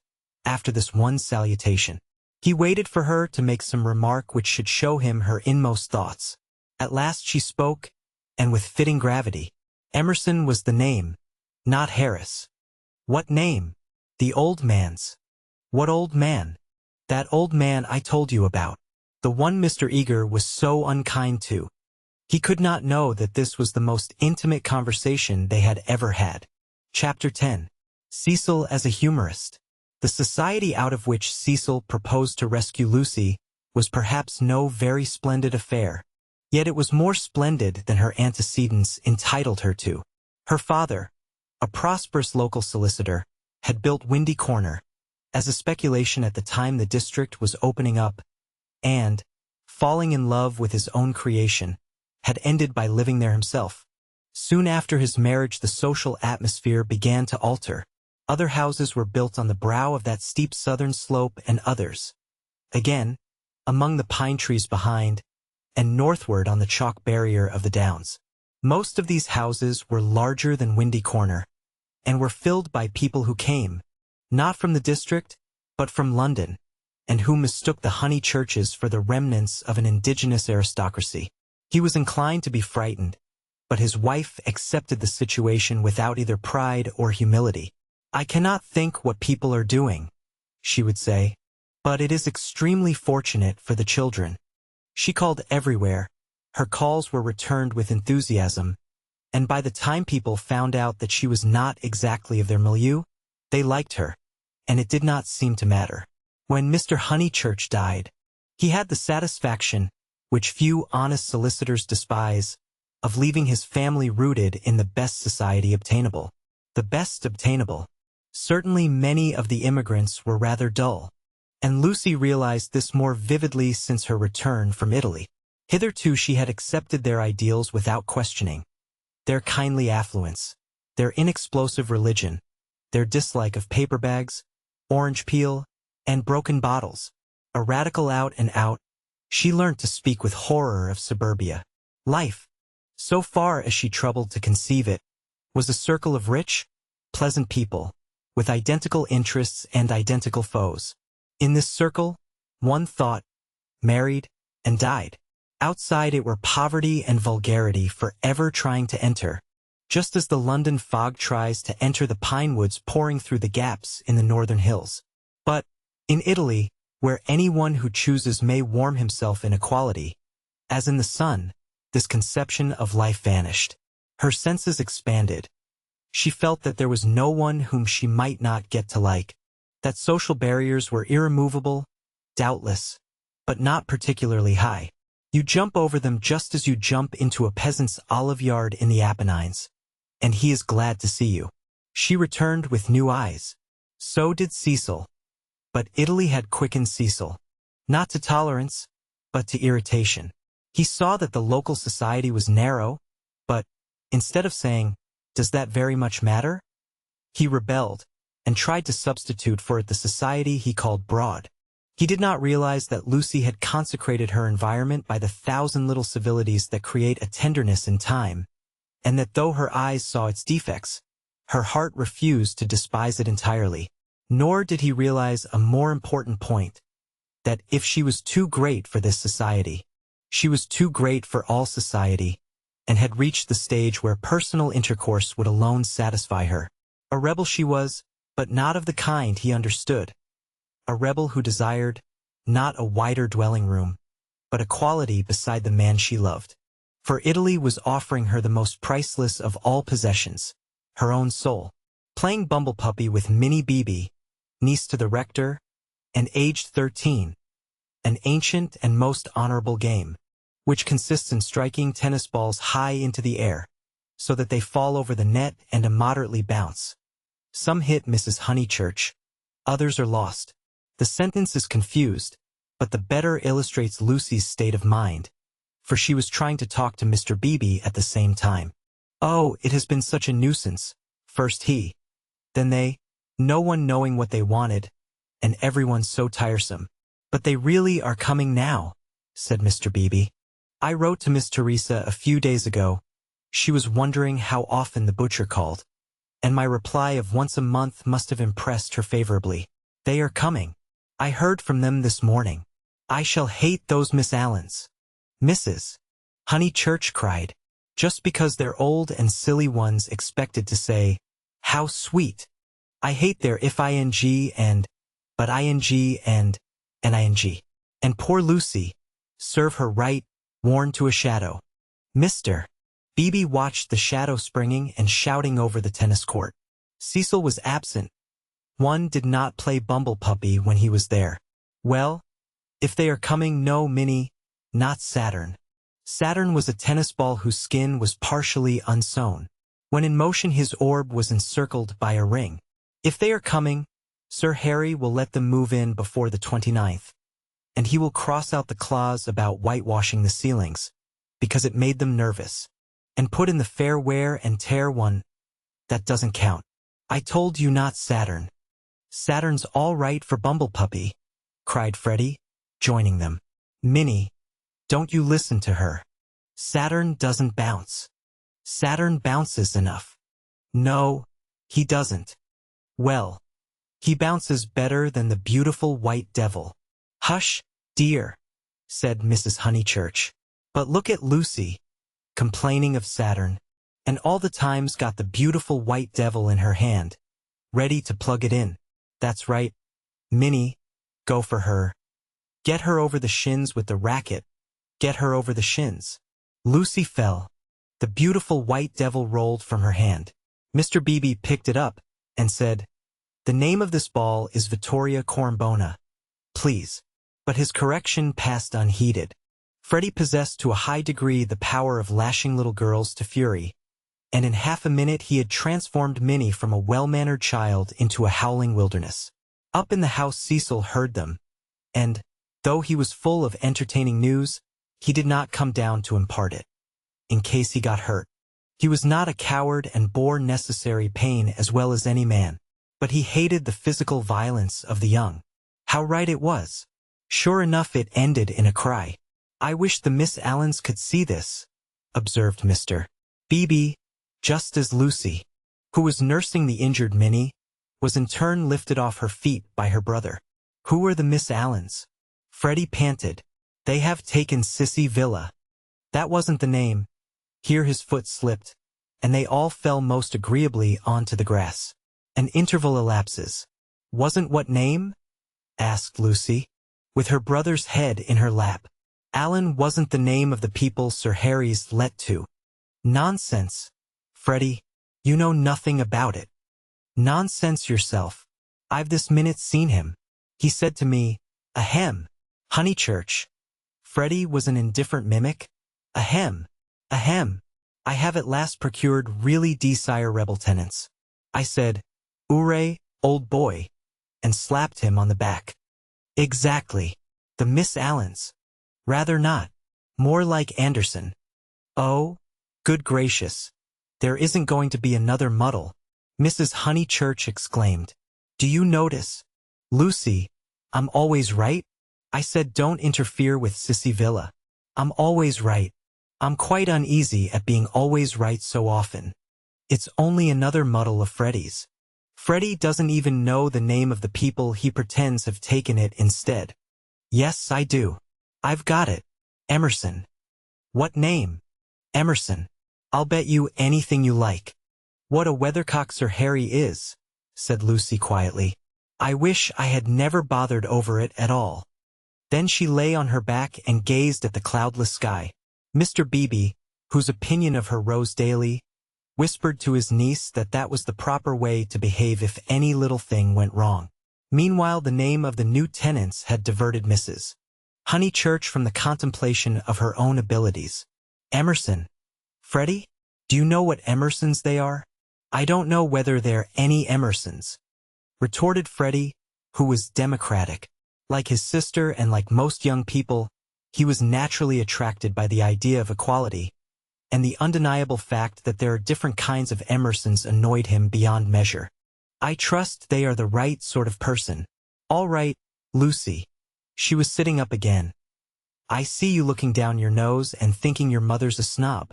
But there is a right sort and a wrong sort, and it's affectation to pretend there isn't. Emerson's a common enough name, Lucy remarked. She was gazing sideways. Seated on a promontory herself, she could see the pine-clad promontories descending one beyond another into the Weald. The further one descended the garden. The more glorious was this lateral view. I was merely going to remark, Freddie, that I trusted they were no relations of Emerson the philosopher, a most trying man. Pray, does that satisfy you? Oh, yes, he grumbled. And you will be satisfied, too, for they're friends of Cecil. So, elaborate irony. You and the other country families will be able to call in perfect safety. Cecil? Exclaimed Lucy. Don't be rude, dear, said his mother placidly. Lucy, don't screech. It's a new bad habit you're getting into. But has Cecil? Friends of Cecil's, he repeated. And so really desire rebel. Ahem, Honeychurch. I have just telegraphed to them. She got up from the grass. It was hard on Lucy. Mr. Beebe sympathized with her very much. While she believed that her snub about the Miss Allens came from Sir Harry Otway, she had borne it like a good girl. She might well screech when she heard that it came partly from her lover. Mr. Vyse was a tease, something worse than a tease. He took a malicious pleasure in thwarting people. The clergyman, knowing this, looked at Miss Honeychurch with more than his usual kindness. When she exclaimed, "But Cecil's Emersons, they can't possibly be the same ones. There is that." He did not consider that the exclamation was strange, but saw in it an opportunity of diverting the conversation while she recovered her composure. He diverted it as follows. The Emersons who were at Florence. Do you mean? No, I don't suppose it will prove to be them. It is probably a long cry from them to friends of Mr. Vyse. Oh, Mrs. Honeychurch, the oddest people, the queerest people. For our part we liked them, didn't we? He appealed to Lucy. There was a great scene over some violets. They picked violets and filled all the vases in the room of these very Miss Allens who have failed to come to Sissy Villa. Poor little ladies. So shocked and so pleased. It used to be one of Miss Catherine's great stories. My dear sister loves flowers. It began. They found the whole room a mass of blue, vases and jugs, and the story ends with, so ungentlemanly and yet so beautiful. It is all very difficult. Yes, I always connect those Florentine Emersons with violets.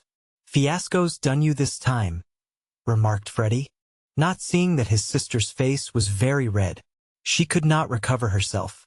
Mr. Beebe saw it and continued to divert the conversation. These particular Emersons consisted of a father and a son. The son a goodly, if not a good young man. Not a fool, I fancy, but very immature, pessimism, etc. Our special joy was the father, such a sentimental darling, and people declared he had murdered his wife. In his normal state Mr. Beebe would never have repeated such gossip, but he was trying to shelter Lucy in her little trouble. He repeated any rubbish that came into his head. Murdered his wife? Said Mrs. Honeychurch. Lucy, don't desert us. Go on playing bumble puppy. Really, the Pension Bertolini must have been the oddest place. That's the second murderer I've heard of as being there. Whatever was Charlotte doing to stop? By the by, we really must ask Charlotte here some time. Mr. Beebe could recall no second murderer. He suggested that his hostess was mistaken. At the hint of opposition she warmed. She was perfectly sure that there had been a second tourist of whom the same story had been told. The name escaped her. What was the name? Oh, what was the name? She clasped her knees for the name. Something in Thackeray. She struck her matronly forehead. Lucy asked her brother whether Cecil was in. "Oh, don't go," he cried, and tried to catch her by the ankles. "I must go," she said gravely. "Don't be silly. You always overdo it when you play." As she left them, her mother's shout of "Harris" shivered the tranquil air and reminded her that she had told a lie and had never put it right. Such a senseless lie, too, yet it shattered her nerves and made her connect these Emersons, friends of Cecil's, with a pair of nondescript tourists. Hitherto truth had come to her naturally. She saw that for the future she must be more vigilant and be absolutely truthful. Well, at all events, she must not tell lies. She hurried up the garden, still flushed with shame. A word from Cecil would soothe her, she was sure. "Cecil." "Hello," he called, and leant out of the smoking room window.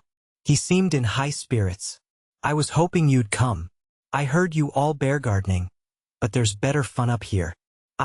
Even I, have won a great victory for the comic muse. George Meredith's right. The cause of comedy and the cause of truth are really the same. And even I, have found tenants for the distressful Sissy Villa. Don't be angry. Don't be angry. You'll forgive me when you hear it all." He looked very attractive when his face was bright, and he dispelled her ridiculous forebodings at once. "I have heard," she said. "Freddie has told us. Naughty Cecil. I suppose I must forgive you. Just think of all the trouble I took for nothing. Certainly the Miss Allens are a little tiresome, and I'd rather have nice friends of yours. But you oughtn't to tease one so." "Friends of mine," he laughed. "But, Lucy, the whole joke is to come here." But she remained standing where she was. "Do you know where I met these desirable tenants? In the National Gallery, when I was up to see my mother last week." "What an odd place to meet people," she said nervously. "I don't quite understand." "In the Umbrian room. Absolute strangers. They were admiring Luca Signorelli, of course, quite stupidly. However, we got talking, and they refreshed me not a little. They had been to Italy." "But," Cecil proceeded hilariously. "In the course of conversation they said that they wanted a country cottage, the father to live there, the son to run down for weekends. I thought, what a chance of scoring off Sir Harry. And I took their address and a London reference, found they weren't actual blackguards. It was great sport, and wrote to him, making out, 'Cecil, no, it's not fair. I've probably met them before.'" He bore her down. "Perfectly fair. Anything is fair that punishes a snob. That old man will do the neighborhood a world of good. Sir Harry is too disgusting with his decayed gentlewomen. I meant to read him a lesson sometime. No, Lucy, the classes ought to mix, and before long you'll agree with me. There ought to be intermarriage, all sorts of things. I believe in democracy." "No, you don't," she snapped.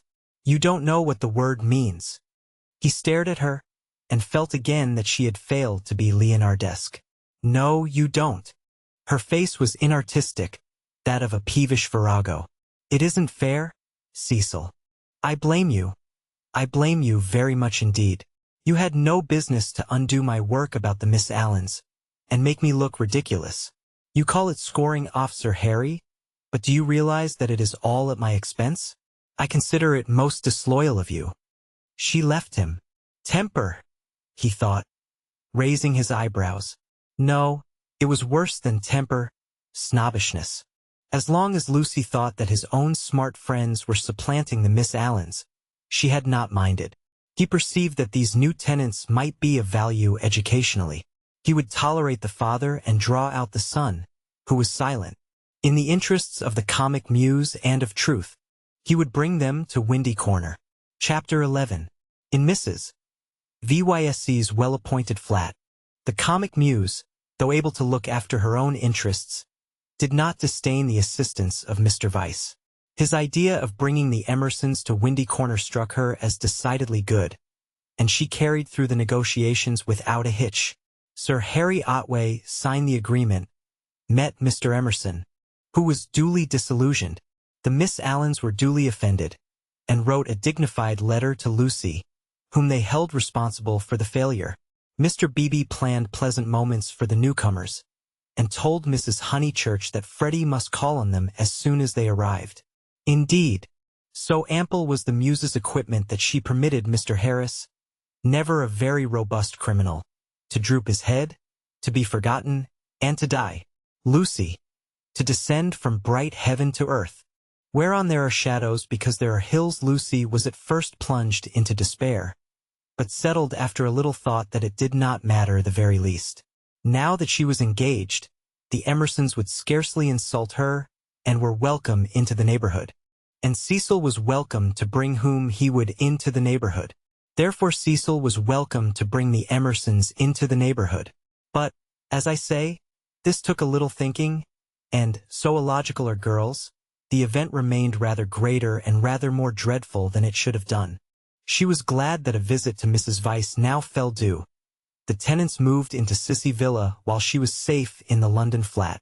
Cecil, Cecil darling, she whispered the evening she arrived, and crept into his arms. Cecil, too, became demonstrative. He saw that the needful fire had been kindled in Lucy. At last she longed for attention, as a woman should, and looked up to him because he was a man. "So you do love me, little thing?"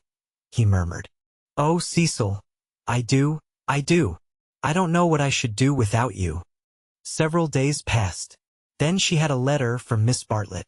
A coolness had sprung up between the two cousins, and they had not corresponded since they parted in August. The coolness dated from what Charlotte would call the flight to Rome, and in Rome it had increased amazingly. For the companion who is merely uncongenial in the medieval world becomes exasperating in the classical. Charlotte, unselfish in the form, would have tried a sweeter temper than Lucy's, and once, in the baths of Caracalla, they had doubted whether they could continue their tour. Lucy had said she would join the Vyses. Mrs. Vyse was an acquaintance of her mother, so there was no impropriety in the plan, and Miss Bartlett had replied that she was quite used to being abandoned suddenly. Finally nothing happened, but the coolness remained, and, for Lucy, was even increased when she opened the letter and read as follows. It had been forwarded from Windy Corner. Tunbridge Wells, September. Dearest Lucia, I have news of you at last. Miss Lavish has been bicycling in your parts, but was not sure whether a call would be welcome, puncturing her tire near Summer Street, and it being mended while she sat very woebegone in that pretty churchyard. She saw to her astonishment a door open opposite and the younger Emerson man come out. He said his father had just taken the house. He said he did not know that you lived in the neighborhood. He never suggested giving Eleanor a cup of tea. Dear Lucy, I am much worried, and I advise you to make a clean breast of his past behavior to your mother, Freddie, and Mr. Vyse, who will forbid him to enter the house, etc. That was a great misfortune, and I dare say you have told them already. Mr. Vyse is so sensitive. I remember how I used to get on his nerves at Rome. I am very sorry about it all, and should not feel easy unless I warned you. Believe me, your anxious and loving cousin, Charlotte. Lucy was much annoyed, and replied as follows. Beecham Mansions, S.W. Dear Charlotte, many thanks for your warning. When Mr. Emerson forgot himself on the mountain, you made me promise not to tell Mother, because you said she would blame you for not being always with me. I have kept that promise, and cannot possibly tell her now. I have said both to her and Cecil that I met the Emersons at Florence, and that they are respectable people, which I do think, and the reason that he offered Miss Lavish no tea was probably that he had none himself. She should have tried at the rectory. I cannot begin making a fuss at this stage. You must see that it would be too absurd. If the Emersons heard I had complained of them, they would think themselves of importance, which is exactly what they are not. I like the old father, and look forward to seeing him again. As for the son, I am sorry for him when we meet, rather than for myself. They are known to Cecil, who is very well and spoke of you the other day. We expect to be married in January. Miss Lavish cannot have told you much about me, for I am not at Windy Corner at all, but here. Please do not put private outside your envelope again. No one opens my letters. Yours affectionately, L. M. Honeychurch. Secrecy has this disadvantage. We lose the sense of proportion. We cannot tell whether our secret is important or not. Were Lucy and her cousin closeted with a great thing which would destroy Cecil's life if he discovered it? Or with a little thing which he would laugh at? Miss Bartlett suggested the former. Perhaps she was right. It had become a great thing now. Left to herself, Lucy would have told her mother and her lover ingenuously, and it would have remained a little thing. Emerson, not Harris. It was only that a few weeks ago. She tried to tell Cecil even now when they were laughing about some beautiful lady who had smitten his heart at school. But her body behaved so ridiculously that she stopped. She and her secret stayed 10 days longer in the deserted metropolis, visiting the scenes they were to know so well later on. It did her no harm, Cecil thought, to learn the framework of society, while society itself was absent on the golf links or the moors. The weather was cool, and it did her no harm. In spite of the season, Mrs. Vyse managed to scrape together a dinner party consisting entirely of the grandchildren of famous people. The food was poor, but the talk had a witty weariness that impressed the girl. One was tired of everything, it seemed. One launched into enthusiasms only to collapse gracefully, and pick oneself up amid sympathetic laughter. In this atmosphere, the pension Bertolini and Windy Corner appeared equally crude, and Lucy saw that her London career would estrange her a little from all that she had loved in the past. The grandchildren asked her to play the piano. She played Schumann. Now some Beethoven, called Cecil, when the querulous beauty of the music had died. She shook her head and played Schumann again. The melody rose, unprofitably magical. It broke. It was resumed broken, not marching once from the cradle to the grave. The sadness of the incomplete, the sadness that is often life, but should never be art, throbbed in its disjected phrases, and made the nerves of the audience throb. Not thus had she played on the little draped piano at the Bertolini, and too much Schumann was not the remark that Mr. Beebe had passed to himself when she returned. When the guests were gone, and Lucy had gone to bed, Mrs. Vyse paced up and down the drawing room, discussing her little party with her son. Mrs. Vyse was a nice woman, but her personality, like many another's, had been swamped by London, for it needs a strong head to live among many people. The too vast orb of her fate had crushed her, and she had seen too many seasons, too many cities, too many men, for her abilities, and even with Cecil she was mechanical, and behaved as if he was not one's son, but, so to speak, a filial crowd. "Make Lucy one of us," she said, looking round intelligently at the end of each sentence, and straining her lips apart until she spoke again. "Lucy is becoming wonderful, wonderful. Her music always was wonderful. Yes, but she is purging off the Honeychurch taint. Most excellent Honeychurches. But you know what I mean. She is not always quoting servants, or asking one how the pudding is made. Italy has done it. Perhaps," she murmured, thinking of the museum that represented Italy to her. "It is just possible. Cecil, mind you marry her next January. She is one of us already." "But her music," he exclaimed. "The style of her. How she kept to Schumann when, like an idiot, I wanted Beethoven. Schumann was right for this evening. Schumann was the thing. Do you know, Mother, I shall have our children educated just like Lucy. Bring them up among honest country folks for freshness, send them to Italy for subtlety, and then, not till then, let them come to London.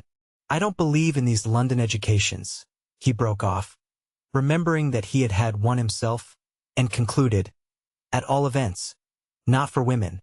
"Make her one of us?" repeated Mrs. Vyse, and processed to bed. As she was dozing off, a cry, the cry of nightmare, rang from Lucy's room. Lucy could ring for the maid if she liked, but Mrs. Vyse thought it kind to go herself. She found the girl sitting upright with her hand on her cheek. "I am so sorry, Mrs. Vyse. It is these dreams. Bad dreams. Just dreams." The elder lady smiled and kissed her, saying very distinctly, "You should have heard us talking about you, dear. He admires you more than ever." Dream of that. Lucy returned the kiss, still covering one cheek with her hand. Mrs. Vyse recessed to bed. Cecil, whom the cry had not awoke, snored. Darkness enveloped the flat. Chapter 12. 12th chapter. It was a Saturday afternoon, gay and brilliant after abundant rains, and the spirit of youth dwelt in it, though the season was now autumn. All that was gracious triumphed. As the motor cars passed through Summer Street, they raised only a little dust, and their stench was soon dispersed by the wind and replaced by the scent of the wet birches or of the pines. Mr. Beebe, at leisure for life's amenities, leant over his rectory gate. Freddie leant by him, smoking a pendant pipe. Suppose we go and hinder those new people opposite for a little. They might amuse you. Freddie, whom his fellow creatures never amused, suggested that the new people might be feeling a bit busy, and so on, since they had only just moved in. I suggested we should hinder them, said Mr. Beebe. They are worth it. Unlatching the gate, he sauntered over the triangular green to Sissy Villa. Hello, he cried, shouting in at the open door, through which much squalor was visible. A grave voice replied, Hello, I've brought someone to see you. I'll be down in a minute. The passage was blocked by a wardrobe, which the removal men had failed to carry up the stairs. Mr. Beebe edged round it with difficulty. The sitting room itself was blocked with books. Are these people great readers? Freddie whispered. Are they that sort? I fancy they know how to read, a rare accomplishment. What have they got? Byron. Exactly. A Shropshire lad. Never heard of it. The Way of All Flesh. Never heard of it. Gibbon. Hello. Dear George reads German. Schopenhauer, Nietzsche, and so we go on. Well, I suppose your generation knows its own business. Honeychurch. Mr. Beebe, look at that, said Freddie in awestruck tones. On the cornice of the wardrobe, the hand of an amateur had painted this inscription. Mistrust all enterprises that require new clothes. I know. Isn't it jolly? I like that. I'm certain that's the old man's doing. How very odd of him. Surely you agree? But Freddie was his mother's son and felt that one ought not to go on spoiling the furniture. Pictures.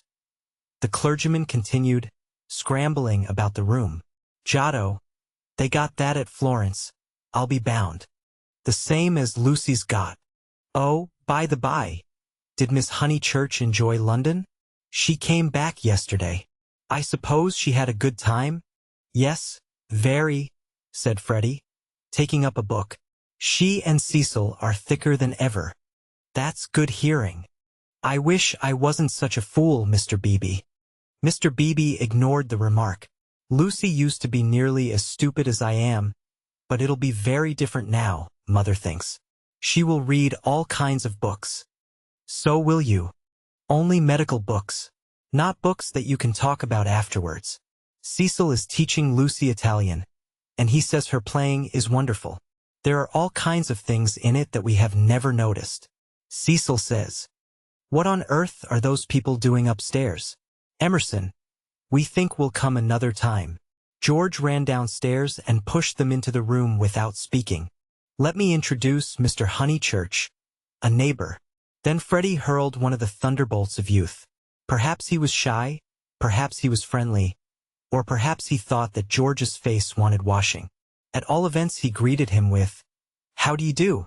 Come and have a bathe. Oh, all right, said George, impassive. Mr. Beebe was highly entertained. How d'ye do? How d'ye do? Come and have a bathe, he chuckled. That's the best conversational opening I've ever heard, but I'm afraid it will only act between men. Can you picture a lady who has been introduced to another lady by a third lady opening civilities with, How do you do? Come and have a bathe? And yet you will tell me that the sexes are equal. I tell you that they shall be, said Mr. Emerson, who had been slowly descending the stairs. Good afternoon, Mr. Beebe. I tell you they shall be comrades, and George thinks the same. We are to raise ladies to our level? The clergyman inquired. The Garden of Eden, pursued Mr. Emerson, still descending, which you place in the past, is really yet to come. We shall enter it when we no longer despise our bodies. Mr. Beebe disclaimed placing the Garden of Eden anywhere. In this, not in other things, we men are ahead. We despise the body less than women do, but not until we are comrades shall we enter the garden. I say, what about this bathe?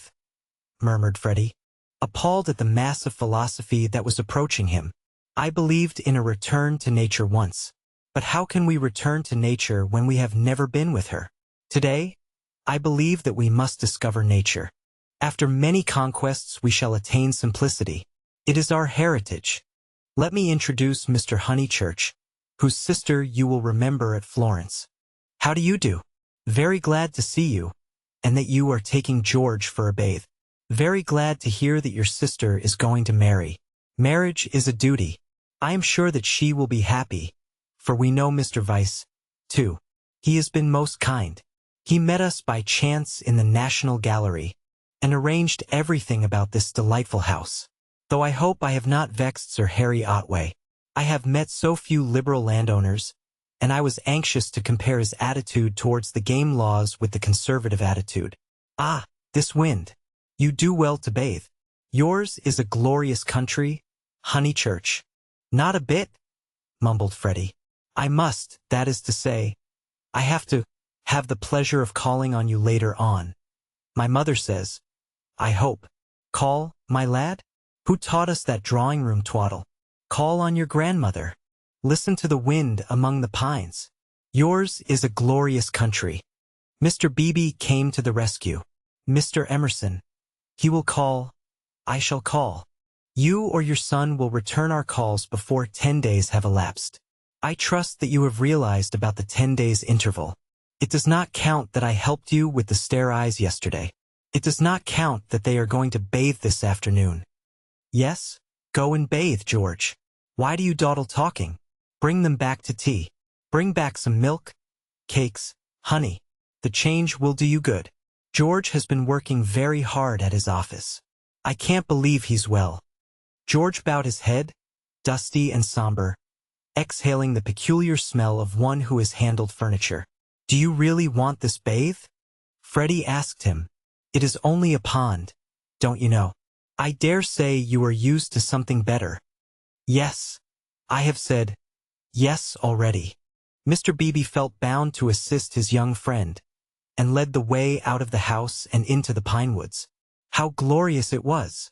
For a little time the voice of old Mr. Emerson pursued them, dispensing good wishes and philosophy. It ceased, and they only heard the fair wind blowing the bracken and the trees. Mr. Beebe, who could be silent, but who could not bear silence, was compelled to chatter, since the expedition looked like a failure, and neither of his companions would utter a word. He spoke of Florence. George attended gravely, assenting or dissenting with slight but determined gestures that were as inexplicable as the motions of the treetops above their heads. And what a coincidence that you should meet Mr. Vyse. Did you realize that you would find all the pension Bertolini down here? I did not. Miss Lavish told me. When I was a young man, I always meant to write a history of coincidence. No enthusiasm. Though, as a matter of fact, coincidences are much rarer than we suppose. For example, it isn't purely coincidentally that you are here now, when one comes to reflect. To his relief, George began to talk. It is. I have reflected.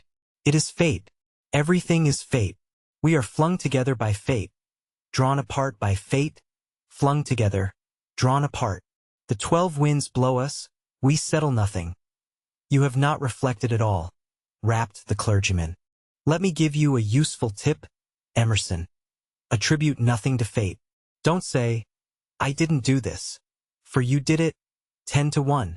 Now I'll cross-question you. Where did you first meet Miss Honeychurch and myself? Italy. And where did you meet Mr. Vyse, who is going to marry Miss Honeychurch? National Gallery. Looking at Italian art. There you are. And yet you talk of coincidence and fate. You naturally seek out things Italian, and so do we and our friends. This narrows the field immeasurably. We meet again in it. It is fate that I am here, persisted George. But you can call it Italy if it makes you less unhappy.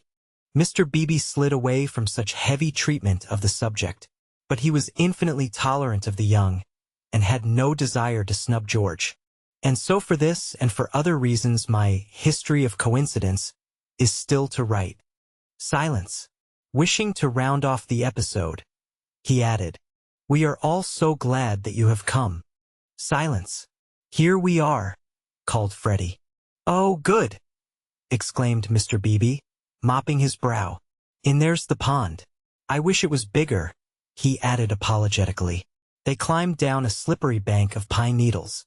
There lay the pond, set in its little alp of green, only a pond, but large enough to contain the human body, and pure enough to reflect the sky.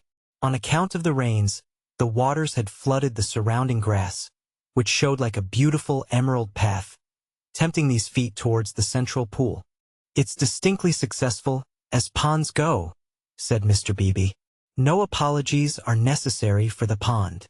George sat down where the ground was dry, and drearily unlaced his boots. "Aren't those masses of willow herb splendid? I love willow herb in seed. What's the name of this aromatic plant?" No one knew, or seemed to care. These abrupt changes of vegetation, this little spongeous tract of water plants, and on either side of it all the growths are tough or brittle.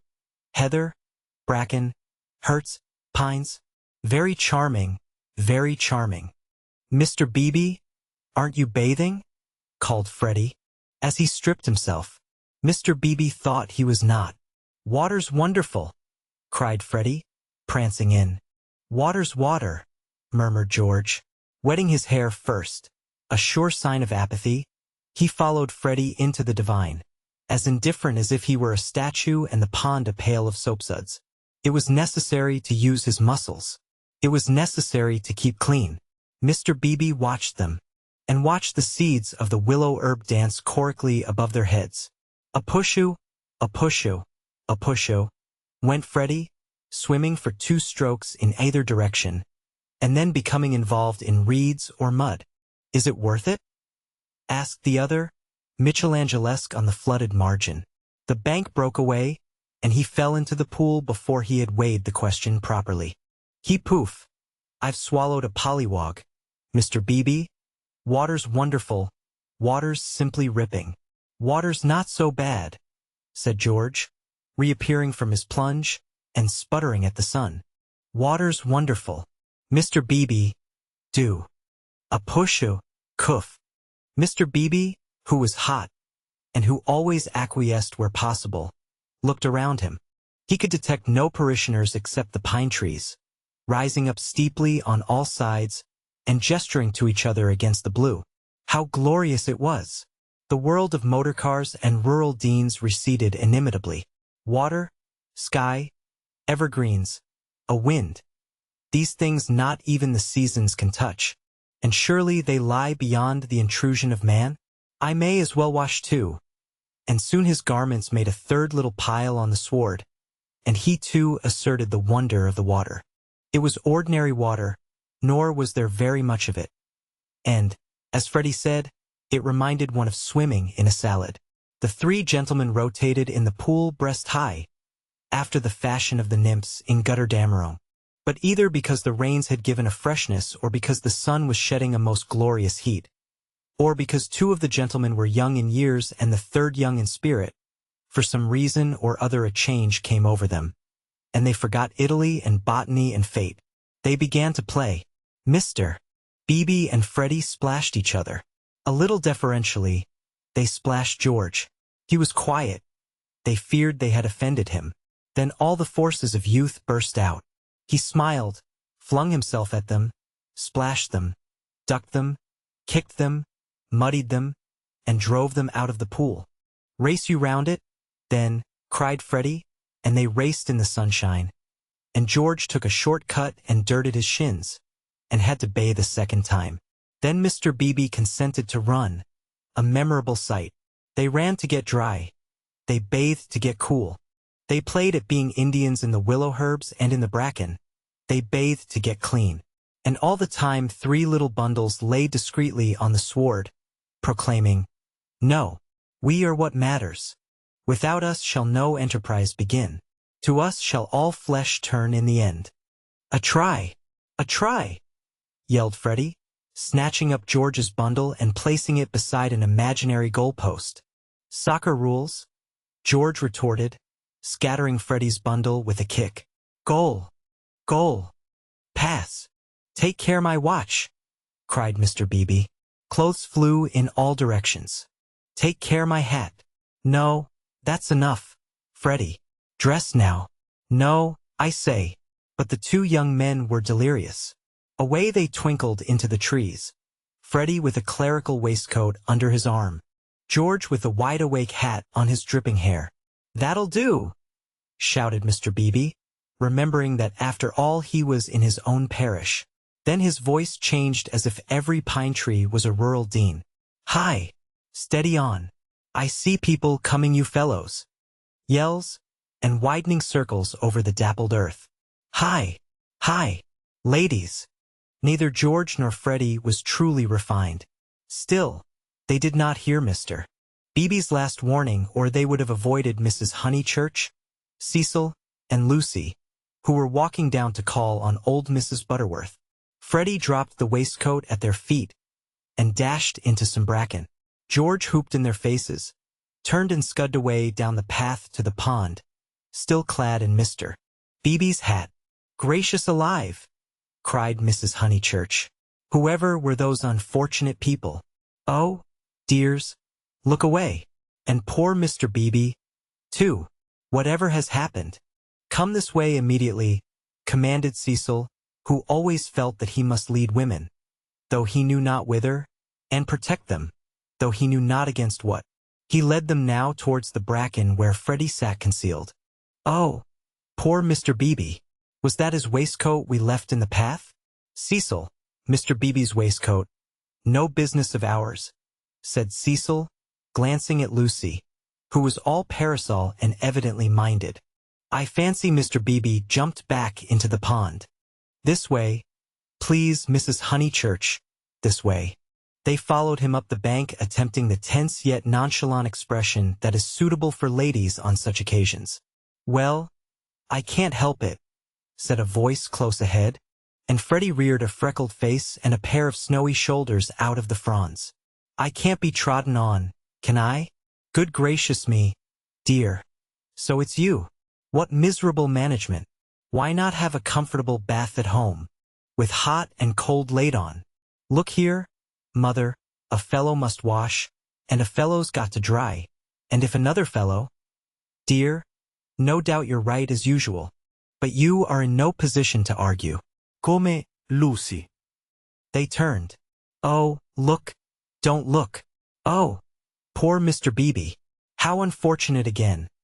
For Mr. Beebe was just crawling out of the pond, on whose surface garments of an intimate nature did float, while George, the world-weary George, shouted to Freddie that he had hooked a fish. And me? I've swallowed one, answered he of the bracken.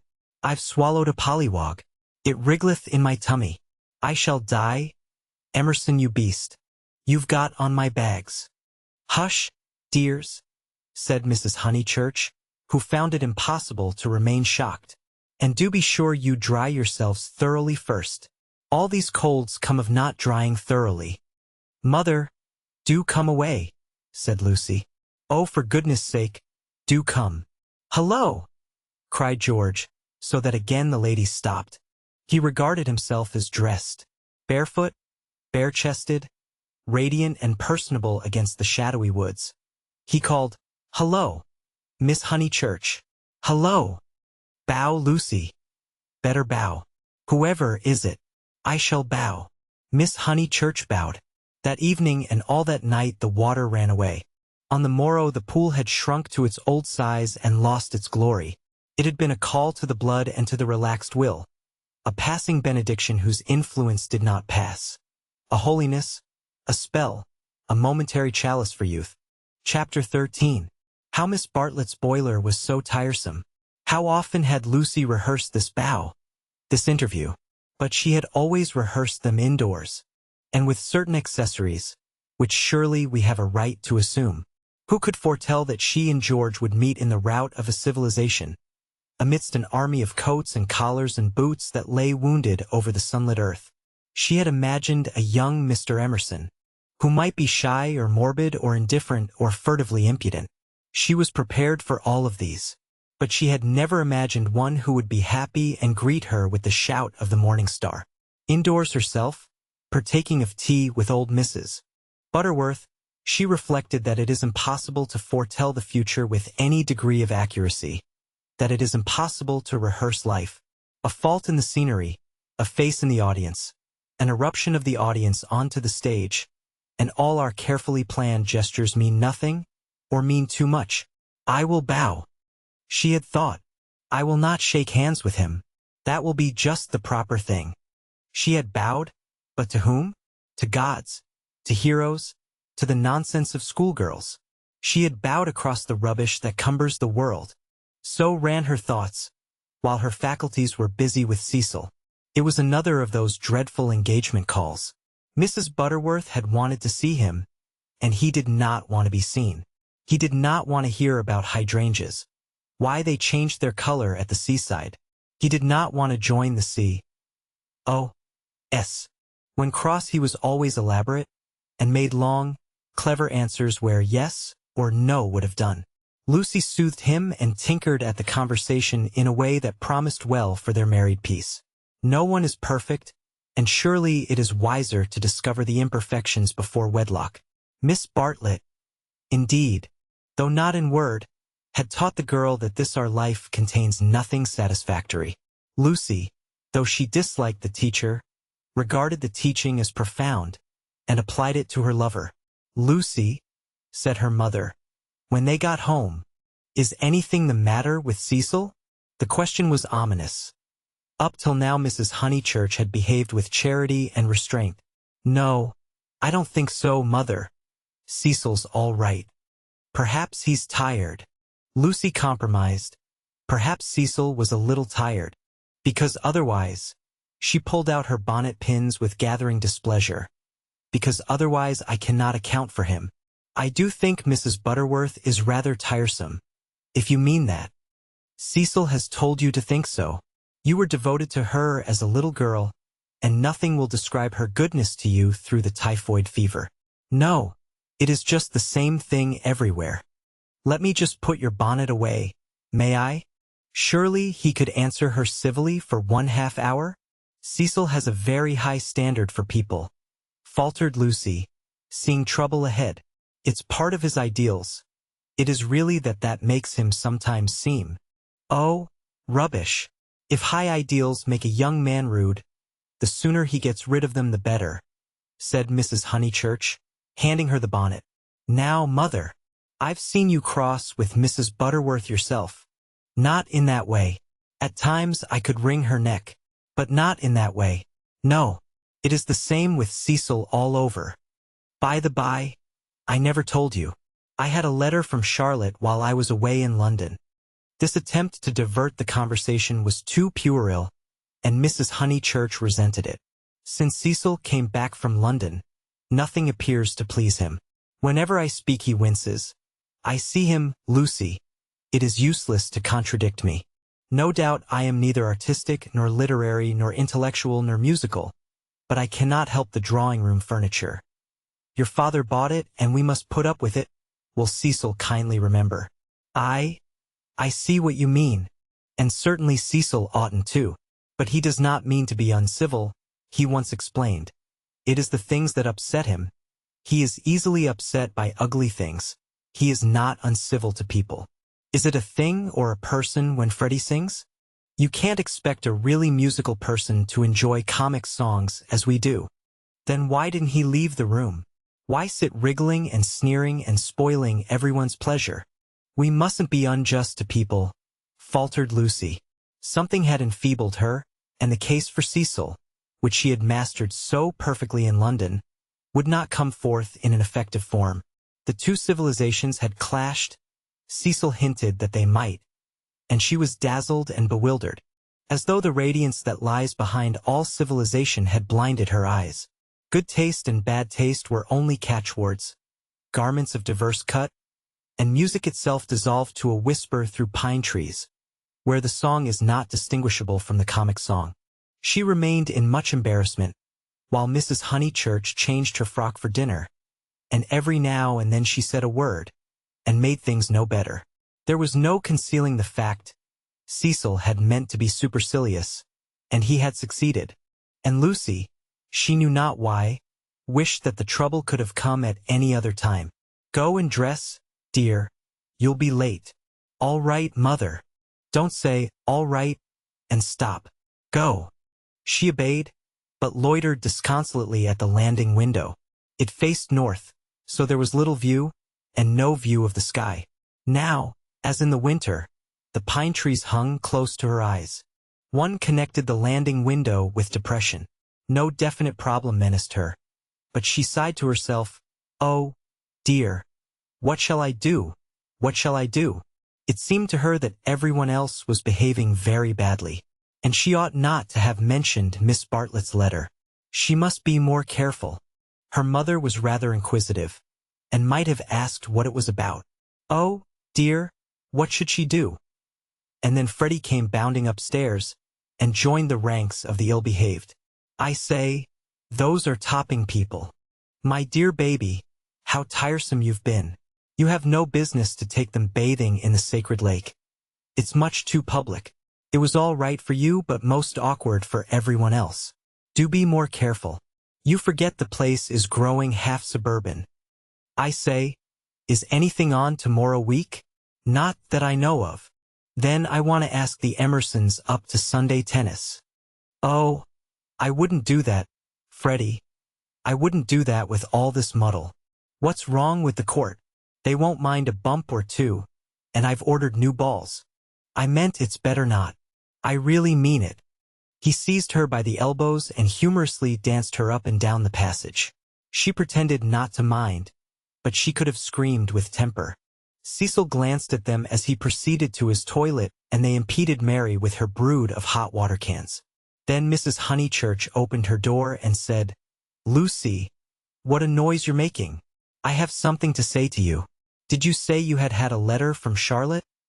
And Freddie ran away. Yes. I really can't stop. I must dress too. How's Charlotte? All right. Lucy. The unfortunate girl returned. You've a bad habit of hurrying away in the middle of one's sentences. Did Charlotte mention her boiler? Her what? Don't you remember that her boiler was to be had out in October, and her bath cistern cleaned out, and all kinds of terrible to-doings? I can't remember all Charlotte's worries, said Lucy bitterly. I shall have enough of my own, now that you are not pleased with Cecil. Mrs. Honeychurch might have flamed out. She did not. She said, Come here, old lady. Thank you for putting away my bonnet. Kiss me. And, though nothing is perfect, Lucy felt for the moment that her mother and Windy Corner and the Weald in the declining sun were perfect. So the grittiness went out of life. It generally did at Windy Corner. At the last minute, when the social machine was clogged hopelessly, one member or other of the family poured in a drop of oil. Cecil despised their methods, perhaps rightly. At all events, they were not his own. Dinner was at 7:30. Freddie gabbled the grace, and they drew up their heavy chairs and fell to. Fortunately, the men were hungry. Nothing untoward occurred until the pudding. Then Freddie said, Lucy, what's Emerson like? I saw him in Florence, said Lucy, hoping that this would pass for a reply. Is he the clever sort, or is he a decent chap? Ask Cecil. It is Cecil who brought him here. He is the clever sort, like myself, said Cecil. Freddie looked at him doubtfully. How well did you know them at the Bertolini? Asked Mrs. Honeychurch. Oh, very slightly. I mean, Charlotte knew them even less than I did. Oh, that reminds me. You never told me what Charlotte said in her letter. One thing and another, said Lucy, wondering whether she would get through the meal without a lie. Among other things, that an awful friend of hers had been bicycling through Summer Street, wondered if she'd come up and see us, and mercifully didn't. Lucy, I do call the way you talk unkind. She was a novelist, said Lucy craftily. The remark was a happy one, for nothing roused Mrs. Honeychurch so much as literature in the hands of females. She would abandon every topic to inveigh against those women who, instead of minding their houses and their children, seek notoriety by print. Her attitude was, if books must be written, let them be written by men. And she developed it at great length, while Cecil yawned and Freddie played at this year, next year, now, never, with his plumstones, and Lucy artfully fed the flames of her mother's wrath. But soon the conflagration died down, and the ghosts began to gather in the darkness. There were too many ghosts about. The original ghost, that touch of lips on her cheek, had surely been laid long ago. It could be nothing to her that a man had kissed her on a mountain once, but it had begotten a spectral family. Mr. Harris, Miss Bartlett's letter, Mr. Beebe's memories of violets, and one or other of these was bound to haunt her before Cecil's very eyes. It was Miss Bartlett who returned now, and with appalling vividness. I have been thinking, Lucy, of that letter of Charlotte's. How is she? I tore the thing up. Didn't she say how she was? How does she sound? Cheerful. Oh, yes, I suppose so. No, not very cheerful, I suppose. Then, depend upon it, it is the boiler. I know myself how water preys upon one's mind. I would rather anything else, even a misfortune with the meat. Cecil laid his hand over his eyes.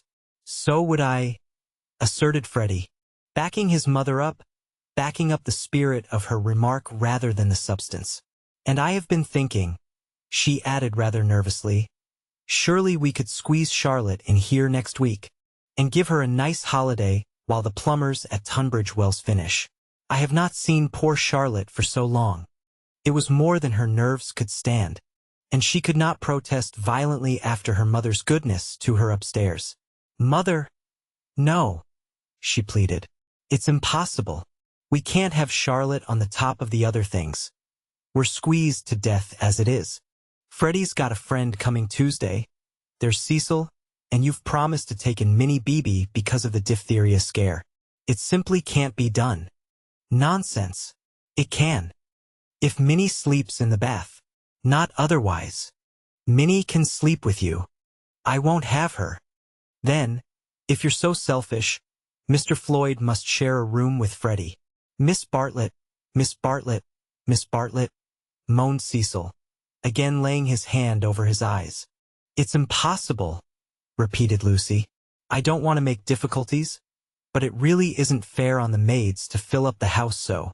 Alas, the truth is, dear, you don't like Charlotte. No, I don't. And no more does Cecil. She gets on our nerves. You haven't seen her lately, and don't realize how tiresome she can be, though so good. So please, Mother, don't worry us this last summer, but spoil us by not asking her to come. Here, said Cecil. Mrs. Honeychurch, with more gravity than usual, and with more feeling than she usually permitted herself, replied, this isn't very kind of you too. You have each other and all these woods to walk in, so full of beautiful things, and poor Charlotte has only the water turned off and plumbers. You are young, dears, and however clever young people are, and however many books they read, they will never guess what it feels like to grow old. Cecil crumbled his bread. I must say Cousin Charlotte was very kind to me that year I called on my bike, put in Freddie. She thanked me for coming till I felt like such a fool, and fussed round no end to get an egg boiled for my tea just right. I know, dear, she is kind to everyone, and yet Lucy makes this difficulty when we try to give her some little return. But Lucy hardened her heart. It was no good being kind to Miss Bartlett. She had tried herself too often and too recently. One might lay up treasure in heaven by the attempt, but one enriched neither Miss Bartlett nor anyone else upon earth. She was reduced to saying, I can't help it, Mother. I don't like Charlotte. I admit it's horrid of me. From your own account, you told her as much. Well, she would leave Florence so stupidly. She flurried. The ghosts were returning. They filled Italy. They were even usurping the places she had known as a child. The sacred lake would never be the same again, and, On Sunday week, something would even happen to Windy Corner. How would she fight against ghosts? For a moment the visible world faded away, and memories and emotions alone seemed real. "I suppose Miss Bartlett must come, since she boils eggs so well," said Cecil, who was in rather a happier frame of mind, thanks to the admirable cooking. "I didn't mean the egg was well boiled," corrected Freddie, "because in point of fact she forgot to take it off, and as a matter of fact I don't care for eggs. I only meant how jolly kind she seemed." Cecil frowned again. "Oh, these Honeychurches. Eggs, boilers, hydrangeas, maids, of such were their lives compact. May me and Lucy get down from our chairs?" he asked, with scarcely veiled insolence. "We don't want no dessert." Chapter 14. How Lucy faced the external situation bravely. Of course Miss Bartlett accepted, and, equally of course, she felt sure that she would prove a nuisance, and begged to be given an inferior spare room. Something with no view, anything. Her love to Lucy, and, equally of course, George Emerson could come to tennis on the Sunday week. Lucy faced the situation bravely, though, like most of us, she only faced the situation that encompassed her. She never gazed inwards. If at times strange images rose from the depths, she put them down to nerves. When Cecil brought the Emersons to Summer Street, it had upset her nerves. Charlotte would burnish up past foolishness, and this might upset her nerves. She was nervous at night. When she talked to George, they met again almost immediately at the rectory. His voice moved her deeply, and she wished to remain near him. How dreadful if she really wished to remain near him. Of course, the wish was due to nerves, which love to play such perverse tricks upon us. Once she had suffered from things that came out of nothing and meant she didn't know what. Now Cecil had explained psychology to her one wet afternoon, and all the troubles of youth in an unknown world could be dismissed. It is obvious enough for the reader to conclude, she loves young Emerson. A reader in Lucy's place would not find it obvious. Life is easy to chronicle, but bewildering to practice, and we welcome nerves, or any other shibboleth that will cloak our personal desire. She loved Cecil. George made her nervous. Will the reader explain to her that the phrases should have been reversed? But the external situation, she will face that bravely. The meeting at the rectory had passed off well enough. Standing between Mr. Beebe and Cecil, she had made a few tempered allusions to Italy, and George had replied. She was anxious to show that she was not shy, and was glad that he did not seem shy either. "A nice fellow," said Mr. Beebe afterwards. "He will work off his crudities in time. I rather mistrust young men who slip into life gracefully." Lucy said, "He seems in better spirits. He laughs more." "Yes," replied the clergyman. "He is waking up." That was all. But, as the week wore on, more of her defenses fell, and she entertained an image that had physical beauty. In spite of the clearest directions, Miss Bartlett contrived to bungle her arrival. She was due at the southeastern station at Dorking, whither Mrs. Honeychurch drove to meet her. She arrived at the London and Brighton station, and had to hire a cab up. No one was at home except Freddie and his friend, who had to stop their tennis and to entertain her for a solid hour. Cecil and Lucy turned up at 4 o'clock, and these, with little Minnie Beebe, made a somewhat lugubrious sextet upon the upper lawn for tea. "I shall never forgive myself," said Miss Bartlett, who kept on rising from her seat, and had to be begged by the United Company to remain. "I have upset everything, bursting in on young people, but I insist on paying for my cab up. Grant that, at any rate, our visitors never do such dreadful things," said Lucy, while her brother, in whose memory the boiled egg had already grown unsubstantial, exclaimed in irritable tones, "Just what I've been trying to convince Cousin Charlotte of, Lucy, for the last half hour." "I do not feel myself an ordinary visitor," said Miss Bartlett, and looked at her frayed glove. "All right, if you'd really rather. 5 shillings, and I gave a bob to the driver." Miss Bartlett looked in her purse. Only sovereigns and pennies. Could anyone give her change? Freddie had half a quid and his friend had 4 half-crowns. Miss Bartlett accepted their monies and then said, "But who am I to give the sovereign to?" "Let's leave it all till Mother comes back," suggested Lucy. "No, dear. Your mother may take quite a long drive now that she is not hampered with me. We all have our little foibles, and mine is the prompt settling of accounts." Here Freddie's friend, Mr. Floyd, made the one remark of his that need be quoted. He offered to toss Freddie for Miss Bartlett's quid. A solution seemed in sight, and even Cecil, who had been ostentatiously drinking his tea at the view, felt the eternal attraction of chance, and turned round. But this did not do, either. "Please, please, I know I am a sad spoil-sport, but it would make me wretched. I should practically be robbing the one who lost." "Freddie owes me 15 shillings, interposed Cecil. "So it will work out right if you give the pound to me." 15 shillings, said Miss Bartlett dubiously. "How is that, Mr. Vyse?" "Because, don't you see, Freddie paid your cab. Give me the pound, and we shall avoid this deplorable gambling." Miss Bartlett, who was poor at figures, became bewildered and rendered up the sovereign, amidst the suppressed gurgles of the other youths. For a moment Cecil was happy. He was playing at nonsense among his peers. Then he glanced at Lucy, in whose face petty anxieties had marred the smiles. In January he would rescue his Leonardo from this stupefying twaddle. "But I don't see that," exclaimed Minnie Beebe, who had narrowly watched the iniquitous transaction. "I don't see why Mr. Vyse is to have the quid." "Because of the 15 shillings and the 5, they said solemnly.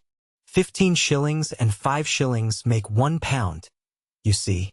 But I don't see." They tried to stifle her with cake. "No, thank you. I'm done. I don't see why, Freddie. Don't poke me. Miss Honeychurch, your brother's hurting me. Ow. What about Mr. Floyd's 10 shillings? Ow. No, I don't see, and I never shall see why Miss What's-her-name shouldn't pay that bob for the driver." "I had forgotten the driver," said Miss Bartlett, reddening. "Thank you, dear, for reminding me. A shilling, was it? Can anyone give me change for half a crown?" "I'll get it," said the young hostess, rising with decision. "Cecil, give me that sovereign." "No, give me up that sovereign. I'll get Euphemia to change it, and we'll start the whole thing again from the beginning." "Lucy, Lucy, what a nuisance I am," protested Miss Bartlett, and followed her across the lawn. Lucy tripped ahead, simulating hilarity. When they were out of earshot, Miss Bartlett stopped her wails and said quite briskly, "Have you told him about him yet?"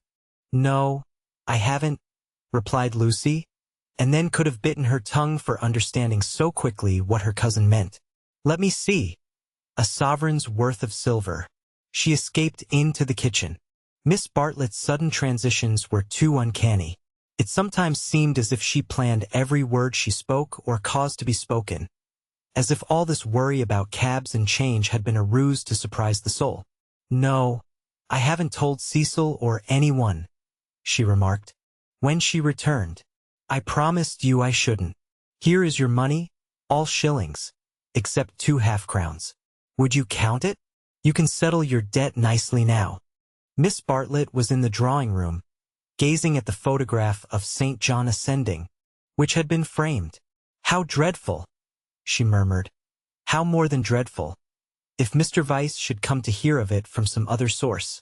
"Oh, no, Charlotte," said the girl, entering the battle. "George Emerson is all right. And what other source is there?" Miss Bartlett considered. "For instance, the driver. I saw him looking through the bushes at you. Remember, he had a violet between his teeth." Lucy shuddered a little. "We shall get the silly affair on our nerves if we aren't careful. How could a Florentine cab driver ever get hold of Cecil? We must think of every possibility." "Oh, it's all right. Or perhaps old Mr. Emerson knows. In fact, he is certain to know. I don't care if he does. I was grateful to you for your letter, but even if the news does get round, I think I can trust Cecil to laugh at it. To contradict it? No, to laugh at it." But she knew in her heart that she could not trust him, for he desired her untouched. "Very well, dear, you know best. Perhaps gentlemen are different to what they were when I was young. Ladies are certainly different. Now, Charlotte. She struck at her playfully. You kind, anxious thing. What would you have me do? First you say, don't tell, and then you say, tell. Which is it to be? Quick. Miss Bartlett sighed. I am no match for you in conversation, dearest. I blush when I think how I interfered at Florence, and you so well able to look after yourself, and so much cleverer in all ways than I am. You will never forgive me. Shall we go out, then? They will smash all the china if we don't. For the air rang with the shrieks of Minnie, who was being scalped with a teaspoon. Dear, one moment. We may not have this chance for a chat again. Have you seen the young one yet? Yes, I have. What happened? We met at the rectory. What line is he taking up? No line. He talked about Italy, like any other person. It is really all right. What advantage would he get from being a cad? To put it bluntly, I do wish I could make you see it my way. He really won't be any nuisance, Charlotte. Once a cad, always a cad. That is my poor opinion. Lucy paused. Cecil said one day, and I thought it so profound, that there are two kinds of cads, the conscious and the subconscious. She paused again, to be sure of doing justice to Cecil's profundity. Through the window she saw Cecil himself, turning over the pages of a novel. It was a new one from Smith's library. Her mother must have returned from the station. Once a cad, always a cad, droned Miss Bartlett. What I mean by subconscious is that Emerson lost his head. I fell into all those violets, and he was silly and surprised. I don't think we ought to blame him very much. It makes such a difference when you see a person with beautiful things behind him unexpectedly. It really does. It makes an enormous difference, and he lost his head. He doesn't admire me, or any of that nonsense. One straw. Freddie rather likes him, and has asked him up here on Sunday, so you can judge for yourself. He has improved. He doesn't always look as if he's going to burst into tears. He is a clerk in the general manager's office at one of the big railways, not a porter, and runs down to his father for weekends. Papa was to do with journalism, but is rheumatic and has retired. There. Now for the garden. She took hold of her guest by the arm. Suppose we don't talk about this silly Italian business anymore. We want you to have a nice restful visit at Windy Corner, with no worrying. Lucy thought this rather a good speech. The reader may have detected an unfortunate slip in it. Whether Miss Bartlett detected the slip one cannot say, for it is impossible to penetrate into the minds of elderly people. She might have spoken further, but they were interrupted by the entrance of her hostess. Explanations took place, and in the midst of them Lucy escaped, the images throbbing a little more vividly in her brain. Chapter 15. The Disaster Within. The Sunday after Miss Bartlett's arrival was a glorious day, like most of the days of that year. In the Weald, autumn approached, breaking up the green monotony of summer, touching the parks with the gray bloom of mist, the beech trees with russet, the oak trees with gold. Up on the heights, battalions of black pines witnessed the change, themselves unchangeable. Either country was spanned by a cloudless sky, and in either arose the tinkle of church bells. The garden of Windy Corners was deserted except for a red book, which lay sunning itself upon the gravel path. From the house came incoherent sounds, as of females preparing for worship. The men say they won't go. Well, I don't blame them. Minnie says, need she go? Tell her, no nonsense. And, Mary, hook me behind. Dearest Lucia, may I trespass upon you for a pin? For Miss Bartlett had announced that she at all events was one for church. The sun rose higher on its journey, guided, not by Phaeton, but by Apollo, competent, unswerving, divine. Its rays fell on the ladies whenever they advanced towards the bedroom windows. On Mr. Beebe down at Summer Street as he smiled over a letter from Miss Catherine Allen. On George Emerson cleaning his father's boots. And lastly, to complete the catalogue of memorable things, on the red book mentioned previously. The ladies move, Mr. Beebe moves, George moves, and movement may engender shadow. But this book lies motionless, to be caressed all the morning by the sun and to raise its cover slightly, as though acknowledging the caress. Presently Lucy steps out of the drawing-room window. Her new cerise dress has been a failure, and makes her look tawdry and wan. At her throat is a garnet brooch, on her finger a ring set with rubies, an engagement ring. Her eyes are bent to the Weald. She frowns a little, not in anger, but as a brave child frowns when he is trying not to cry. In all that expanse no human eye is looking at her, and she may frown unrebuked and measure the spaces that yet survive between Apollo and the western hills. Lucy, Lucy, what's that book? Who's been taking a book out of the shelf and leaving it about to spoil? It's only the library book that Cecil's been reading. But pick it up, and don't stand idling there like a flamingo. Lucy picked up the book and glanced at the title listlessly, Under Elogia. She no longer read novels herself, devoting all her spare time to solid literature in the hope of catching Cecil up. It was dreadful how little she knew, and even when she thought she knew a thing, like the Italian painters, she found she had forgotten it. Only this morning she had confused Francesco Francia with Piero della Francesca, and Cecil had said, "What? You aren't forgetting your Italy already?" And this too had lent anxiety to her eyes when she saluted the dear view and the dear garden in the foreground. And above them, scarcely conceivable elsewhere, the dear sun. "Lucy, have you a sixpence for Minnie and a shilling for yourself?" She hastened in to her mother, who was rapidly working herself into a Sunday fluster. "It's a special collection. I forget what for. I do beg, no vulgar clinking in the plate with halfpennies. See that Minnie has a nice bright sixpence. Where is the child? Minnie, that book's all warped. Gracious, how plain you look. Put it under the atlas to press. Minnie.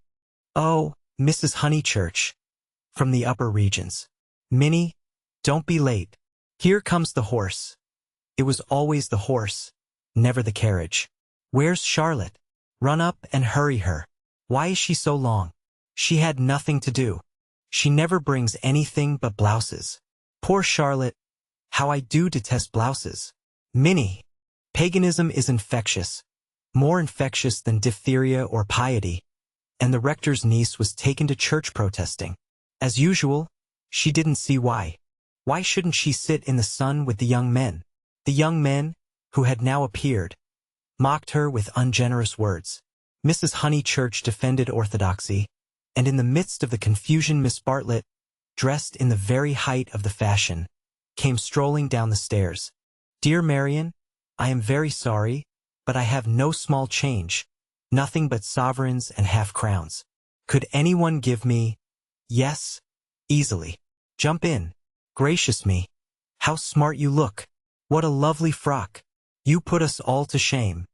If I did not wear my best rags and tatters now, when should I wear them?" said Miss Bartlett reproachfully.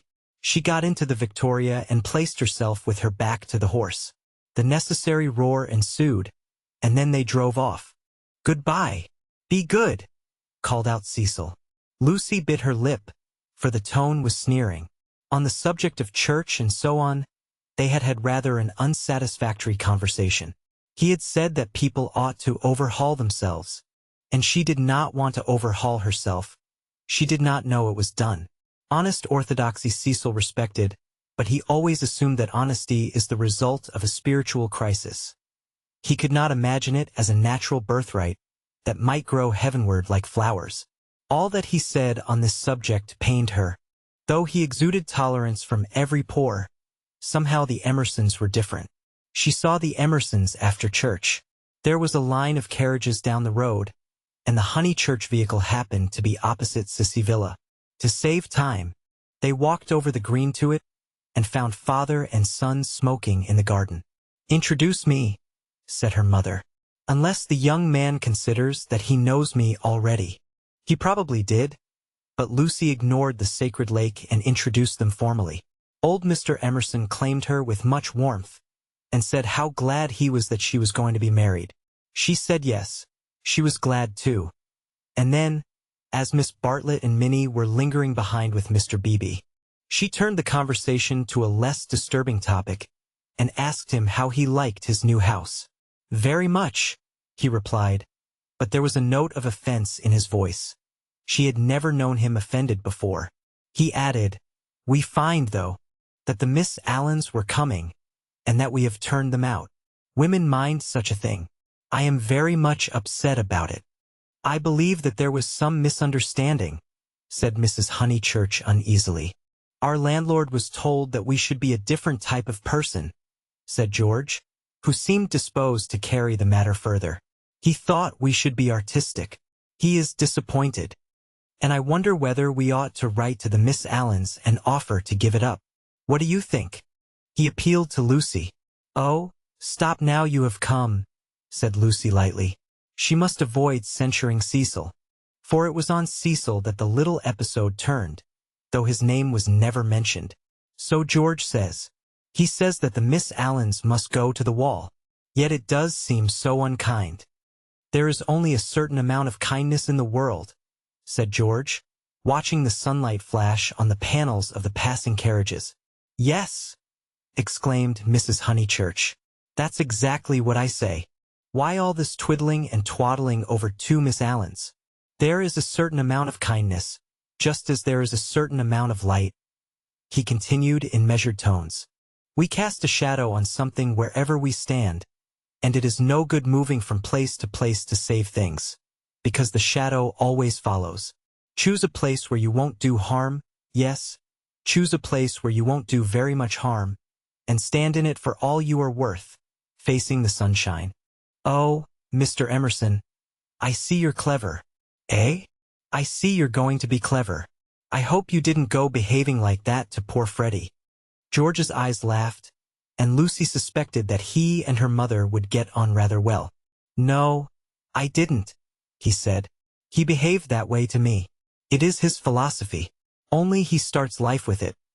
And I have tried the note of interrogation first." "What do you mean?" "No, never mind what you mean. Don't explain. He looks forward to seeing you this afternoon. Do you play tennis? Do you mind tennis on Sunday?" George mind tennis on Sunday. George, after his education, distinguished between Sunday. Very well, George doesn't mind tennis on Sunday. No more do I. That's settled. Mr. Emerson, if you could come with your son, we should be so pleased. He thanked her, but the walk sounded rather far. He could only potter about in these days. She turned to George, "And then he wants to give up his house to the Miss Allens." "I know," said George, and put his arm round his father's neck. The kindness that Mr. Beebe and Lucy had always known to exist in him came out suddenly, like sunlight touching a vast landscape, a touch of the morning sun.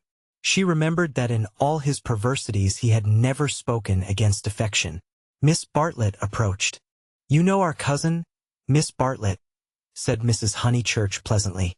"You met her with my daughter in Florence." "Yes, indeed," said the old man, and made as if he would come out of the garden to meet the lady. Miss Bartlett promptly got into the Victoria. Thus entrenched, she emitted a formal bow. It was the pension Bertolini again, the dining table with the decanters of water and wine. It was the old battle of the room with the view. George did not respond to the bow. Like any boy, he blushed and was ashamed. He knew that the chaperone remembered. He said, I'll come up to tennis if I can manage it," and went into the house. Perhaps anything that he did would have pleased Lucy, but his awkwardness went straight to her heart. Men were not gods after all, but as human and as clumsy as girls. Even men might suffer from unexplained desires and need help. To one of her upbringing and of her destination, the weakness of men was a truth unfamiliar, but she had surmised it at Florence, when George threw her photographs into the River Arno. "George, don't go," cried his father, who thought it a great treat for people if his son would talk to them. "George has been in such good spirits today, and I am sure he will end by coming up this afternoon." Lucy caught her cousin's eye. Something in its mute appeal made her reckless. "Yes," she said, raising her voice, "I do hope he will." Then she went to the carriage and murmured, The old man hasn't been told. I knew it was all right. Mrs. Honeychurch followed her, and they drove away. Satisfactory that Mr. Emerson had not been told of the Florence escapade. Yet Lucy's spirits should not have leapt up as if she had sighted the ramparts of heaven. Satisfactory, yet surely she greeted it with disproportionate joy. All the way home the horse's hoofs sang a tune to her. He has not told. He has not told. Her brain expanded the melody. He has not told his father, to whom he tells all things. It was not an exploit. He did not laugh at me when I had gone. She raised her hand to her cheek. He does not love me. No. How terrible if he did. But he has not told. He will not tell. She longed to shout the words. It is all right. It is a secret between us two forever. Cecil will never hear. She was even glad that Miss Bartlett had made her promise secrecy, that last dark evening at Florence, when they had knelt packing in his room. The secret, big or little, was guarded. Only 3 English people knew of it in the world. Thus she interpreted her joy. She greeted Cecil with unusual radiance, because she felt so safe. As he helped her out of the carriage, she said, "The Emersons have been so nice. George Emerson has improved enormously." "How are my protégés?" asked Cecil, who took no real interest in them, and had long since forgotten his resolution to bring them to Windy Corner for educational purposes. "Protégés!" she exclaimed with some warmth, for the only relationship which Cecil conceived was feudal, that of protector and protected. He had no glimpse of the comradeship after which the girl's soul yearned. "You shall see for yourself how your protégés are. George Emerson is coming up this afternoon. He is the most interesting man to talk to. Only don't," she nearly said, "don't protect him." But the bell was ringing for lunch, and, as often happened, Cecil had paid no great attention to her remarks. Charm, not argument, was to be her forte. Lunch was a cheerful meal. Generally Lucy was depressed at meals. Someone had to be soothed, either Cecil or Miss Bartlett or a being not visible to the mortal eye, a being who whispered to her soul, "It will not last, this cheerfulness. In January you must go to London to entertain the grandchildren of celebrated men." But today she felt she had received a guarantee. Her mother would always sit there, her brother here. The sun, though it had moved a little since the morning, would never be hidden behind the western hills. After luncheon they asked her to play. She had seen Gluck's Armide that year, and played from memory the music of the Enchanted Garden, the music to which Renaud approaches, beneath the light of an eternal dawn, the music that never gains, never wanes, but ripples forever like the tideless seas of fairyland. Such music is not for the piano, and her audience began to get restive, and Cecil, sharing the discontent, called out, "Now play us the other garden, the one in Parsifal." She closed the instrument. "Not very dutiful," said her mother's voice.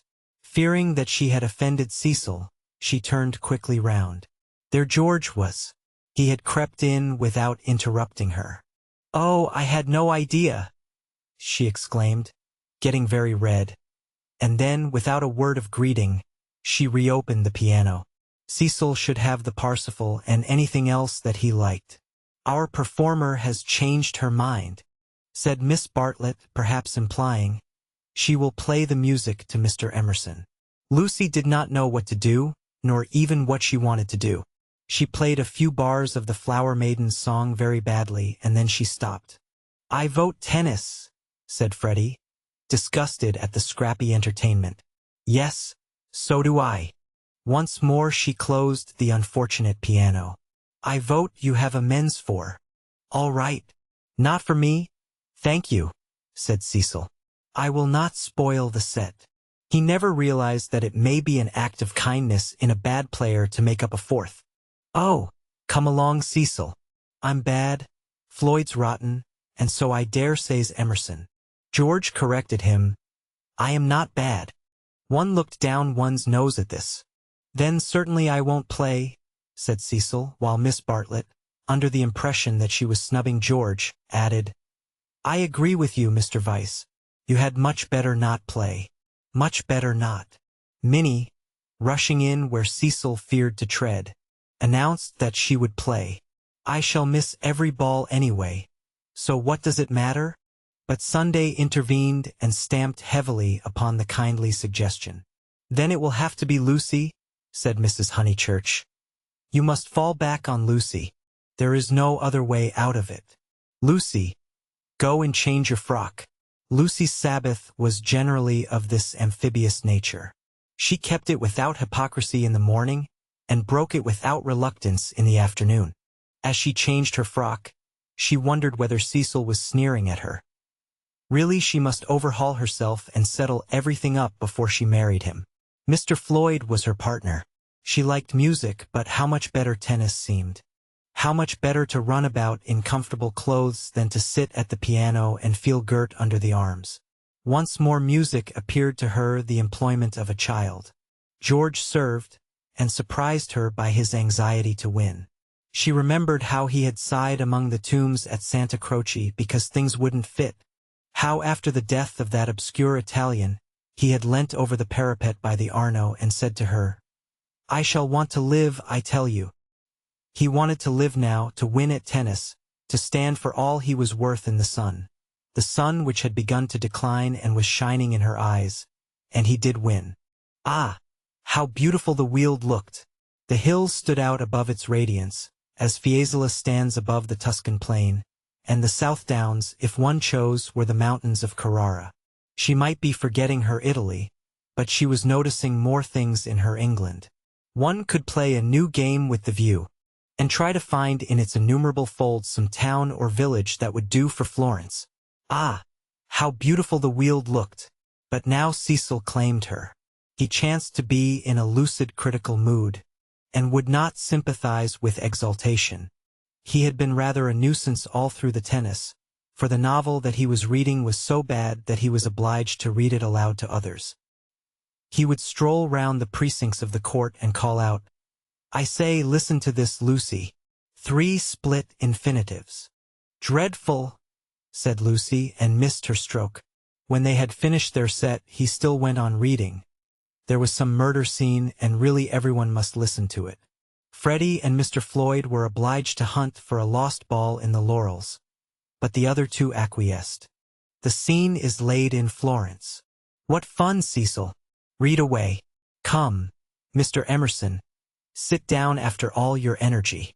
She had forgiven George, as she put it, and she made a point of being pleasant to him. He jumped over the net and sat down at her feet, asking, "You? And are you tired?" "Of course I'm not. Do you mind being beaten?" She was going to answer, "No," when it struck her that she did mind, so she answered, "Yes." She added merrily, "I don't see you're such a splendid player, though. The light was behind you, and it was in my eyes." "I never said I was." "Why, you did. You didn't attend. You said, 'Oh, don't go in for accuracy at this house.' We all exaggerate, and we get very angry with people who don't." "The scene is laid in Florence," repeated Cecil, with an upward note.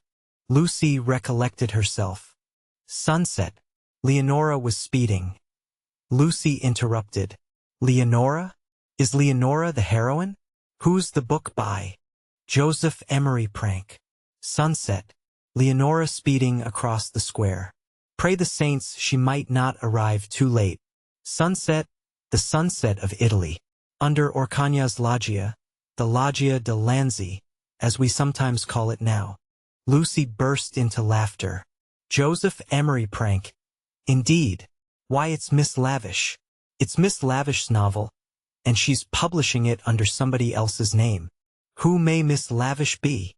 "Oh, a dreadful person. Mr. Emerson, you remember Miss Lavish?"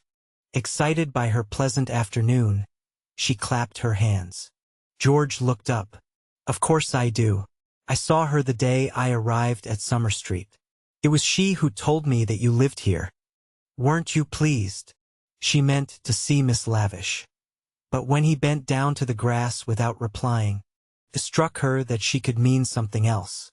She watched his head, which was almost resting against her knee, and she thought that the ears were reddening.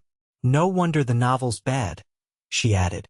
I never liked Miss Lavish, but I suppose one ought to read it as one's met her.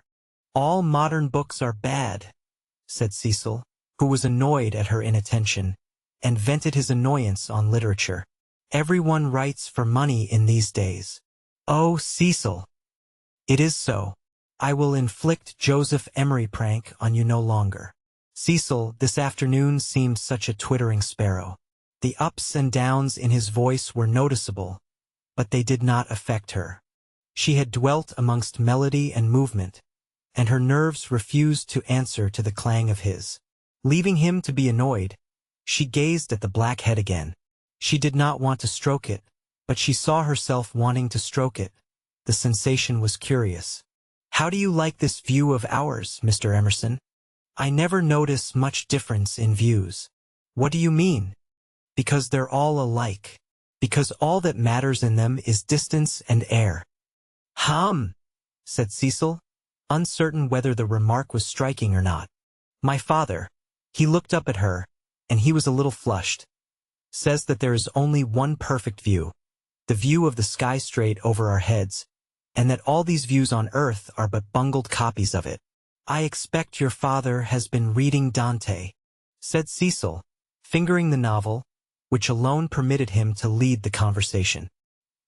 He told us another day that views are really crowds of trees and houses and hills, and are bound to resemble each other, like human crowds, and that the power they have over us is sometimes supernatural for the same reason. Lucy's lips parted. For a crowd is more than the people who make it up. Something gets added to it, no one knows how, just as something has got added to those hills. He pointed with his racket to the South Downs. What a splendid idea, she murmured. I shall enjoy hearing your father talk again. I'm so sorry he's not so well. No, he isn't well. There's an absurd account of a view in this book, said Cecil. Also that men fall into two classes, those who forget views and those who remember them, even in small rooms. Mr. Emerson, have you any brothers or sisters? None. Why? You spoke of U.S. My mother, I was meaning. Cecil closed the novel with a bang. Oh, Cecil, how you made me jump. I will inflict Joseph Emery prank on you no longer. I can just remember us all three going into the country for the day and seeing as far as Hindhead. It is the first thing that I remember. Cecil got up. The man was ill-bred. He hadn't put on his coat after tennis. He didn't do. He would have strolled away if Lucy had not stopped him. Cecil, do read the thing about the view. Not while Mr. Emerson is here to entertain us. No, read away. I think nothing's funnier than to hear silly things read out loud. If Mr. Emerson thinks us frivolous, he can go. This struck Cecil as subtle and pleased him. It put their visitor in the position of a prig. Somewhat mollified, he sat down again. Mr. Emerson, go and find tennis balls. She opened the book. Cecil must have his reading and anything else that he liked. But her attention wandered to George's mother, who, according to Mr. Eager, had been murdered in the sight of God and, according to her son, had seen as far as Hindhead. Am I really to go? Asked George. No, of course not really, she answered.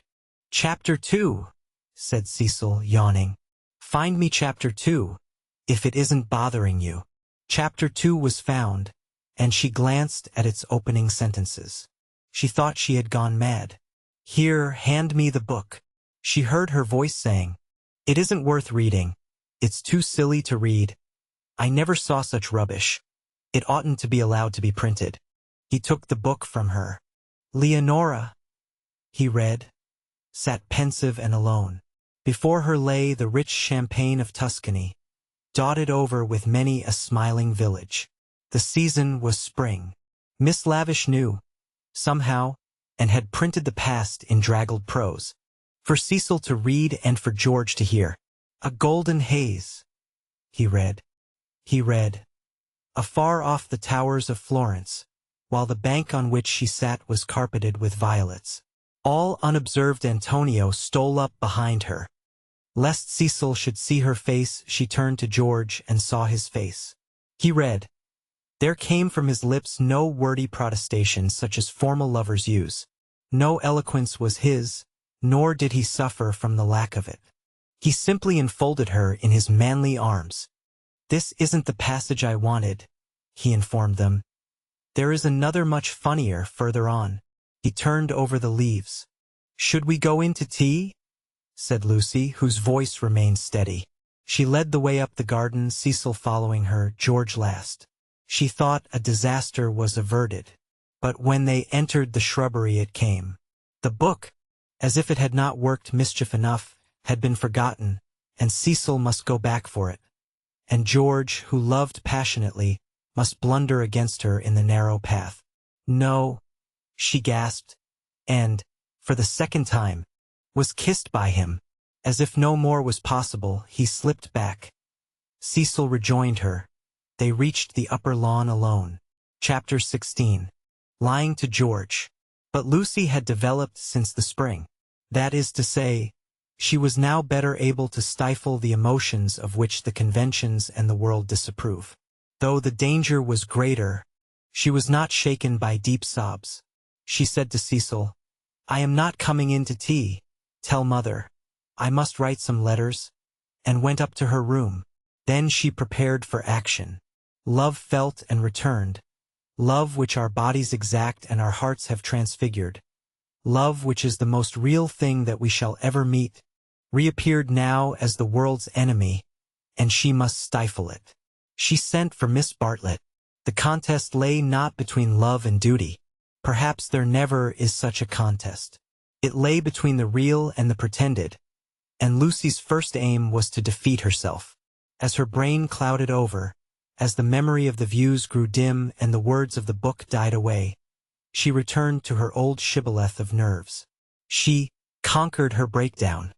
Tampering with the truth, she forgot that the truth had ever been. Remembering that she was engaged to Cecil, she compelled herself to confused remembrances of George. He was nothing to her. He never had been anything. He had behaved abominably. She had never encouraged him. The armor of falsehood is subtly wrought out of darkness, and hides a man not only from others, but from his own soul. In a few moments Lucy was equipped for battle. Something too awful has happened, she began, as soon as her cousin arrived. Do you know anything about Miss Lavish's novel? Miss Bartlett looked surprised and said that she had not read the book, nor known that it was published.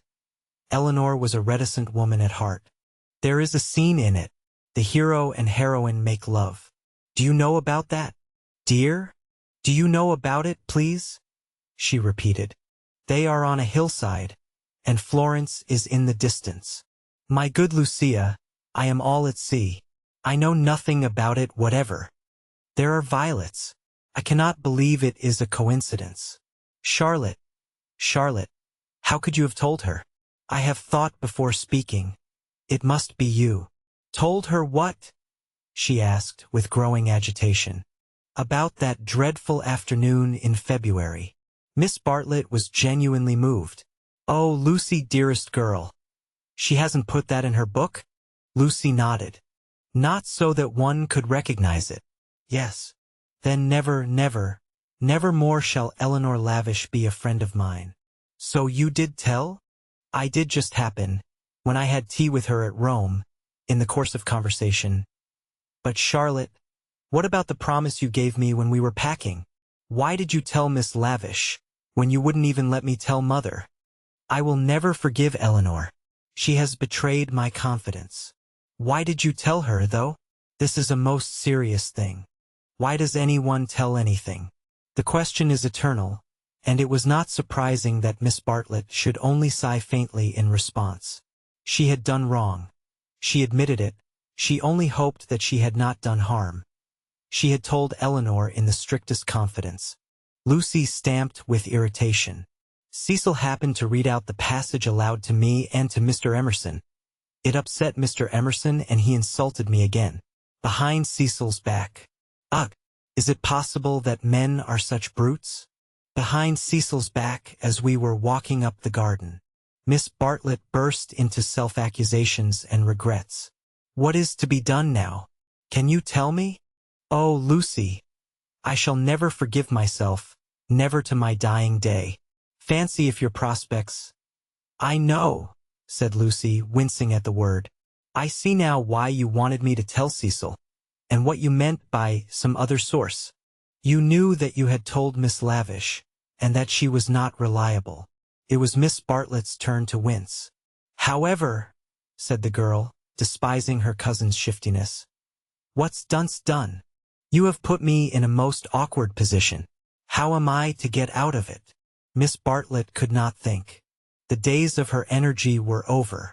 She was a visitor, not a chaperone, and a discredited visitor at that. She stood with clasped hands while the girl worked herself into the necessary rage. That man must have such a setting down that he won't forget. And who's to give it him? I can't tell Mother now, owing to you.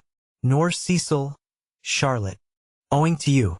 I am caught up every way. I think I shall go mad. I have no one to help me. That's why I've sent for you. What's wanted is a man with a whip. Miss Bartlett agreed. One wanted a man with a whip. Yes, but it's no good agreeing. What's to be done? We women go maundering on. What does a girl do when she comes across a cad? I always said he was a cad, dear. Give me credit for that, at all events.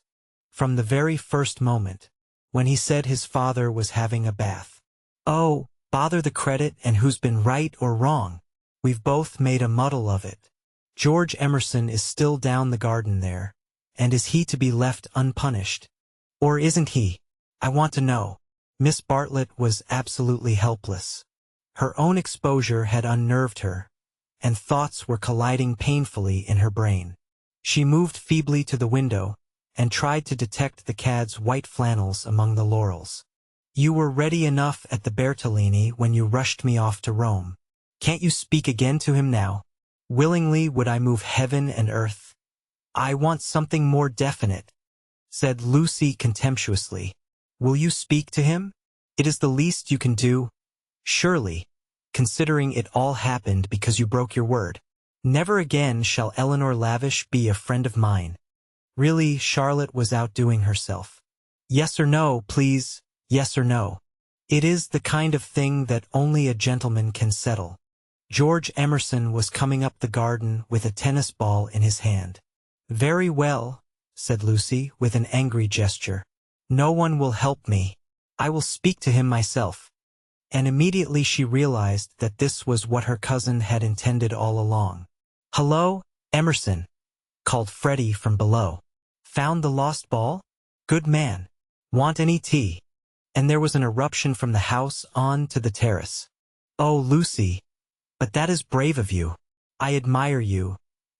They had gathered round George, who beckoned. She felt, over the rubbish, the sloppy thoughts, the furtive yearnings that were beginning to cumber her soul. Her anger faded at the sight of him. Ah, the Emersons were fine people in their way. She had to subdue a rush in her blood before saying, Freddie has taken him into the dining room. The others are going down the garden. Come, let us get this over quickly. Come, I want you in the room, of course. Lucy, do you mind doing it? How can you ask such a ridiculous question? Poor Lucy. She stretched out her hand.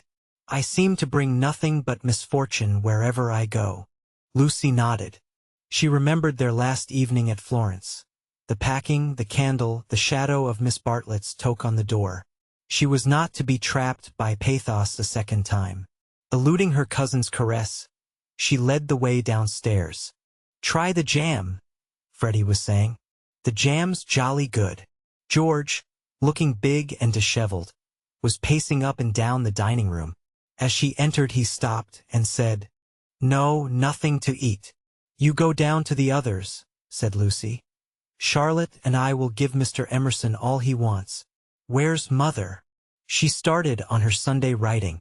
She's in the drawing room. That's all right. You go away. He went off singing. Lucy sat down at the table. Miss Bartlett, who was thoroughly frightened, took up a book and pretended to read. She would not be drawn into an elaborate speech. She just said, I can't have it, Mr. Emerson. I cannot even talk to you. Go out of this house, and never come into it again as long as I live here. Flushing as she spoke and pointing to the door. I hate a row. Go please. What? No discussion. But I can't. She shook her head. Go please. I do not want to call in Mr. Weiss. You don't mean, he said, absolutely ignoring Miss Bartlett. You don't mean that you are going to marry that man? The line was unexpected. She shrugged her shoulders, as if his vulgarity wearied her. You are merely ridiculous, she said quietly. Then his words rose gravely over hers. You cannot live with Weiss. He's only for an acquaintance. He is for society and cultivated talk. He should know no one intimately, least of all a woman. It was a new light on Cecil's character. Have you ever talked to Weiss without feeling tired? I can scarcely discuss. No, but have you ever? He is the sort who are all right so long as they keep to things. Books, pictures, but kill when they come to people. That's why I'll speak out through all this muddle even now. It's shocking enough to lose you in any case, but generally a man must deny himself joy, and I would have held back if your Cecil had been a different person. I would never have let myself go, but I saw him first in the National Gallery, when he winced because my father mispronounced the names of great painters. Then he brings us here, and we find it is to play some silly trick on a kind neighbor. That is the man all over, playing tricks on people on the most sacred form of life that he can find. Next, I meet you together, and find him protecting and teaching you and your mother to be shocked. When it was for you to settle whether you were shocked or no. Cecil all over again. He daren't let a woman decide. He's the type who's kept Europe back for 1,000 years. Every moment of his life he's forming you, telling you what's charming or amusing or ladylike, telling you what a man thinks womanly. And you of all women, listen to his voice instead of to your own. So it was at the rectory when I met you both again. So it has been the whole of this afternoon. Not therefore I kissed you. Because the book made me do that, and I wish to goodness I had more self-control. I'm not ashamed. I don't apologize. But it has frightened you, and you may not have noticed that I love you. Or would you have told me to go, and dealt with a tremendous thing so lightly? But therefore I settled to fight him. Lucy thought of a very good remark. You say Mr. Weiss wants me to listen to him, Mr. Emerson. Pardon me for suggesting that you have caught the habit. And he took the shoddy reproof and touched it into immortality. He said, Yes, I have, and sank down as if suddenly weary. I'm the same kind of brute at bottom. This desire to govern a woman, it lies very deep, and men and women must fight it together before they shall enter the garden. But I do love you surely in a better way than he does. He thought, Yes, really in a better way. I want you to have your own thoughts even when I hold you in my arms. He stretched them towards her. Lucy, be quick. There's no time for us to talk now. Come to me as you came in the spring, and afterwards I will be gentle and explain. I have cared for you since that man died. I cannot live without you. No good, I thought. She is marrying someone else. But I meet you again when all the world is glorious water and sun. As you came through the wood I saw that nothing else mattered. I called. I wanted to live and have my chance of joy. And Mr. Weiss? Said Lucy, who kept commendably calm. Does he not matter? That I love Cecil and shall be his wife shortly? A detail of no importance, I suppose. But he stretched his arms over the table towards her. May I ask what you intend to gain by this exhibition? He said, It is our last chance. I shall do all that I can. And as if he had done all else, he turned to Miss Bartlett, who sat like some portent against the skies of the evening. You wouldn't stop us this second time if you understood, he said. I have been into the dark, and I am going back into it, unless you will try to understand. Her long, narrow head drove backwards and forwards, as though demolishing some invisible obstacle. She did not answer. It is being young, he said quietly, picking up his racket from the floor and preparing to go. It is being certain that Lucy cares for me really. It is that love and youth matter intellectually. In silence, the two women watched him. His last remark, they knew, was nonsense, but was he going after it or not? Would not he, the cad, the charlatan, attempt a more dramatic finish? No. He was apparently content. He left them, carefully closing the front door, and when they looked through the hall window, they saw him go up the drive and begin to climb the slopes of withered fern behind the house. Their tongues were loosed, and they burst into stealthy rejoicings. "Oh, Lucia! Come back here. Oh, what an awful man!" Lucy had no reaction, at least not yet. "Well, he amuses me," she said. "Either I'm mad or else he is, and I'm inclined to think it's the latter. One more fuss through with you, Charlotte. Many thanks. I think, though, that this is the last. My admirer will hardly trouble me again." "And Miss Bartlett, too," essayed the roguish. "Well, it isn't everyone who could boast such a conquest, dearest, is it? Oh, one oughtn't to laugh, really. It might have been very serious. But you were so sensible and brave, so unlike the girls of my day. Let's go down to them." But once in the open air, she paused. Some emotion, pity, terror, love, but the emotion was strong, seized her, and she was aware of autumn. Summer was ending, and the evening brought her odors of decay, the more pathetic because they were reminiscent of spring. That something or other mattered intellectually. A leaf, violently agitated, danced past her, while other leaves lay motionless. That the earth was hastening to re-enter darkness, and the shadows of those trees over Windy Corner? "Hello, Lucy. There's still light enough for another set, if you two'll hurry. Mr. Emerson has had to go. What a nuisance. That spoils the four. I say, Cecil, there's a good chap. It's Floyd's last day. Do play tennis with us. Just this once." Cecil's voice came. "My dear Freddie, I am no athlete. As you well remarked this very morning, there are some chaps who are no good for anything but books. I plead guilty to being such a chap, and will not inflict myself on you." The scales fell from Lucy's eyes. How had she stood Cecil for a moment? He was absolutely intolerable, and the same evening she broke off her engagement. Chapter 17. Lying to Cecil. He was bewildered. He had nothing to say. He was not even angry, but stood, with a glass of whiskey between his hands, trying to think what had led her to such a conclusion. She had chosen the moment before bed when, in accordance with their bourgeois habit, she always dispensed drinks to the men. Freddie and Mr. Floyd were sure to retire with their glasses, while Cecil invariably lingered, sipping at his while she locked up the sideboard. "I am very sorry about it," she said. "I have carefully thought things over. We are too different. I must ask you to release me, and try to forget that there ever was such a foolish girl."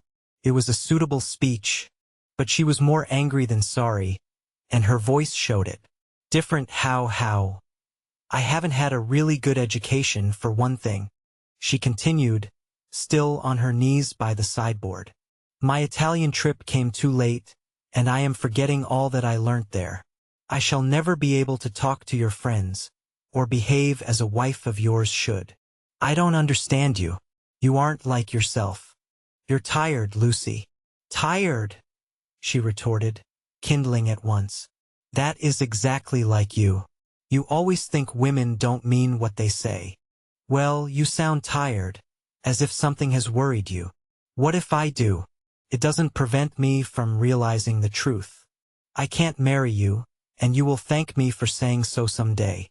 You had that bad headache yesterday, all right?" For she had exclaimed indignantly, "I see it's much more than headaches, but give me a moment's time." He closed his eyes.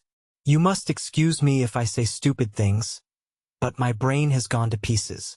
Part of it lives 3 minutes back, when I was sure that you loved me, and the other part, I find it difficult. I am likely to say the wrong thing." It struck her that he was not behaving so badly, and her irritation increased. She again desired a struggle, not a discussion. To bring on the crisis, she said, "There are days when one sees clearly, and this is one of them. Things must come to a breaking point sometime, and it happens to be today.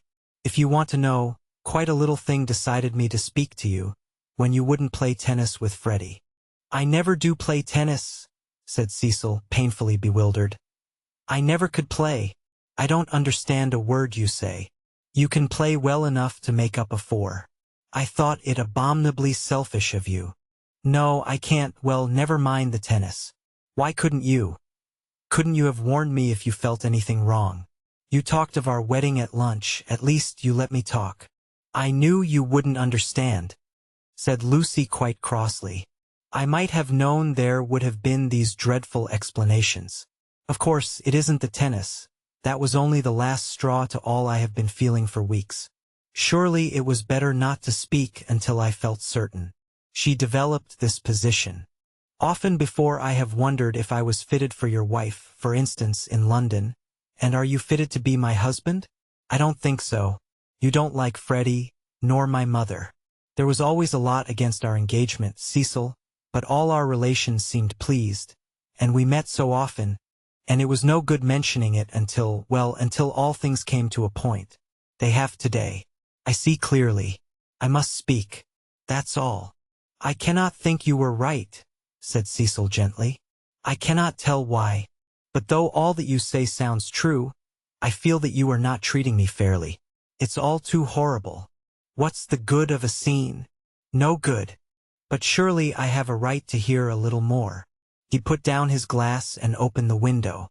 From where she knelt, jangling her keys, she could see a slit of darkness, and, peering into it, as if it would tell him that little more, his long, thoughtful face. "Don't open the window, and you'd better draw the curtain, too. Freddie or anyone might be outside." He obeyed. "I really think we had better go to bed, if you don't mind. I shall only say things that will make me unhappy afterwards. As you say, it is all too horrible, and it is no good talking." But to Cecil, now that he was about to lose her, she seemed each moment more desirable. He looked at her instead of through her, for the first time since they were engaged.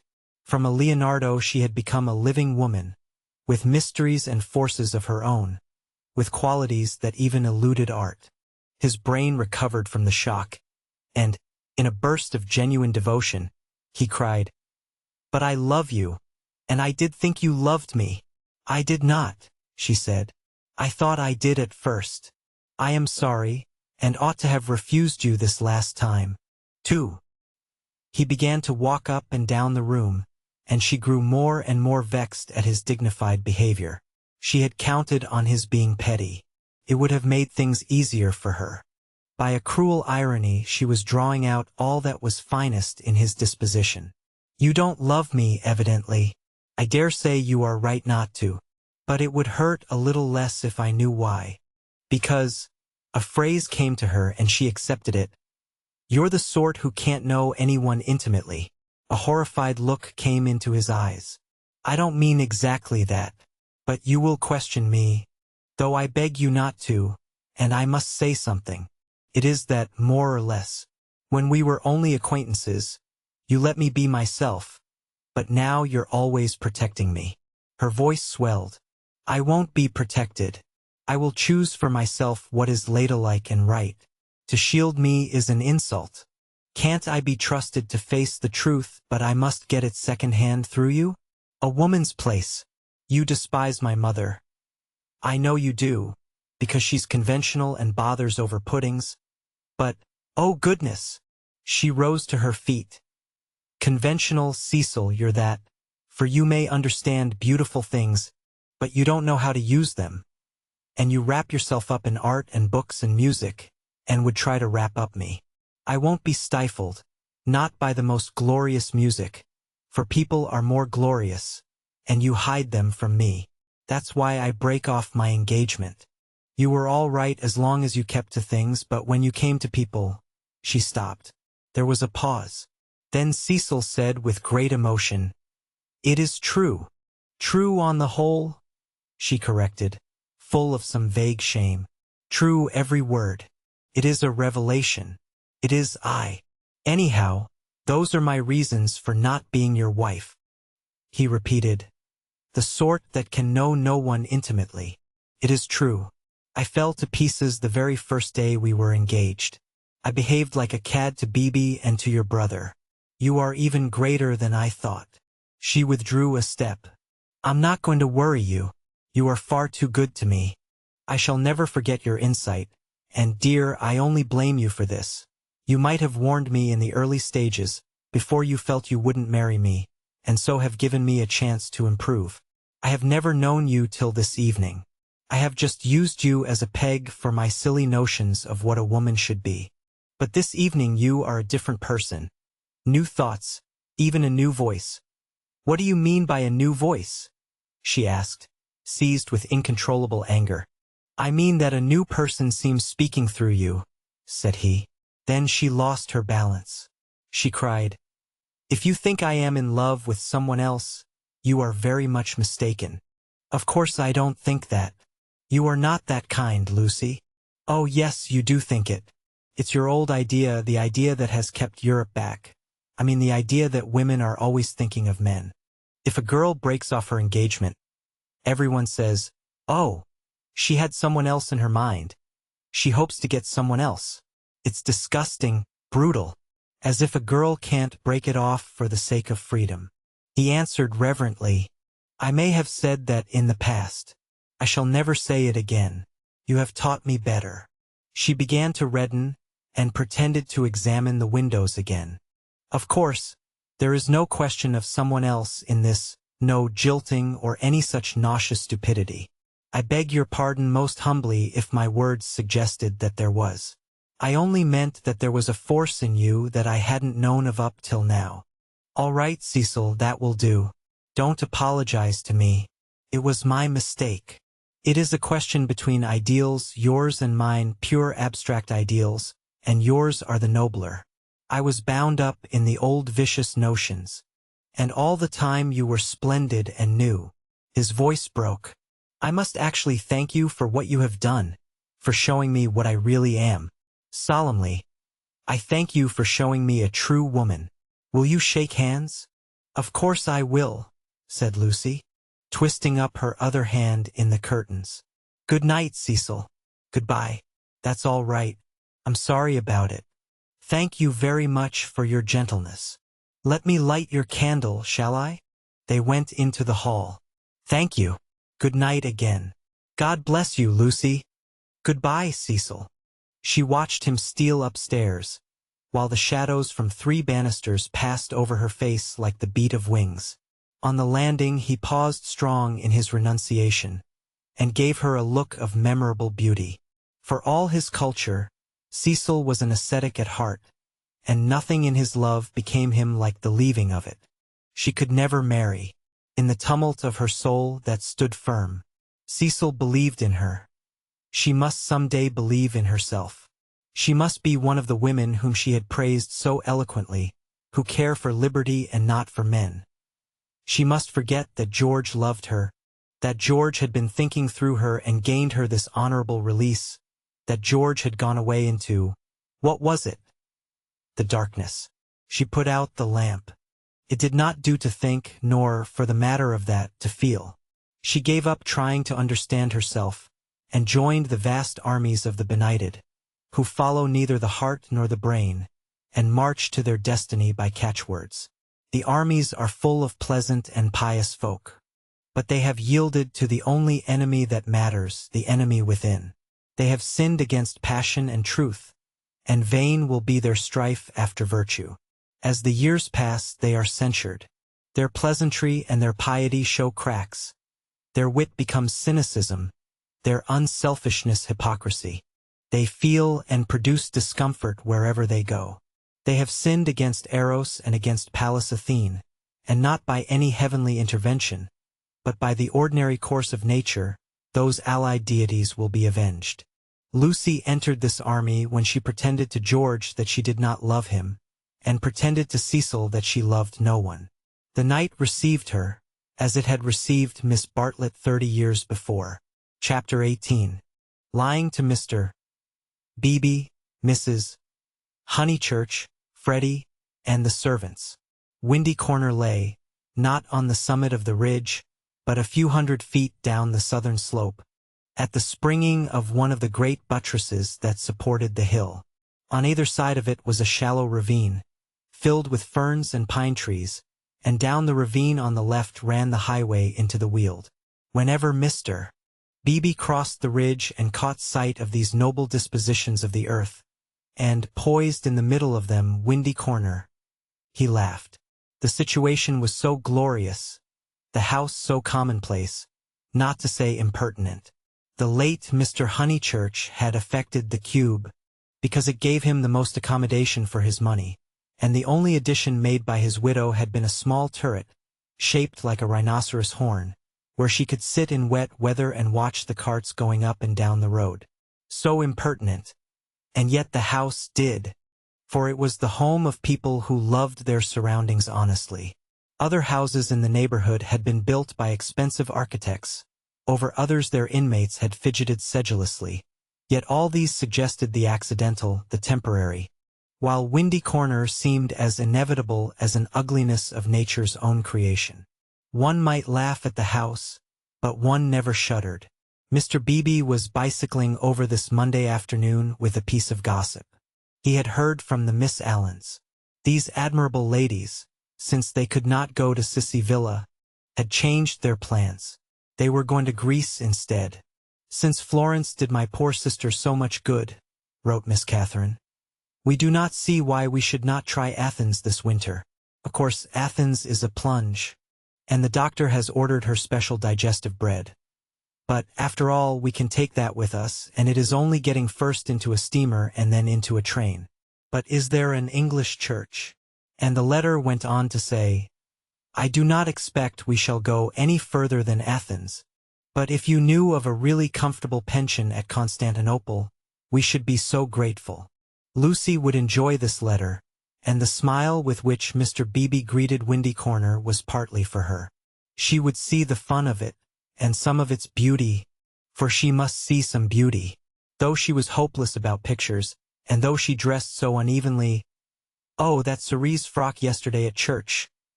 She must see some beauty in life, or she could not play the piano as she did. He had a theory that musicians are incredibly complex, and know far less than other artists what they want and what they are, that they puzzle themselves as well as their friends, that their psychology is a modern development, and has not yet been understood. This theory, had he known it, had possibly just been illustrated by facts. Ignorant of the events of yesterday, he was only riding over to get some tea, to see his niece, and to observe whether Miss Honeychurch saw anything beautiful in the desire of two old ladies to visit Athens. A carriage was drawn up outside Windy Corner, and just as he caught sight of the house it started, bowled up the drive, and stopped abruptly when it reached the main road. Therefore it must be the horse, who always expected people to walk up the hill in case they tired him. The door opened obediently, and two men emerged, whom Mr. Beebe recognized as Cecil and Freddie. They were an odd couple to go driving, but he saw a trunk beside the coachman's legs. Cecil, who wore a bowler, must be going away, while Freddie, a cap, was seeing him to the station. They walked rapidly, taking the short cuts, and reached the summit while the carriage was still pursuing the windings of the road. They shook hands with the clergyman, but did not speak. "So you're off for a minute, Mr. Vyse?" he asked. Cecil said, "Yes," while Freddie edged away. "I was coming to show you this delightful letter from those friends of Miss Honeychurch." He quoted from it. "Isn't it wonderful? Isn't it romance? Most certainly they will go to Constantinople. They are taken in a snare that cannot fail. They will end by going round the world." Cecil listened civilly, and said he was sure that Lucy would be amused and interested. "Isn't romance capricious? I never notice it in you young people. You do nothing but play lawn tennis, and say that romance is dead, while the Miss Allens are struggling with all the weapons of propriety against the terrible thing. A really comfortable pension at Constantinople. So they call it out of decency. but in their hearts they want a pension with magic windows opening on the foam of perilous seas in fairyland forlorn. No ordinary view will content the Miss Allens. They want the pension Keats. "I'm awfully sorry to interrupt, Mr. Beebe," said Freddie, "but have you any matches?" "I have," said Cecil, and it did not escape Mr. Beebe's notice that he spoke to the boy more kindly. "You have never met these Miss Allens, have you, Mr. Vyse?" "Never." "Then you don't see the wonder of this Greek visit. I haven't been to Greece myself and don't mean to go, and I can't imagine any of my friends going. It is altogether too big for our little lot. Don't you think so? Italy is just about as much as we can manage. Italy is heroic, but Greece is godlike or devilish. I am not sure which, and in either case absolutely out of our suburban focus." "All right, Freddie. I am not being clever, upon my word I am not. I took the idea from another fellow. And give me those matches when you've done with them." He lit a cigarette and went on talking to the two young men. "I was saying, if our poor little Cockney lives must have a background, let it be Italian. Big enough in all conscience. The ceiling of the Sistine Chapel for me. There the contrast is just as much as I can realize. But not the Parthenon, not the frieze of Phidias at any price. And here comes the Victoria." "You're quite right," said Cecil. "Greece is not for our little lot," and he got in. Freddie followed, nodding to the clergyman, whom he trusted not to be pulling one's leg. Really. And before they had gone a dozen yards he jumped out, and came running back for Vyse's matchbox, which had not been returned. As he took it he said, "I'm so glad you only talked about books." Cecil's hard hit. "Lucy won't marry him. If you'd gone on about her, as you did about them, he might have broken down. But when, late last night, I must go.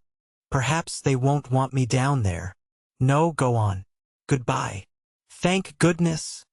exclaimed Mr. Beebe to himself, and struck the saddle of his bicycle approvingly. It was the one foolish thing she ever did. Oh, what a glorious riddance! And, after a little thought, he negotiated the slope into Windy Corner, light of heart. The house was again as it ought to be, cut off forever from Cecil's pretentious world. He would find Miss Minnie down in the garden. In the drawing-room Lucy was tinkling at a Mozart sonata. He hesitated a moment, but went down the garden as requested. There he found a mournful company. It was a blustering day, and the wind had taken and broken the dahlias. Mrs. Honeychurch, who looked cross, was tying them up, while Miss Bartlett, unsuitably dressed, impeded her with offers of assistance. At a little distance stood Minnie and the garden child, a minute importation, each holding either end of a long piece of base. "Oh, how do you do, Mr. Beebe? Gracious, what a mess everything is. Look at my scarlet pom-poms, and the wind blowing your skirts about, and the ground so hard that not a prop will stick in, and then the carriage having to go out when I had counted on having Powell, who, give everyone their due, does tie up dahlias properly." Evidently Mrs. Honeychurch was shattered. "How do you do?"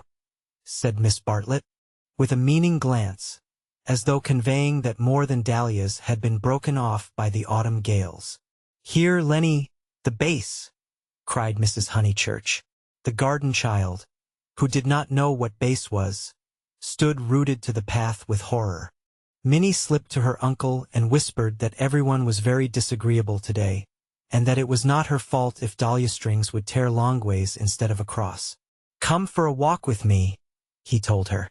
"You have worried them as much as they can stand." "Mrs. Honeychurch, I only called in aimlessly. I shall take her up to tea at the Beehive Tavern, if I may." "Oh, must you?" "Yes, do dot." "Not the scissors, thank you, Charlotte, when both my hands are full already. I'm perfectly certain that the orange cactus will go before I can get to it."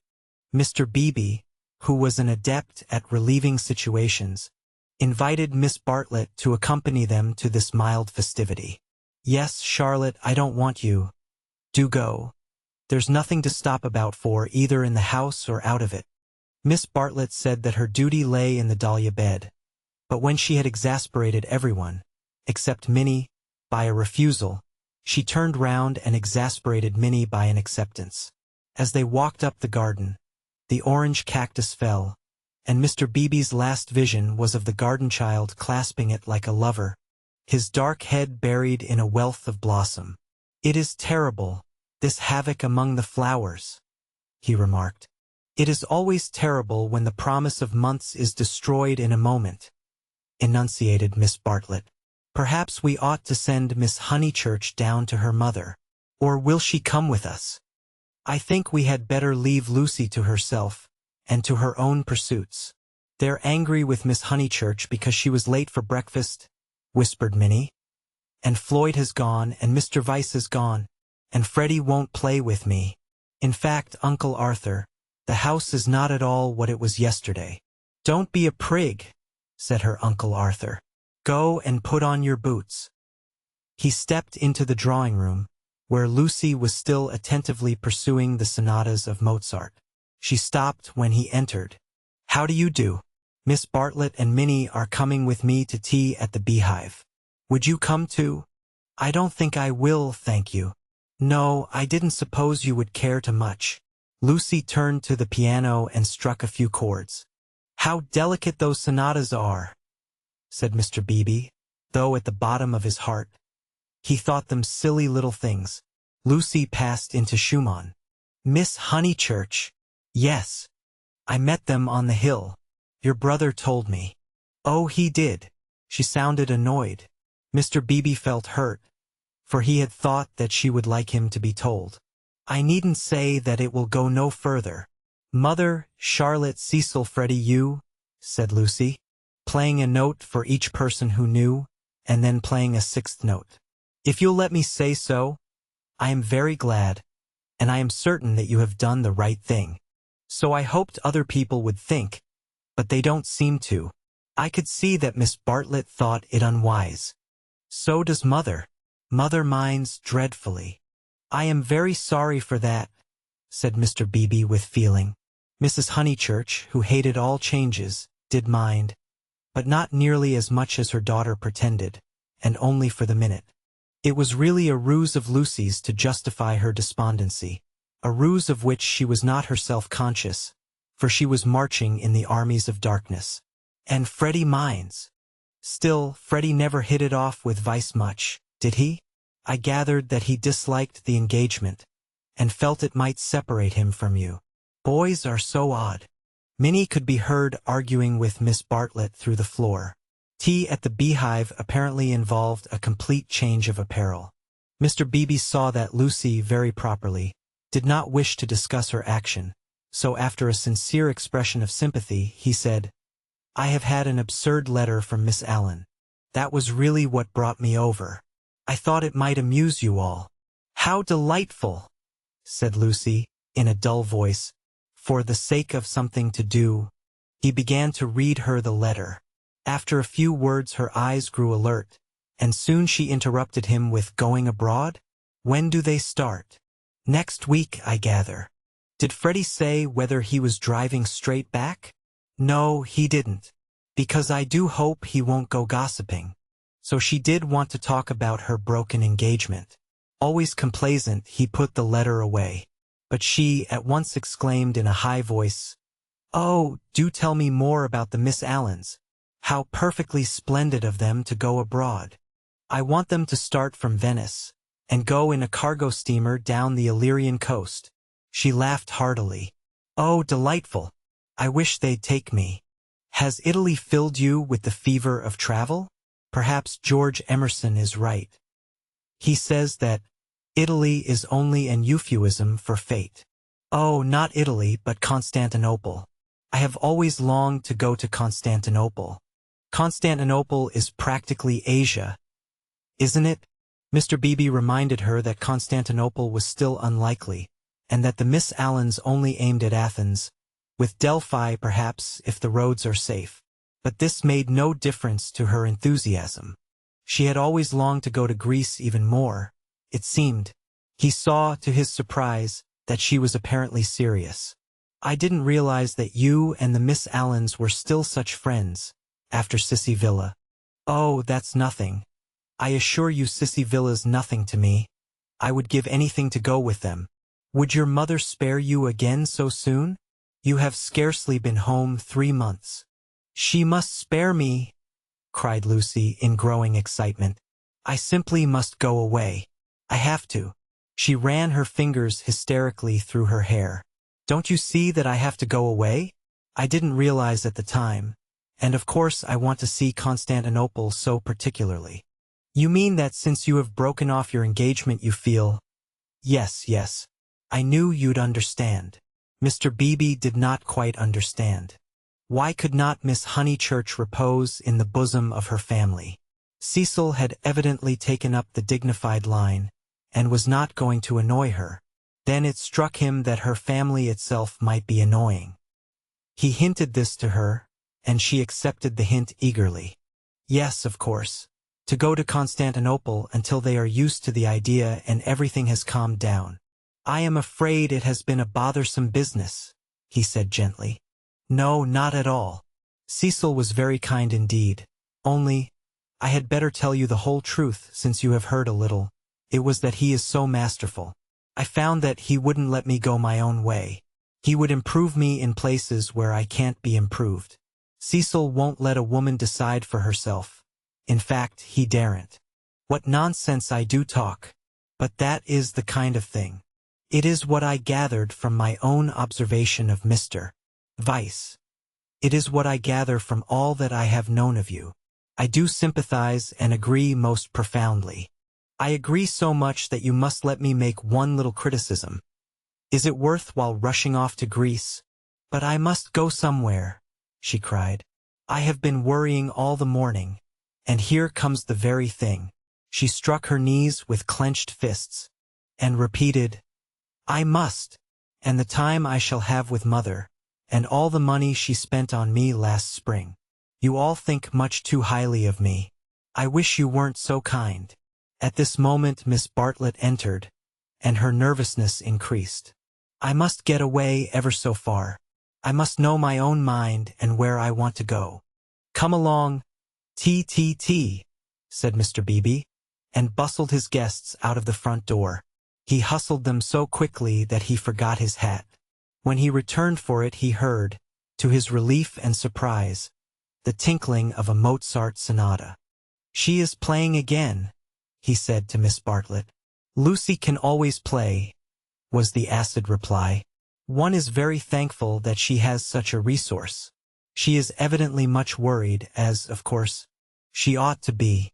I know all about it. The marriage was so near that it must have been a hard struggle before she could wind herself up to speak. Miss Bartlett gave a kind of wriggle, and he prepared for a discussion.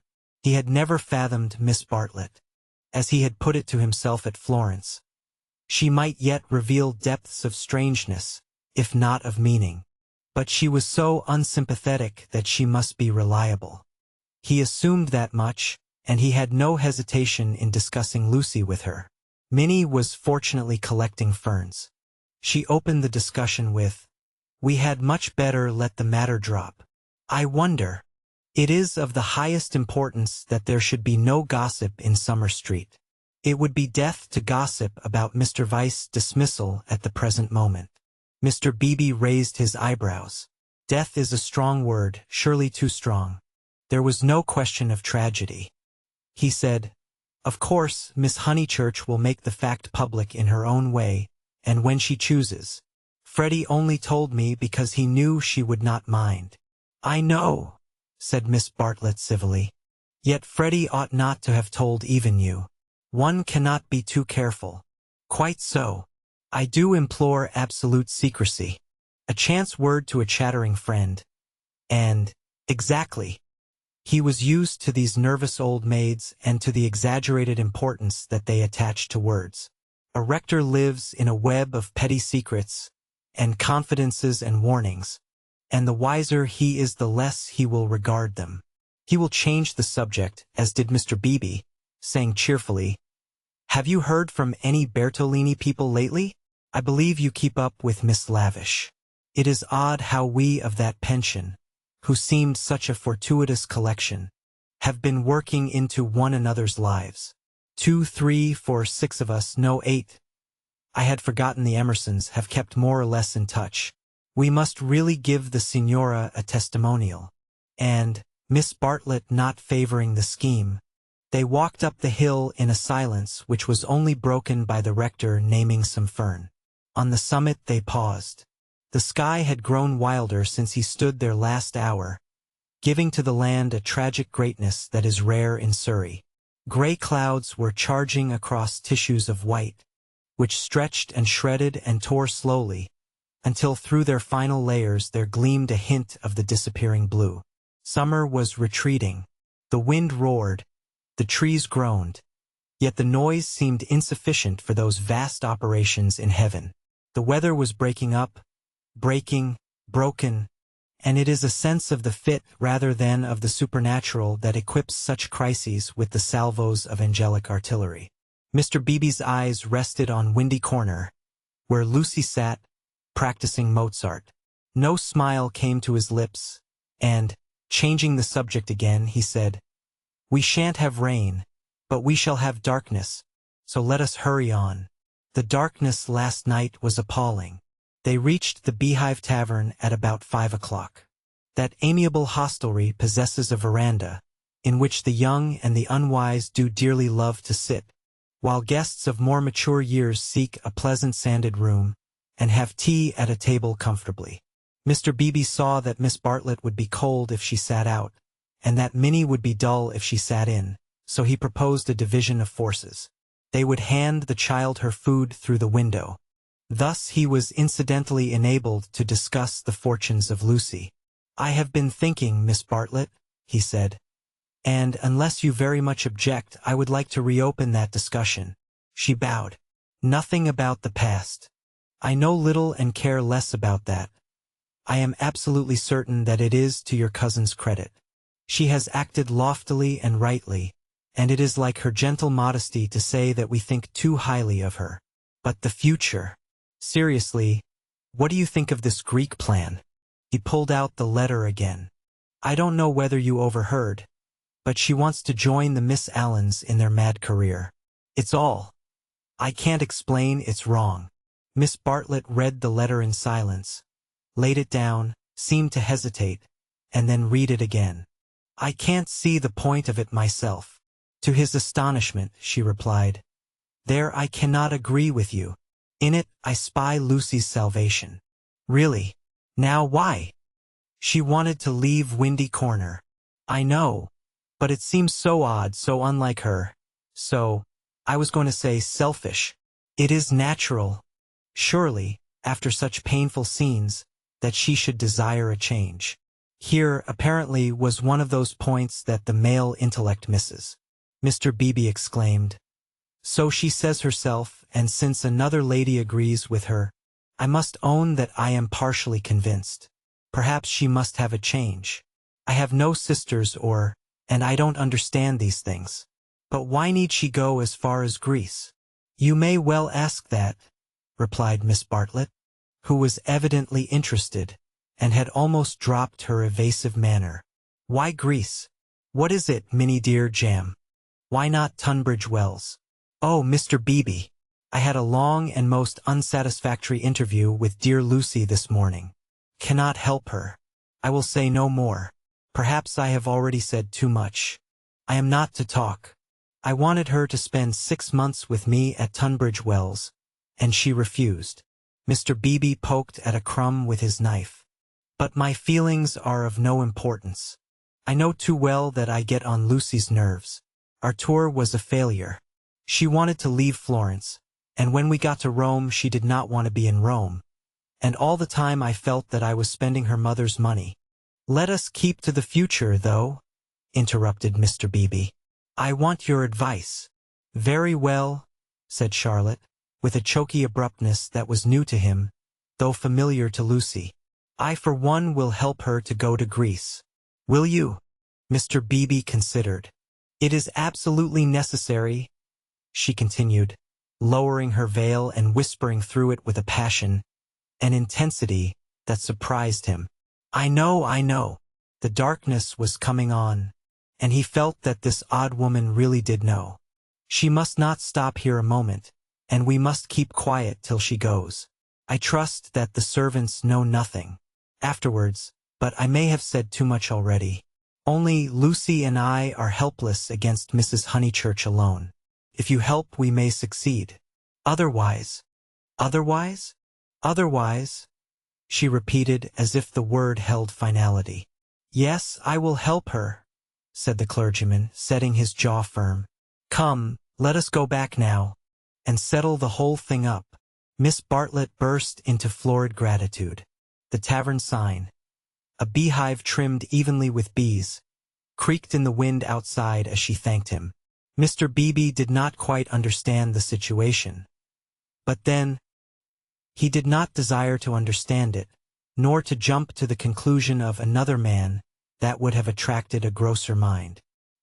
He only felt that Miss Bartlett knew of some vague influence from which the girl desired to be delivered, and which might well be clothed in the fleshly form. Its very vagueness spurred him into knight-errantry. His belief in celibacy, so reticent, so carefully concealed beneath his tolerance and culture, now came to the surface and expanded like some delicate flower. They that marry do well, but they that refrain do better. So ran his belief, and he never heard that an engagement was broken off but with a slight feeling of pleasure. In the case of Lucy, the feeling was intensified through dislike of Cecil, and he was willing to go further, to place her out of danger until she could confirm her resolution of virginity. The feeling was very subtle and quite undogmatic, and he never imparted it to any other of the characters in this entanglement. Yet it existed, and it alone explains his action subsequently, and his influence on the action of others. The compact that he made with Miss Bartlett in the tavern was to help not only Lucy, but religion also. They hurried home through a world of black and gray. He conversed on indifferent topics: the Emersons' need of a housekeeper, servants, Italian servants, novels about Italy, novels with a purpose. Could literature influence life? Windy Corner glimmered. In the garden, Mrs. Honeychurch, now helped by Freddie, still wrestled with the lives of her flowers. It gets too dark, she said hopelessly. This comes of putting off. We might have known the weather would break up soon, and now Lucy wants to go to Greece. I don't know what the world's coming to. Mrs. Honeychurch, he said. Go to Greece she must. Come up to the house and let's talk it over. Do you, in the first place, mind her breaking with vice? Mr. Beebe, I'm thankful, simply thankful. So am I, said Freddie. Good. Now come up to the house. They conferred in the dining room for half an hour. Lucy would never have carried the Greek scheme alone. It was expensive and dramatic, both qualities that her mother loathed. Nor would Charlotte have succeeded. The honors of the day rested with Mr. Beebe. By his tact and common sense, and by his influence as a clergyman, for a clergyman who was not a fool influenced Mrs. Honeychurch greatly. He bent her to their purpose. I don't see why Greece is necessary, she said.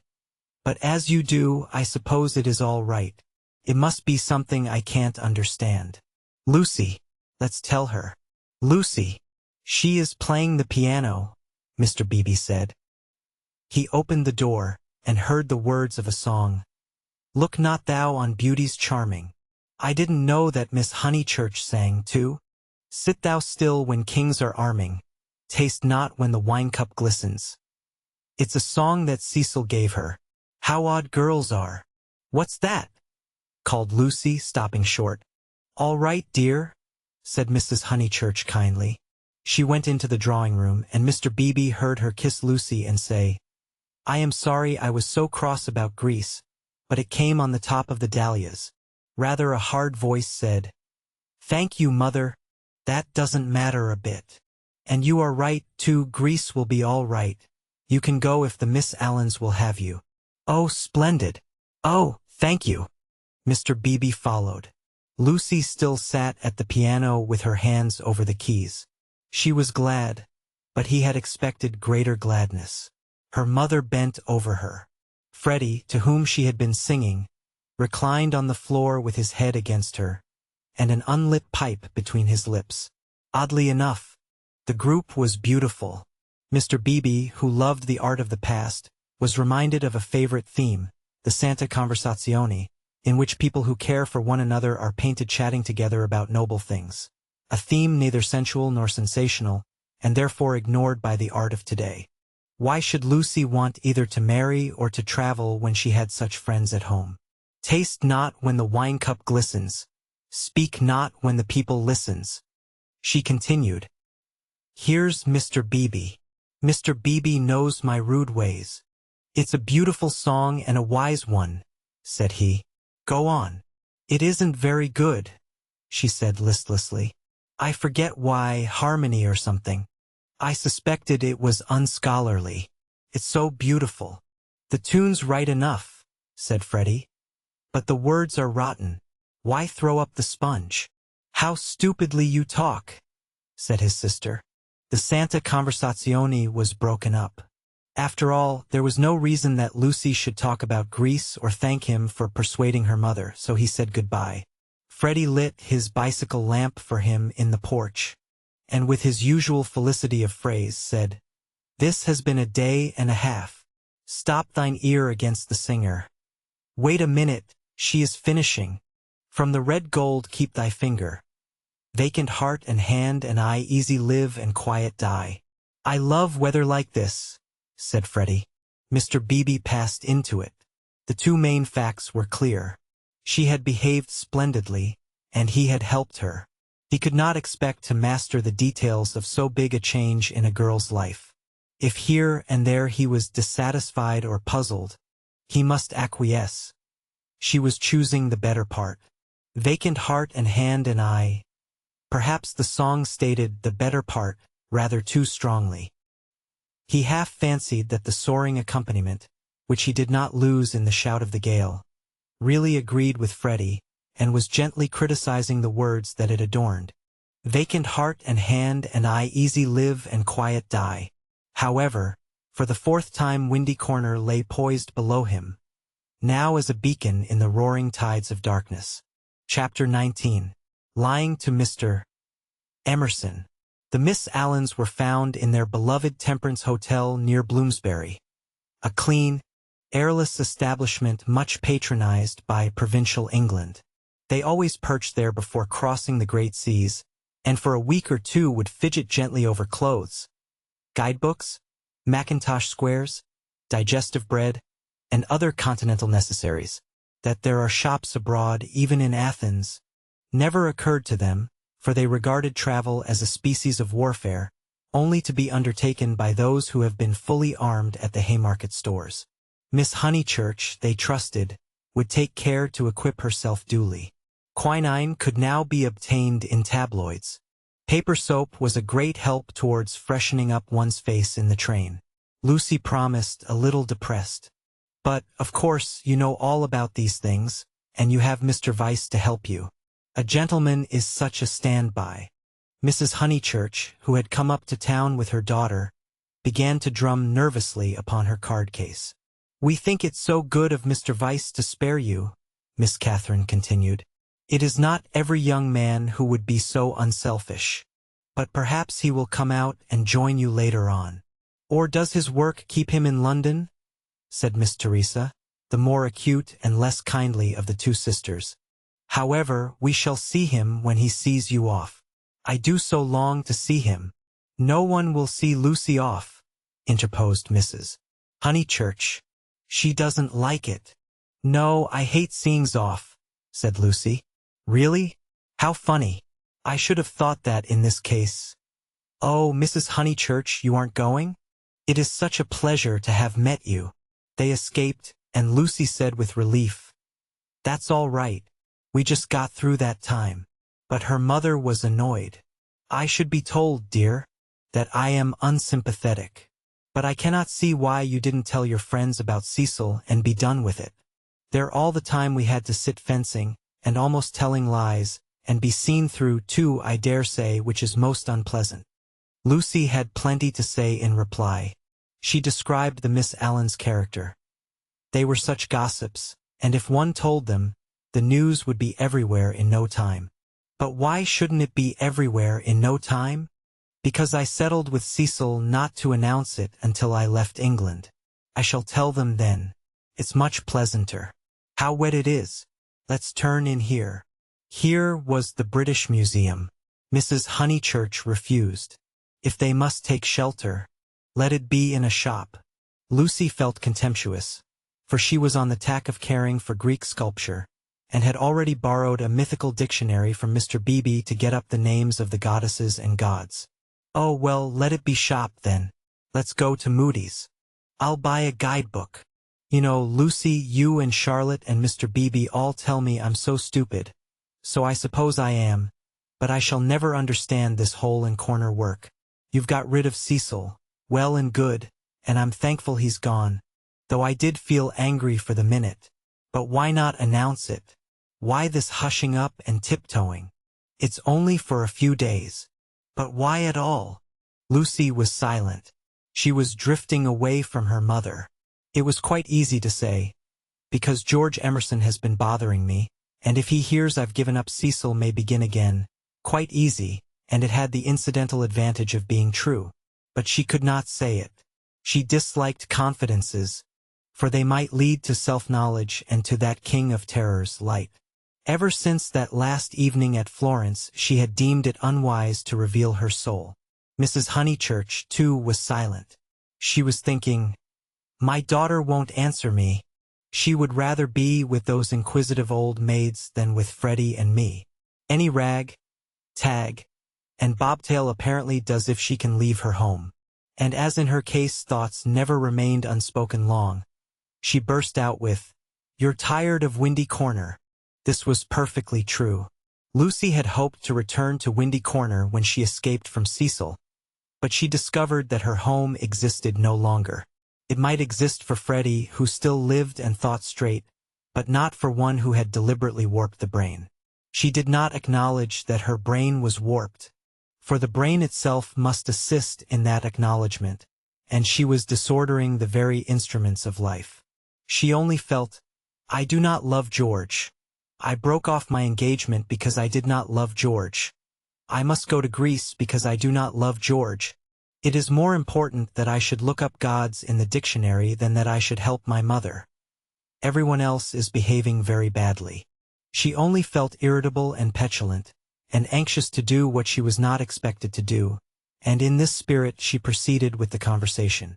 Oh, mother, what rubbish you talk. Of course I'm not tired of Windy Corner. Then why not say so at once, instead of considering half an hour? She laughed faintly. Half a minute would be nearer. Perhaps you would like to stay away from your home altogether? Hush, mother. People will hear you. For they had entered Moody's. She bought Baedeker and then continued, of course I want to live at home, but as we are talking about it, I may as well say that I shall want to be away in the future more than I have been. You see, I come into my money next year. Tears came into her mother's eyes, driven by nameless bewilderment, by what is in older people termed eccentricity. Lucy determined to make this point clear. I've seen the world so little. I felt so out of things in Italy. I have seen so little of life. One ought to come up to London more. Not a cheap ticket like today, but to stop. I might even share a flat for a little with some other girl. And mess with typewriters and latchkeys. Exploded Mrs. Honeychurch. And agitate and scream, and be carried off kicking by the police. And call it a mission, when no one wants you. And call it duty, when it means that you can't stand your own home. And call it work, when thousands of men are starving with the competition as it is. And then to prepare yourself, find 2 doddering old ladies, and go abroad with them. I want more independence, said Lucy lamely. She knew that she wanted something, and independence is a useful cry. We can always say that we have not got it. She tried to remember her emotions in Florence. Those had been sincere and passionate, and had suggested beauty rather than short skirts and latchkeys. But independence was certainly her cue. Very well. Take your independence and be gone. Rush up and down and round the world, and come back as thin as a lath with the bad food. Despise the house that your father built and the garden that he planted, and our dear view, and then share a flat with another girl. Lucy screwed up her mouth and said, "Perhaps I spoke hastily." "Oh, goodness," her mother flashed. "How you do remind me of Charlotte Bartlett." "Charlotte?"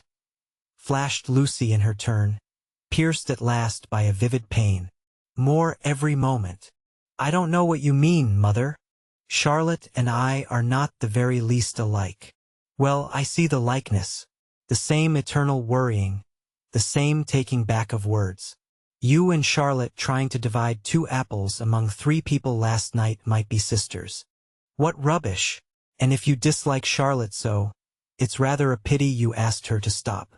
I warned you about her. I begged you, implored you not to, but of course it was not listened to. There you go. I beg your pardon? Charlotte again, my dear. That's all, her very words." Lucy clenched her teeth. "My point is that you oughtn't to have asked Charlotte to stop. I wish you would keep to the point." And the conversation died off into a wrangle. She and her mother shopped in silence, spoke little in the train, little again in the carriage, which met them at Dorking Station.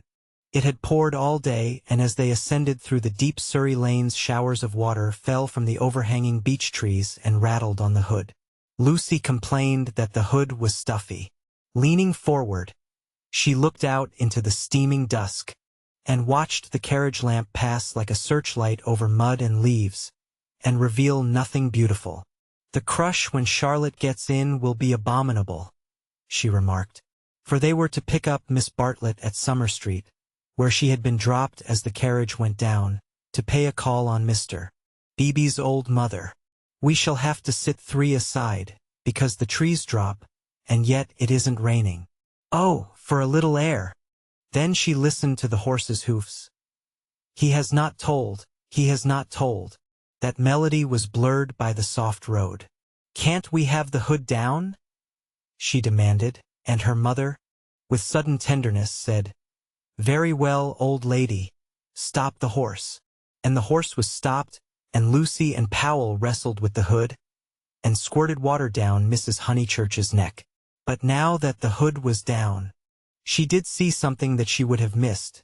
There were no lights in the windows of Sissy Villa, and round the garden gate she fancied she saw a padlock. "Is that house to let again, Powell?" she called. "Yes, miss," he replied. "Have they gone?"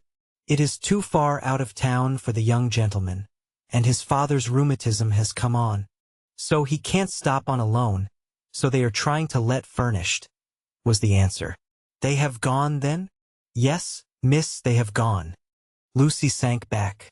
The carriage stopped at the rectory. She got out to call for Miss Bartlett. So the Emersons had gone, and all this bother about Greece had been unnecessary. Waste. That word seemed to sum up the whole of life. Wasted plans, wasted money, wasted love, and she had wounded her mother. Was it possible that she had muddled things away? Quite possible. Other people had. When the maid opened the door, she was unable to speak, and stared stupidly into the hall.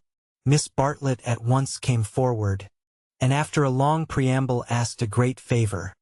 Might she go to church? Mr. Beebe and his mother had already gone, but she had refused to start until she obtained her hostess's full sanction, for it would mean keeping the horse waiting a good 10 minutes more. "Certainly," said the hostess wearily. "I forgot it was Friday.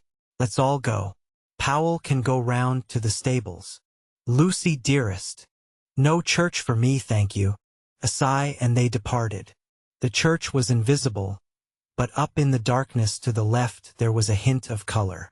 This was a stained window, through which some feeble light was shining, and when the door opened Lucy heard Mr. Beebe's voice running through the litany to a minute congregation.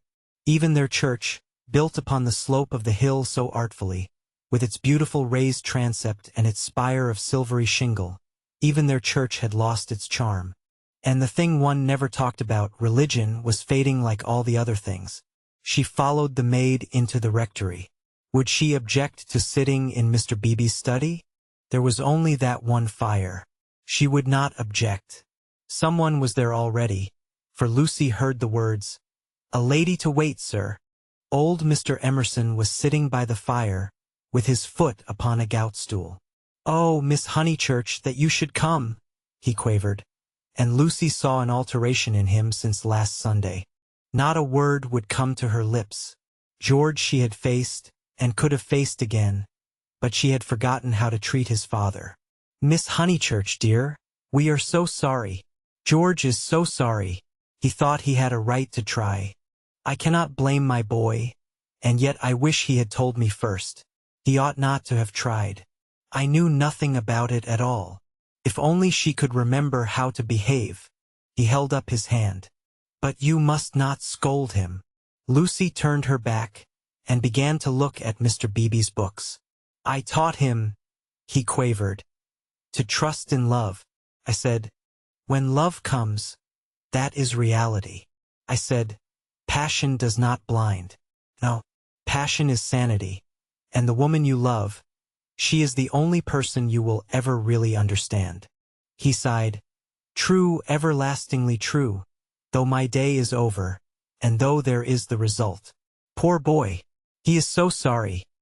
He said he knew it was madness when you brought your cousin in, that whatever you felt you did not mean. Yet," his voice gathered strength, he spoke out to make certain, "Miss Honeychurch, do you remember Italy?" Lucy selected a book, a volume of Old Testament commentaries. Holding it up to her eyes, she said, "I have no wish to discuss Italy or any subject connected with your son. But you do remember it? He has misbehaved himself from the first. I only was told that he loved you last Sunday. I never could judge behavior. I suppose he has." Feeling a little steadier, she put the book back and turned round to him. His face was drooping and swollen, but his eyes, though they were sunken deep, gleamed with a child's courage. "Why, he has behaved abominably," she said. "I am glad he is sorry. Do you know what he did?" "Not abominably," was the gentle correction. "He only tried when he should not have tried. You have all you want, Miss Honeychurch. You are going to marry the man you love. Do not go out of George's life saying he is abominable." "No, of course," said Lucy, ashamed at the reference to Cecil. "Abominable is much too strong. I am sorry I used it about your son. I think I will go to church after all. My mother and my cousin have gone. I shall not be so very late, especially as he has gone under," he said quietly. "What was that? Gone under naturally?" He beat his palms together in silence. His head fell on his chest. "I don't understand," as his mother did. "But, Mr. Emerson, what are you talking about?" "When I wouldn't have George baptized," said he. Lucy was frightened, and she agreed that baptism was nothing, but he caught that fever when he was 12 and she turned round. She thought it a judgment. He shuddered. "Oh, horrible, when we had given up that sort of thing and broken away from her parents. Oh, horrible, worst of all, worse than death, when you have made a little clearing in the wilderness, planted your little garden, let in your sunlight, and then the weeds creep in again. A judgment. And our boy had typhoid because no clergyman had dropped water on him in church.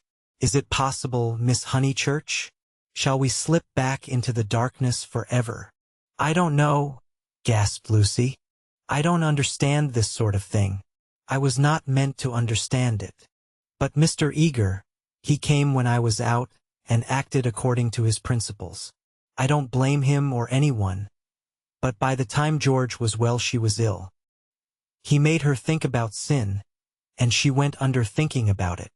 It was thus that Mr. Emerson had murdered his wife in the sight of God." "Oh, how terrible," said Lucy, forgetting her own affairs at last. "He was not baptized," said the old man. "I did hold firm." And he looked with unwavering eyes at the rows of books, as if, at what cost, he had won a victory over them. "My boy shall go back to the earth untouched." She asked whether young Mr. Emerson was ill. "Oh, last Sunday." He started into the present. "George last Sunday, no, not ill, just gone under. He is never ill. But he is his mother's son. Her eyes were his, and she had that forehead that I think so beautiful, and he will not think it worth while to live. It was always touch and go. He will live, but he will not think it worth while to live. He will never think anything worthwhile. You remember that church at Florence?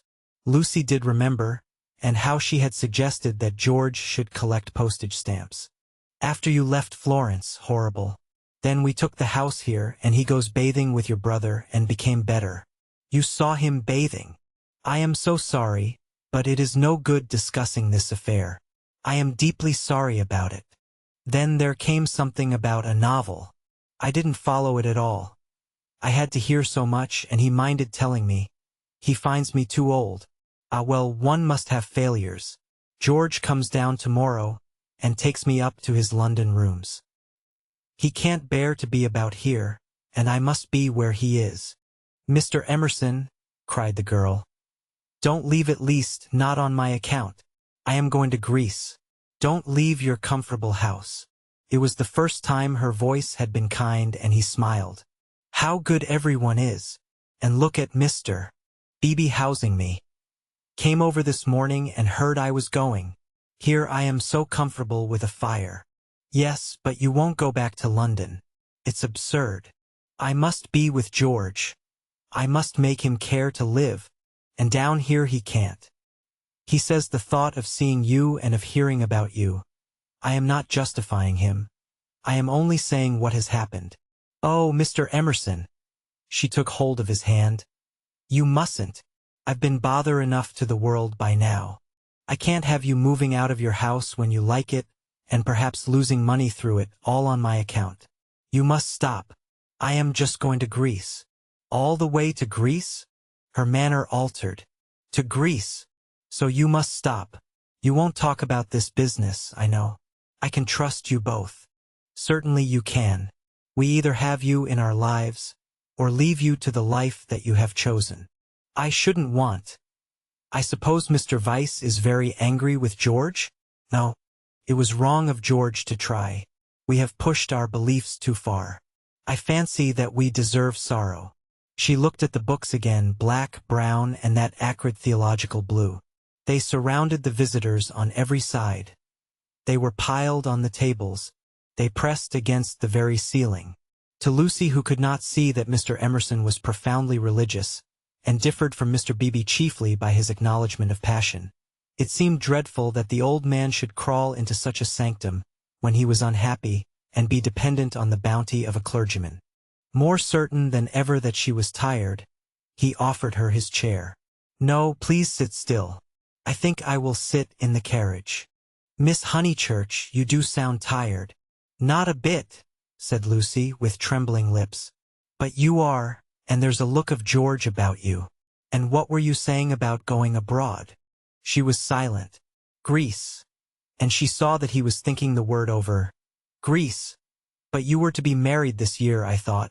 Not till January, it wasn't, said Lucy, clasping her hands. Would she tell an actual lie when it came to the point? I suppose that Mr. Vyse is going with you. I hope. It isn't because George spoke that you are both going. No. I hope that you will enjoy Greece with Mr. Vyse. Thank you. At that moment Mr. Beebe came back from church. His cassock was covered with rain. That's all right, he said kindly. I counted on you two keeping each other company. It's pouring again. The entire congregation, which consists of your cousin, your mother, and my mother, stands waiting in the church, till the carriage fetches it. Did Powell go round? I think so, I'll see. No, of course I'll see. How are the Miss Allens? Very well, thank you. Did you tell Mr. Emerson about Greece? I did. Don't you think it very plucky of her, Mr. Emerson, to undertake the two Miss Allens? Now, Miss Honeychurch, go back, keep warm. I think 3 is such a courageous number to go traveling. And he hurried off to the stables. He is not going, she said hoarsely. I made a slip. Mr. Vyse does stop behind in England. Somehow it was impossible to cheat this old man. To George, to Cecil, she would have lied again.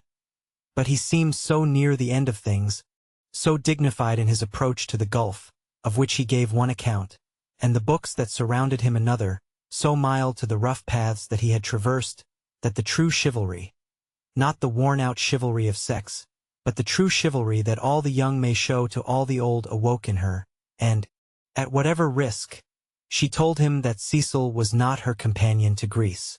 And she spoke so seriously that the risk became a certainty. And he, lifting his eyes, said, "You are leaving him? You are leaving the man you love?" I had to. Why, Miss Honeychurch, why? Terror came over her, and she lied again. She made the long, convincing speech that she had made to Mr. Beebe, and intended to make to the world when she announced that her engagement was no more. He heard her in silence and then said, "My dear, I am worried about you. It seems to me," dreamily, she was not alarmed, "that you are in a muddle." She shook her head. "Take an old man's word. There's nothing worse than a muddle in all the world.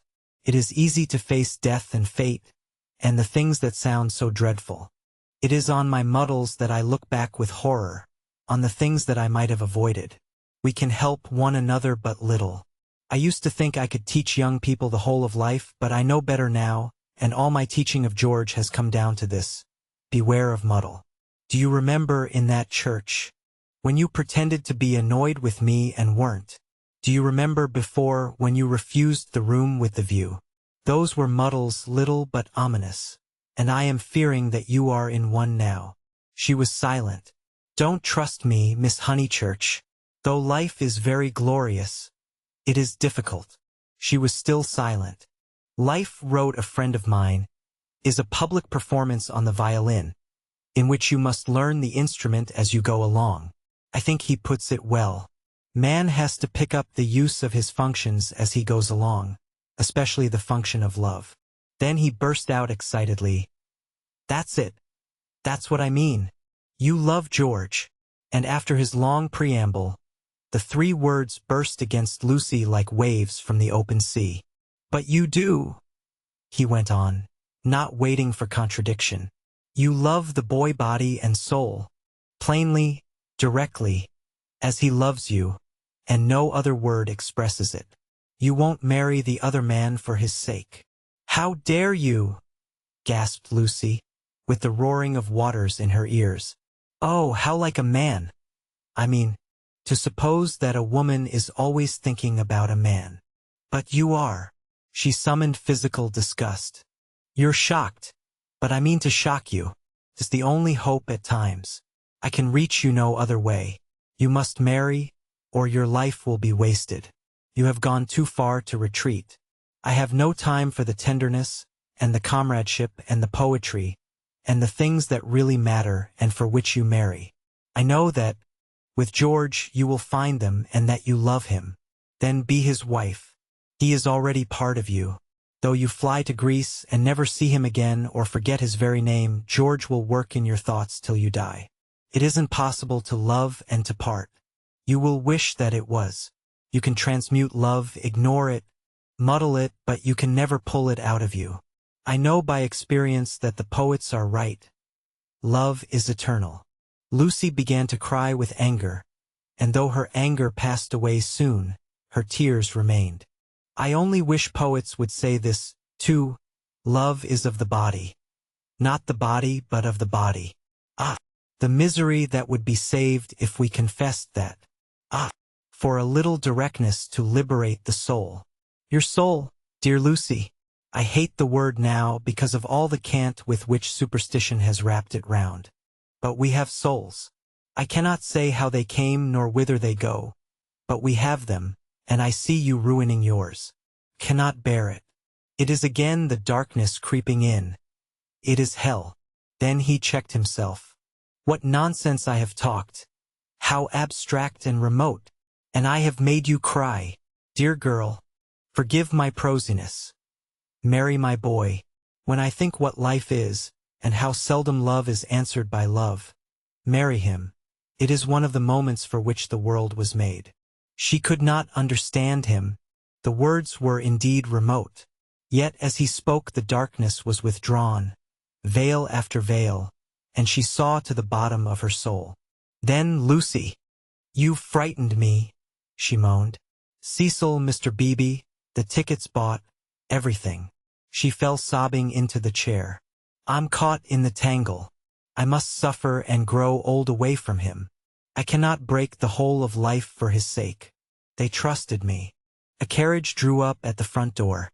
"Give George my love, once only. Tell him muddle." Then she arranged her veil, while the tears poured over her cheeks inside. "Lucy, no, they are in the hall. Oh, please not, Mr. Emerson, they trust me."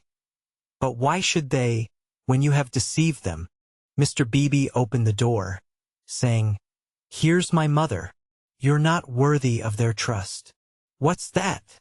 said Mr. Beebe sharply. "I was saying, why should you trust her when she deceived you?" "1 minute, mother." He came in and shut the door. "I don't follow you, Mr. Emerson. To whom do you refer?" "Trust whom? I mean she has pretended to you that she did not love George. They have loved one another all along." Mr. Beebe looked at the sobbing girl.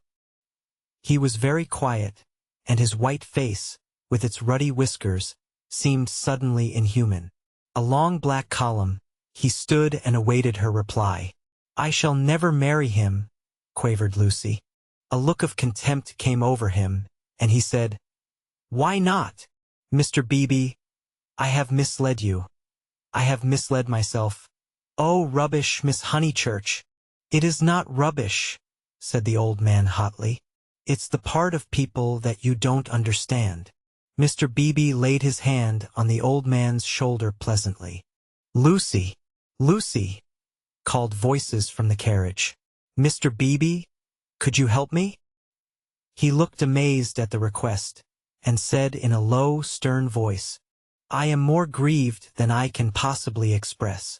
It is lamentable, lamentable, incredible." "What's wrong with the boy?" fired up the other again. "Nothing, Mr. Emerson, except that he no longer interests me. Marry George, Miss Honeychurch. He will do admirably." He walked out and left them. They heard him guiding his mother upstairs. "Lucy," the voices called. She turned to Mr. Emerson in despair, but his face revived her. It was the face of a saint who understood. "Now it is all dark. Now beauty and passion seem never to have existed. I know, but remember the mountains over Florence and the view. Ah, dear, if I were George, and gave you one kiss, it would make you brave. You have to go cold into a battle that needs warmth, out into the muddle that you have made yourself. And your mother and all your friends will despise you, oh, my darling, and rightly, if it is ever right to despise. George still dark, all the tussle and the misery without a word from him. Am I justified?" Into his own eyes tears came. "Yes, for we fight for more than love or pleasure. There is truth. Truth counts. Truth does count." "You kiss me," said the girl. "You kiss me. I will try." He gave her a sense of deities reconciled, a feeling that, in gaining the man she loved, she would gain something for the whole world. Throughout the squalor of her homeward drive, she spoke at once. His salutation remained. He had robbed the body of its taint, the world's taunts of their sting. He had shown her the holiness of direct desire.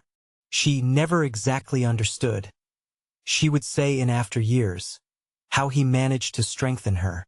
It was as if he had made her see the whole of everything at once. Chapter 20. The End of the Middle Ages. The Miss Allens did go to Greece, but they went by themselves.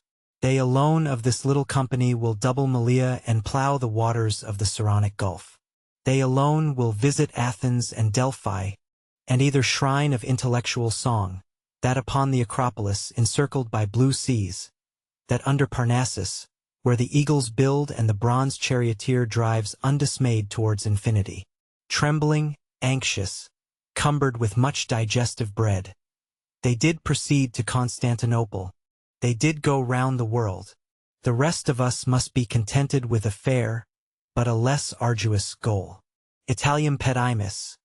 We returned to the Pension Bertolini. George said it was his old room. No, it isn't, said Lucy. Because it is the room I had, and I had your father's room. I forget why. Charlotte made me, for some reason. He knelt on the tiled floor and laid his face in her lap. George, you baby. Get up. Why shouldn't I be a baby? Murmured George. Unable to answer this question, she put down his sock, which she was trying to mend, and gazed out through the window. It was evening and again the spring. Oh, bother Charlotte, she said thoughtfully. What can such people be made of? Same stuff as parsons are made of. Nonsense. Quite right. It is nonsense. Now you get up off the cold floor, or you'll be starting rheumatism next, and you stop laughing and being so silly. Why shouldn't I laugh? He asked, pinning her with his elbows, and advancing his face to hers. What's there to cry at? Kiss me here. He indicated the spot where a kiss would be welcome. He was a boy after all. When it came to the point, it was she who remembered the past, she into whose soul the iron had entered, she who knew whose room this had been last year. It endeared him to her strangely that he should be sometimes wrong. Any letters? He asked. Just a line from Freddie. Now kiss me here. Then here. Then, threatened again with rheumatism, he strolled to the window, opened it as the English will, and leant out. There was the parapet, there the river, there to the left the beginnings of the hills. The cab driver, who at once saluted him with the hiss of a serpent, might be that very Phaeton who had set this happiness in motion 12 months ago. A passion of gratitude, all feelings grow to passions in the South, came over the husband, and he blessed the people and the things who had taken so much trouble about a young fool. He had helped himself, it is true, but how stupidly! All the fighting that mattered had been done by others, by Italy, by his father, by his wife. Lucy, you come and look at the cypresses. And the church, whatever its name is, still shows. San Miniato. I'll just finish your sock. Signorino, domani faremo uno giro, called the cabman with engaging certainty. George told him that he was mistaken. They had no money to throw away on driving. And the people who had not meant to help, the Miss Lavishes, the Cecils, the Miss Bartletts, ever prone to magnify fate, George counted up the forces that had swept him into this contentment. Anything good in Freddie's letter? Not yet. His own content was absolute, but hers held bitterness. The Honeychurches had not forgiven them. They were disgusted at her past hypocrisy. She had alienated Windy Corner, perhaps forever. What does he say? Silly boy. He thinks he's being dignified. He knew we should go off in the spring. He has known it for 6 months. That if Mother wouldn't give her consent we should take the thing into our own hands. They had fair warning, and now he calls it an elopement. Ridiculous boy. Signorino, domani faremo uno giro. But it will all come right in the end. He has to build us both up from the beginning again. I wish, though, that Cecil had not turned so cynical about women. He has, for the second time, quite altered. Why will men have theories about women? I haven't any about men. I wish, too, that Mr. Beebe. You may well wish that. He will never forgive us, he will never be interested in us again. I wish that he did not influence them so much at Windy Corner. I wish he hadn't. But if we act the truth, the people who really love us are sure to come back to us in the long run. Perhaps. Then he said more gently, well, I acted the truth. The only thing I did do, and you came back to me. So possibly you know. He turned back into the room. Nonsense with that sock. He carried her to the window so that she, too, saw all the view. They sank upon their knees, invisible from the road. They hoped, and began to whisper one another's names. Ah, it was worthwhile. It was the great joy that they had expected, and countless little joys of which they had never dreamt. They were silent. Signorino, domani faremo. Oh, bother that man. But Lucy remembered the vendor of photographs and said, no, don't be rude to him. Then with a catching of her breath, she murmured. Mr. Eager and Charlotte, dreadful frozen Charlotte. How cruel she would be to a man like that. Look at the lights going over the bridge. But this room reminds me of Charlotte. How horrible to grow old in Charlotte's way. To think that evening at the rectory that she shouldn't have heard your father was in the house. For she would have stopped me going in, and he was the only person alive who could have made me see sense. You couldn't have made me, when I am very happy. She kissed him. I remember on how little it all hangs. If Charlotte had only known, she would have stopped me going in, and I should have gone to silly Greece, and become different forever. But she did know, said George. She did see my father, surely? He said so. Oh no, she didn't see him. She was upstairs with old Mrs. Beebe, don't you remember, and then went straight to the church. She said so. George was obstinate again. My father, said he, saw her, and I prefer his word. He was dozing by the study fire, and he opened his eyes, and there was Miss Bartlett. A few minutes before you came in. She was turning to go as he woke up. He didn't speak to her. Then they spoke of other things, the desultory talk of those who have been fighting to reach one another, and whose reward is to rest quietly in each other's arms. It was long ere they returned to Miss Bartlett, but when they did her behavior seemed more interesting. George, who disliked any darkness, said, It's clear that she knew. Then why did she risk the meeting? She knew he was there, and yet she went to church. They tried to piece the thing together. As they talked, an incredible solution came into Lucy's mind. She rejected it and said, How like Charlotte to undo her work by a feeble muddle at the last moment. But something in the dying evening, in the roar of the river, in their very embrace warned them that her words fell short of life, and George whispered, Or did she mean it? Mean what? Signorino, domani faremo uno giro. Lucy bent forward and said with gentleness, Lascia, prego, lascia. Siamo sposati. Scusi tanto, signora. He replied in tones as gentle and whipped up his horse. Buonasera, e grazie. Niente. The cabman drove away singing. Mean what, George? He whispered. Is it this? Is this possible? I'll put a marvel to you, that your cousin has always hoped, that from the very first moment we met, she hoped, far down in her mind, that we should be like this, of course, very far down, that she fought us on the surface, and yet she hoped. I can't explain her any other way. Can you? Look how she kept me alive in you all the summer. How she gave you no peace. How month after month she became more eccentric and unreliable. The sight of us haunted her, or she couldn't have described us as she did to her friend. There are details it burnt. I read the book afterwards. She is not frozen, Lucy. She is not withered up all through. She tore us apart twice. But in the rectory that evening she was given one more chance to make us happy. We can never make friends with her or thank her. But I do believe that, far down in her heart, far below all speech and behavior, she is glad. It is impossible, murmured Lucy, and then, remembering the experiences of her own heart, she said, No, it is just possible. Youth enwrapped them. The song of Phaeton announced passion requited, love attained.